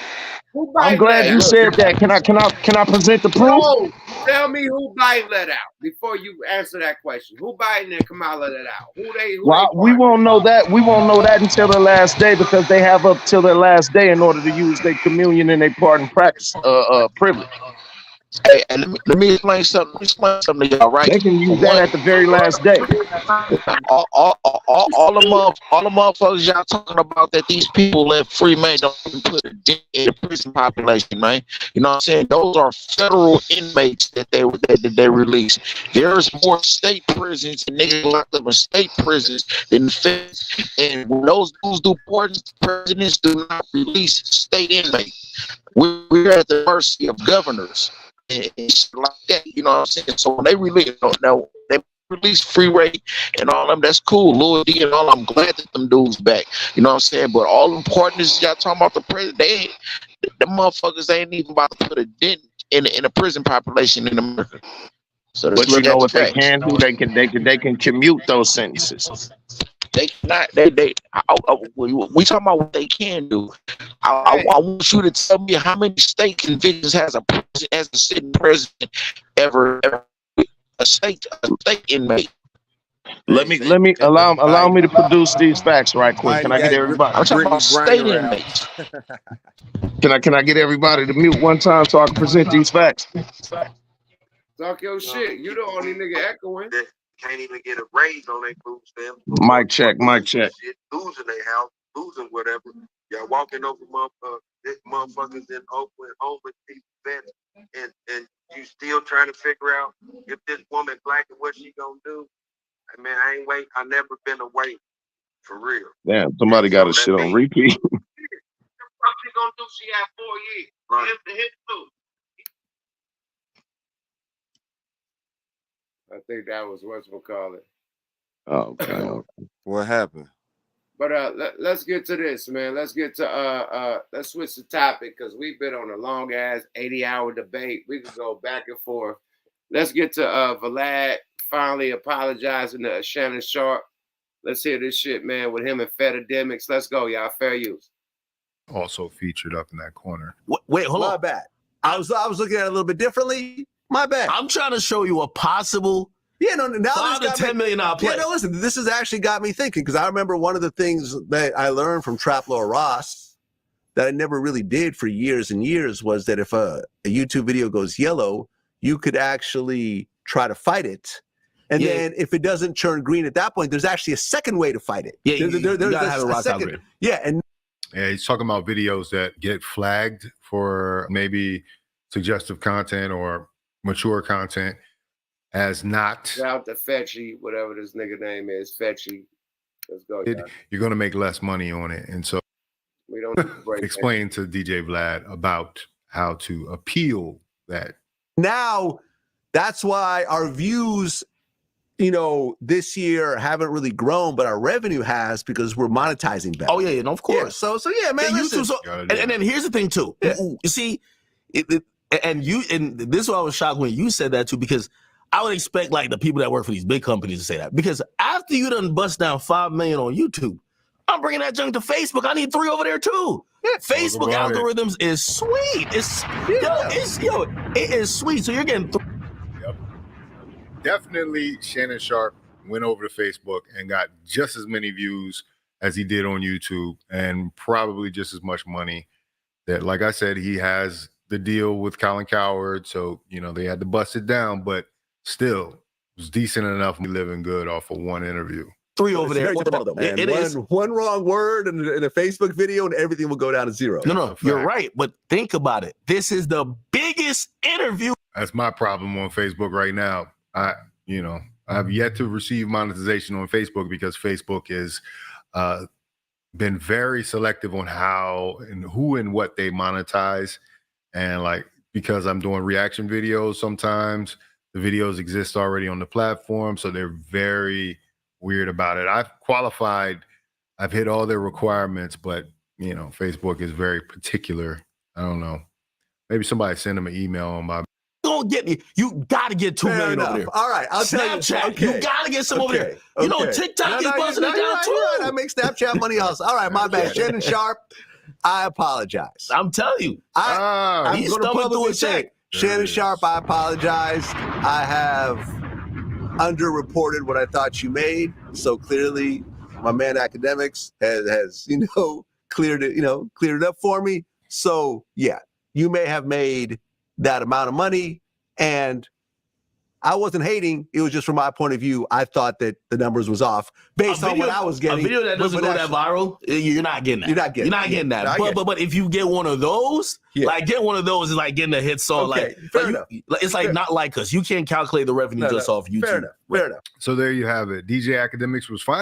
And that's absolutely right. And that's the whole shit I was saying off the whole shit when he was like, Shannon Sharp that made 5 million no. He was just thinking off absence YouTube. You know what I mean? Like, no, this nigga's on TikTok, niggas on Facebook, niggas on fucking Instagram, niggas on fucking YouTube, niggas on his channel, his website, whatever he got going on, niggas on what the shit he's sponsored by, DraftKings, all they type of shit. Like he's on hella multiple platforms and they running this shit up. And not to cut out the shorts that he did.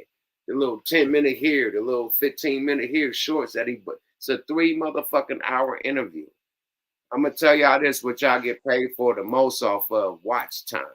If you could keep a motherfucker tuned in for 3 hours, even an hour, 2 hours, that whole interview, I was tuned in the whole fucking interview from the start.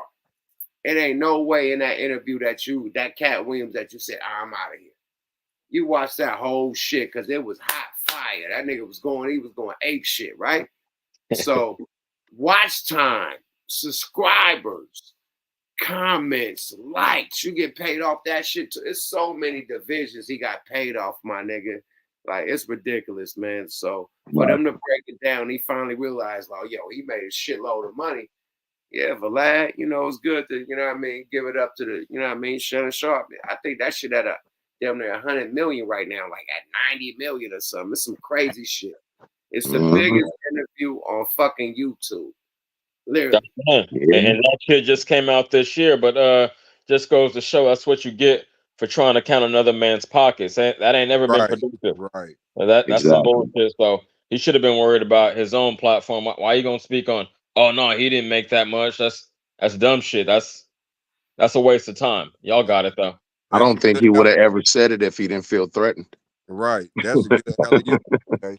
Because why you sitting up here worried about, and that's just like how he tried to tell Marlon Wayans, oh, you ain't worth 50,000 or whatever. Like, you don't know what, how can you put something on a man's worth? You know what I mean? Like, you counting Shannon Sharp shit, something that happened in January. It's almost, it's Virgo season. Happy birthday, Reese. You know what I mean? It's our season, you know what I'm saying? But I'm a Leo. my fault. I'm speaking for myself then. but yeah, it's 9 months later, damn near, and you counting this man's pockets. You know what I mean? And then you want to apologize cause you wouldn't, cause that ain't what I do. Nobody care about you, what you do, Rasputin. You feel me? Like, dude, man, dude, for that one. Man, he Vladimir. to me. He gets me, man, because he think he's the end all to be all. Just like he said, well, I want to apologize now because it's not what I was getting. You know what I mean? Like, don't nobody care what you getting. Like, you know Don't what I'm saying? nobody care, because people are fucking with him less and less.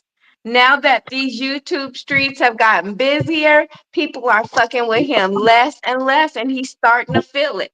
And of course, he a hater, so he do what haters do. He watch his pocket. Oh, he didn't make as much as I did. Instead of congratulating, like, damn, one Exactly. interview, you made as much as I did, and whoopty whoopty whoop, because that's really what it is. That's really what it Right. is. That one interview took him over the top on some shit that he had that took him longer to build up.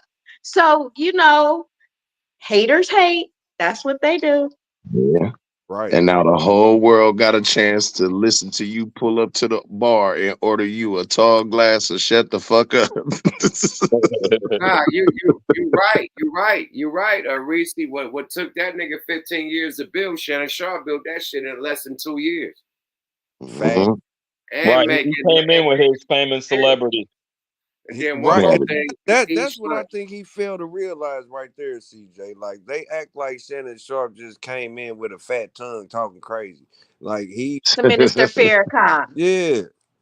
You right. He did not apologize for that shit. Apologize for the shit that you said about Sabi. Apologize about the shit that you said about Nipsey. It's a lot of people that he just be being disrespectful to just because he a hater.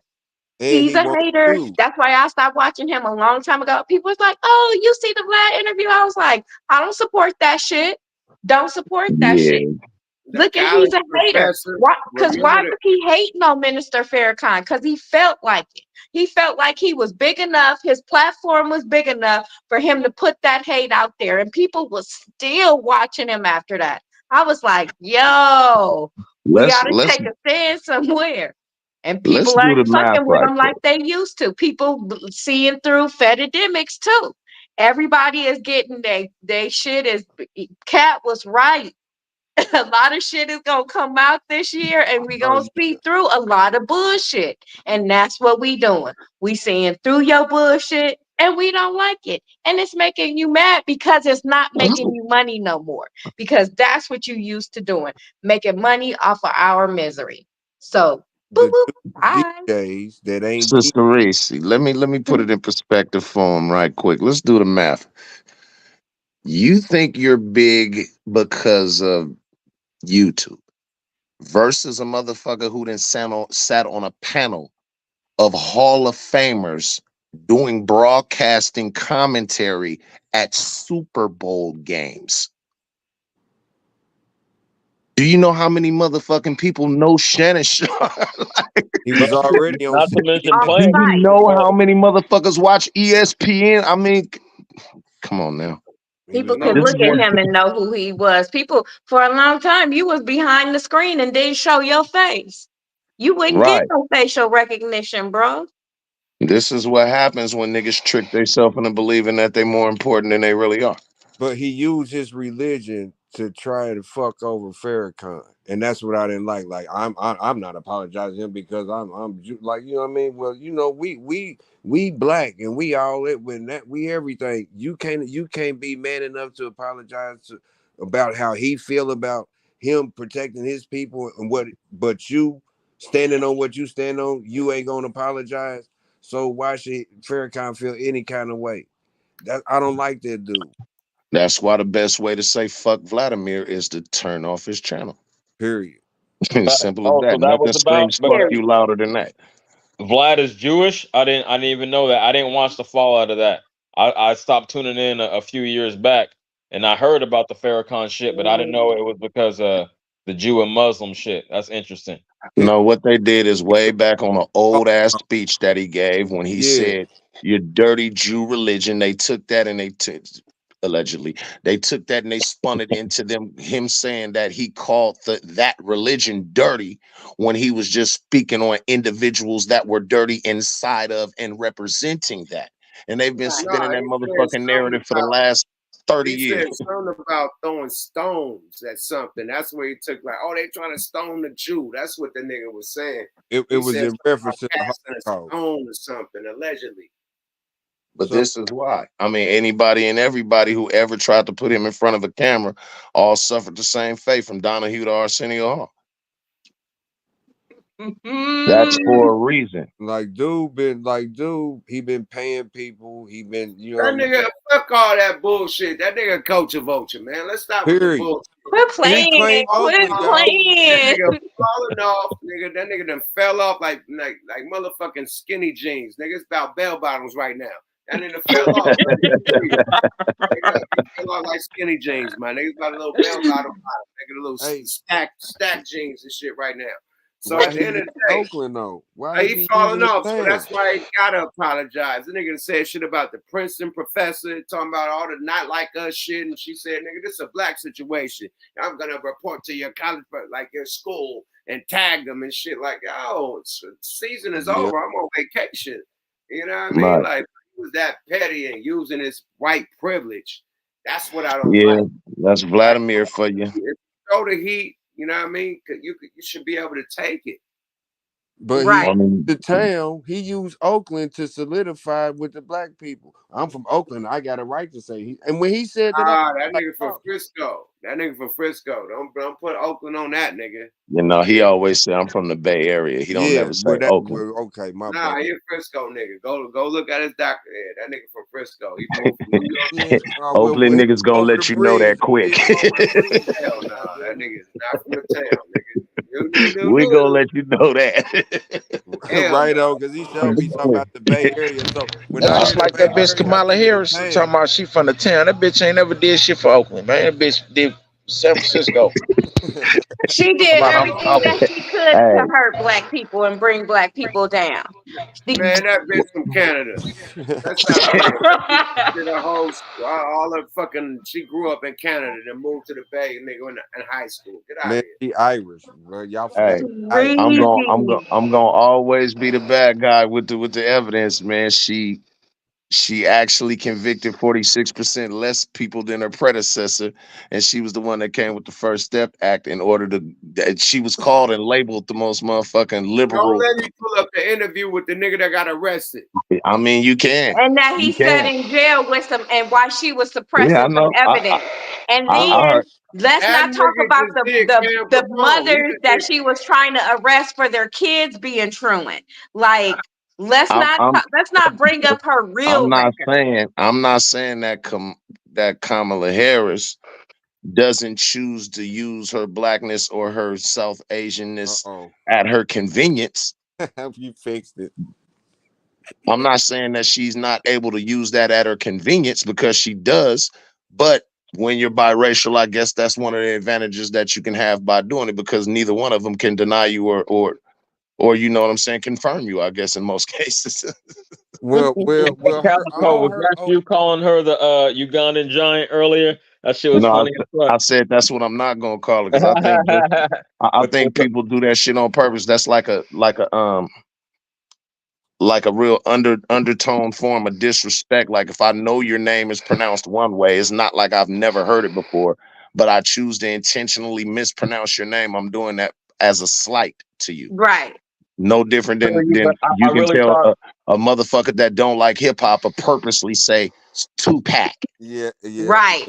Yeah. Right. So I why am really I thought going to that's call how her her name was Kamala? pronounced, though. When she Why first am came I out, going to I call thought her that was it. Kamala when I know that most people from my generation grew up watching WWF, where there was a person that was called the Ugandan giant, Kamala, a big ass African. But hey, this shit was funny though. He said Kamala and Obama. Kamala Hussein, and I'm Obama. going to make sure I say Hussein, just so you can make sure that you affiliate that with, Middle Easternness. No one says Hussein like I do. I says Obama Hussein. No one says it like me. Nobody ever released more prisoners than me. Hey man, Yeah, that's called comedy. he a Except showman, Obama. man. You can't take neither one of them serious like they a showman. You gonna get the same 4 years we We're had. going to repeal and replace Obamacare, and we're going to replace it with a big, beautiful plan that I haven't told you yet. We're not gonna defund the cops. I have more money. I'll give the cops money too. We're not going to talk about January 6th Hold because on, if we man. do, And we we have to not gonna talk talk about about BLM. Going the crazy. people Hold that on. he I got see. plotting to do other shit. That I see y'all. what is that 2025 plan? What is Project that? Hold on. Can we 2025. speak up? I see y'all talking shit about Kamala. Did all this. Hey, boy, let's talk to Jamal True Love and see what he got to say about Kamala. Locking this nigga up for 50, trying to 50 years from. Nigga, what? That's the light skinned dude got the 3 million. Yes, let's go, y'all. Fair use. Yeah. All the dialogue. Something to him. But we know if he get this gun, then he's probably gonna do something to somebody, just in general. And ain't nobody gonna let him just get the gun without, having they strap out on some shit. And that's what, so our homie didn't want to give him the gun. I advised him not to give him a gun. Now at the time, I'm like big homie on the block for real. I made a certified name for myself in the streets. Not on no, what niggas fear me in that, in a sense where I was known as like this, this killer, drug dealer type nigga on some shit. I was very low key, and I was strategic on how I came up in the streets in general. So what I did, I remember one of my older homies, Rich, how he used to be able to calm Sale down. He'll kind of get in his face and grab him or whatnot. And so I took that approach, and I grabbed him and I talked to him, and I'm like, giving him that real love, like hug, bear hug, trying to calm him down, like, bro, like you taking it too far, blase, blase. And from there, he's steaming, but then he breaks out of it kind of like in a violent way to a degree, but not in no, like he broke out of it to do something to somebody or whatnot. He just broke out of it in a violent way. But for me, it made me think that he wasn't listening. He wanted to keep it going. So shout out to True Love. Hold on, man. You talking about the case that he caught now. He wrongfully convicted. They try to give him 50 to life, man. So he just explained the story that happened that got him convicted. Let's go, y'all. Fair use, man. All the dialogue. Don't blurt me, all the dialogue, nigga. Y'all blurt me last time, nigga. I damn near don't want to play this shit, but let's go, y'all. Fair use. I'm like, man, I bounced off and went across the street. I'm really like, I'm about to get up out of here. I'm gonna get mines up out of here just to, to alleviate the whole issue. But also, I'm feeling that like, what? All right, enough of the story. Let's hear what time you got, nigga. Let's go. So the very next day, she called the police and told them to come down. Like she has a good idea who did it because they were calling her and stuff like that. And they said that. All right, let's get to the Kamala, nigga. What she get you? That way with it, but I didn't want to go that way with it. So I ended up leaving and all right, my nigga. Kamala Harris, for instance, attached to your case when she was just the district attorney. She didn't argue it, right? Well, the district attorney doesn't argue cases, but when murder cases come in, right, they look at them, the homicide file, They see where the, you know, what the case lies, what lies in the case, and they delegate it to their ADA. They delegate it to the prosecutors around, right? The ones that's actually arguing. But to say that she didn't know about my case is to say that she didn't pay attention to no murder cases, which mine was a high-profile murder case out of San Francisco, right? Now, if me, a layman, can see inside of the original homicide file, which I ended up getting in my civil trial, but in the homicide file that they gave me originally, that was in black and white, there's these 2 pages that stood out, and it was the autopsy, right? I think her name was something Moffitt. It was her name, and then as in if there was notes there, but there was no notes, right? And then the other page was a page where it spoke about the ballistics, right? The shell casings and where they were, right? And you seen that it was like these 4, what they call doodles. Fair use, man. Art of dialogue, man. We do not want to get blurred, man. Fair use, y'all. Let's go. There, right? And I identified it as them trying to figure out why is the shell casings over here when 95% of guns shoot from the right side of the barrel, and the shell casings would have been in the street and not all the way over here. So if her testimony is said to be true, then the shell casings would be over here. So when you look at the original homicide file, you see that the detectives were writing in pen, pencil, and marker. So in my civil trial, right now, mind you, this is all the stuff that they have, right? I don't find this nigga, I can't do this no more. Whatever he said, man, Kamala got the nigga like he trying to get a nigga, yeah, she's a civil attorney. I can't do it no more. That nigga going through his whole convicted You ready trial. you ready for the rebuttal? Yeah, man, talk y'all shit, man. Let's get Reese back in this bit. I can't do it no more. Just know that he got 50 to life fucking with Kamala, man. More of the story, man. And you know who he supported, right? Oh. Being framed. Hold on, let's listen. So there was no difference. Ours for a crime he didn't commit. We see how, you know, police treat us, African Americans in this country in general. There was no difference being here in San Francisco, the way that, you know, we were treated by police officers within being framed and so forth and so on. Kamala Harris was the San Francisco district attorney when Jamal Truelove was convicted for the 2007 murder of his friend. He was sentenced to 50 years to life. A judge later found that he was framed by police. Truelove served 6 years before being acquitted in a 2015 retrial. Now he's supporting Harris. Hold on, what did he say? You want me to rewind that? Do you want me to rewind that? Please rewind that. No. Okay. This Hold nigga on. did all that. Hold on. Served 6 years before being acquitted in a 2015 retrial. Now he's supporting Harris. If we apply the pressure on the Democrats and on Kamala, but more so Biden, because he is the he is the top card for the Democrats, they'll be more reasonable for our Black agenda. That's what we ultimately need to do, instead of just sitting aside and not saying anything, is controlling our vote and teaching our youth also that your vote do count, your vote do matter in this country. Your vote do count and your vote do matter. You heard who he said he was. You heard who he said he was supporting, right?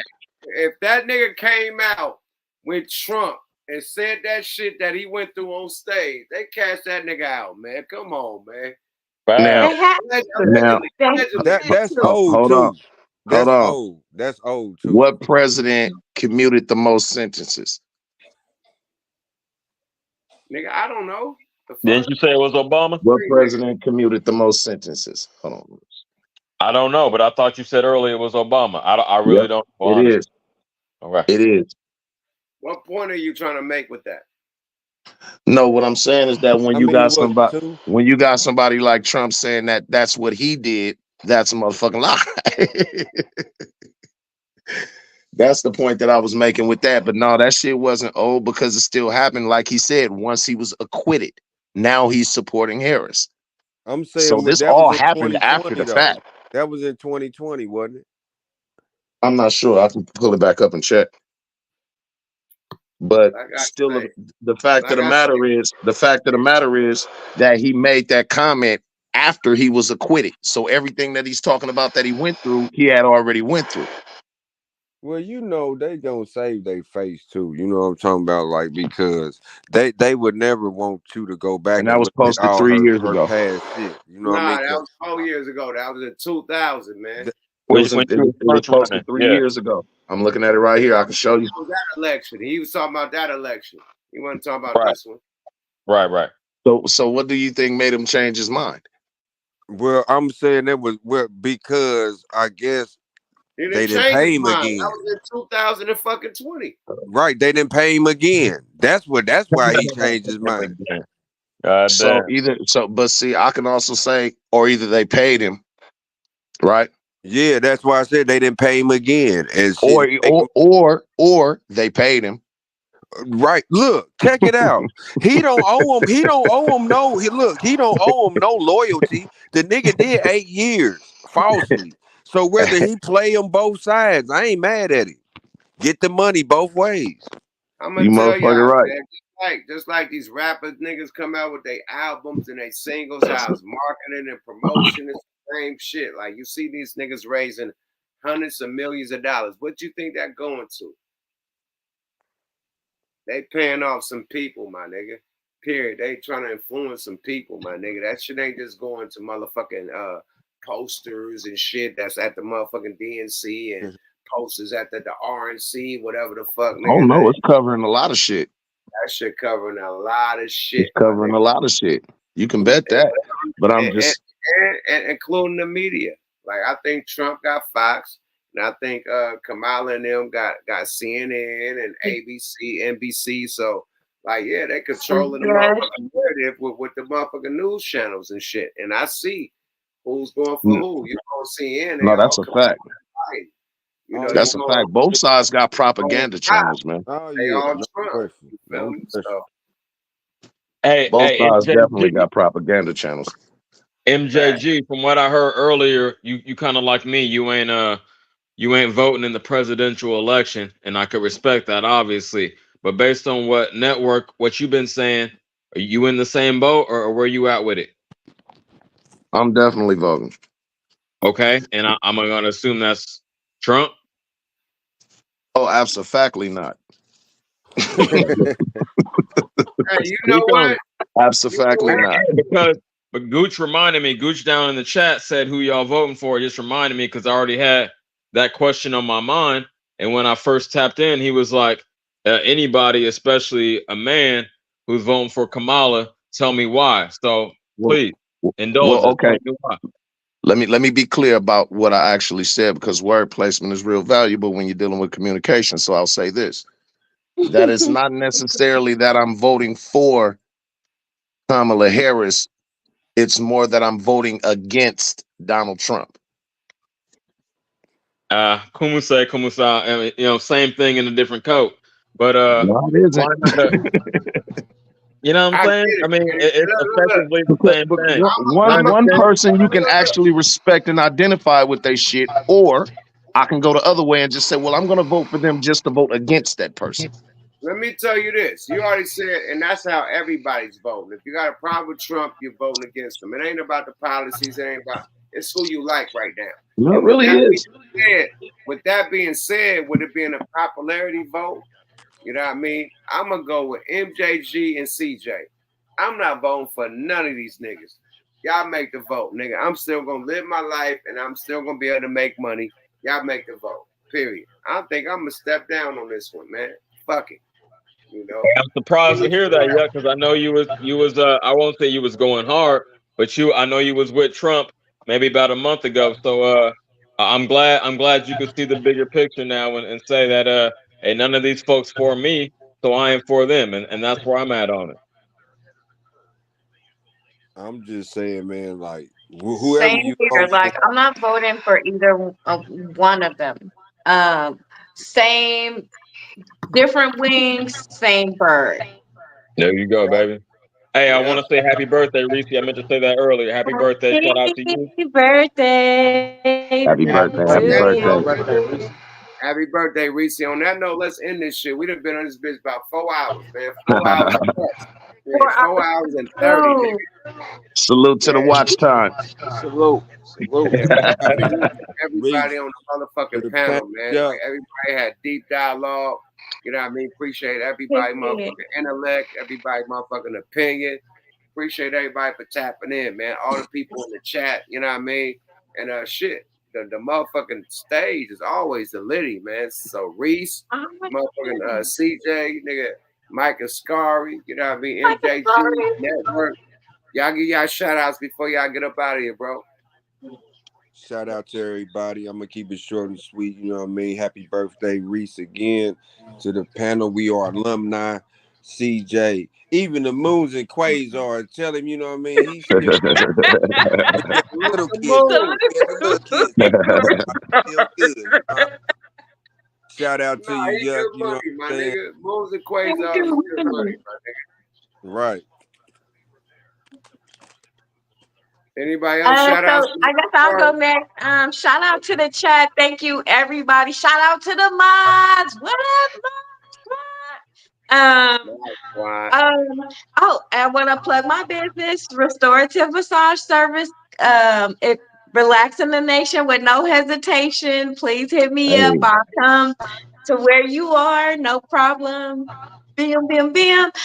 Thank you, Yuck, so much for having this platform. I appreciate you so much because no other place has this dialogue with this amount of respect where you actually get to hear everybody's opinion. So I appreciate you for doing it how you do it. And whoever is asleep, go to bed. Appreciate you, Reese. Hey, Thanks for man. I definitely want to give a major shout out to the Fire Breathing Dragon for providing us this motherfucking platform to come and do our thing, exchange ideas, teach and learn. You know, so respect to you, man. Shout out to the motherfucking platform, the panel, the motherfucking channel, nigga, the chat, everybody. You know what I'm saying? Salute to West Oakland, Cypress Village for motherfucking show. Hey, man, Renegade Squad, you can catch me over at motherfucking The Rare Sense Show because common sense just ain't that fucking common, man. Salute. Yeah, I appreciate you, Calico. Thanks for Yes, tapping sir. in, brother.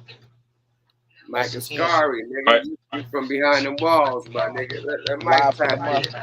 live from the box, man. Major salutes like everybody else. Yuck, you already know. Big brother salutes my brother Gooch. My big sis Shaniqua down there, man. Erica. Shout out to the Wrench Mob, man. Salute to everybody, man, that been supporting my content too. You know what I'm saying? On the Ghost Regime Network podcast. Subscribe to your guy, man. And if y'all like that interview I did with Virgil, the great grandmaster, man, you know what I'm saying? Let me know what y'all input is. And also on the interview I did with Al Capone, man, we going up. You know what I'm saying? I appreciate y'all support, man. Shout out to you again, yup. Appreciate you, brother. Appreciate you, man. Mike Ascari, thanks for tapping in, my nigga. From behind the walls, nigga. And still getting it in, my nigga. Real content and real knowledge and real gaming niggas up, man. You always drop real gems in this motherfucker, man. So I appreciate every time you tap in, my friend. You feel me? It's a treat, man. Salute, man. I'll let y'all soon. Yada da. CJ, man, talk your shit, nigga. You been waiting a long time, G1. Hey, patience. What they say, patience is a virtue, man, and that's what I try to display every time I'm up here. Instead of just trying to step over folks. Obviously, I got my own opinion, my shit to say, but I like to, you know what I mean, tap in at the right time. So you dig that, and I know you peep that. So obviously, shout out to you, man, for having me up once again.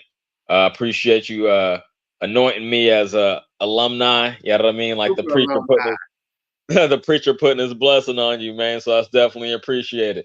Shout out Gooch. You Even like old boy said, even moons and quasars, even though he couldn't quite contain himself, he was taking shit a little bit personally. But hey, shout out to him, young brother. You gonna get it together, man. Just try to listen to the constructive criticism niggas is giving you while you up here instead of getting in your feelings about it. No diss, but hey, we all been there, champ.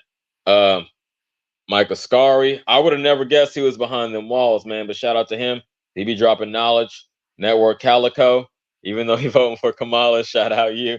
MJG, Reese, everybody that was up here. And like Gooch said in the chat, man, y'all pray for Scarface, man. And that made me think about my own little situation. Y'all could do it or not, but man, I would appreciate any prayers you could put up for my mother. Like I said, when I first tapped in here, I moved it back up to SAC because she's sick. So y'all please pray for her. We going through it, and I'm all she got, and she really the only close family I got left. So keep us in your thoughts and prayers, man. I really appreciate that. But hey, until next time, yeah. It's been real. Salute. Man, salute prayers for mom, CJ, man. We're going to keep her in our prayers, my nigga. And thank you for tapping in, my nigga. You're always a fresh wind, a good game, and good air, my nigga. So do your thing. To the next time, my G. Alumni style. Let's go. Yada da. Hey, man, salute to everybody, man. We had a long-ass debate. It felt like we was at the DNC, the RNC, hella shit. We went crazy tonight, man. Salute to everybody. Everybody at the whole chat say, the whole panel say. I want to salute to all the mod people in the building, everybody that tapped in from the chat, nigga, the motherfucking SID committee, the nation, nigga, the motherfucking chat, the gang, whatever y'all want to call it. I call it the nation, nigga, the gang. You feel me?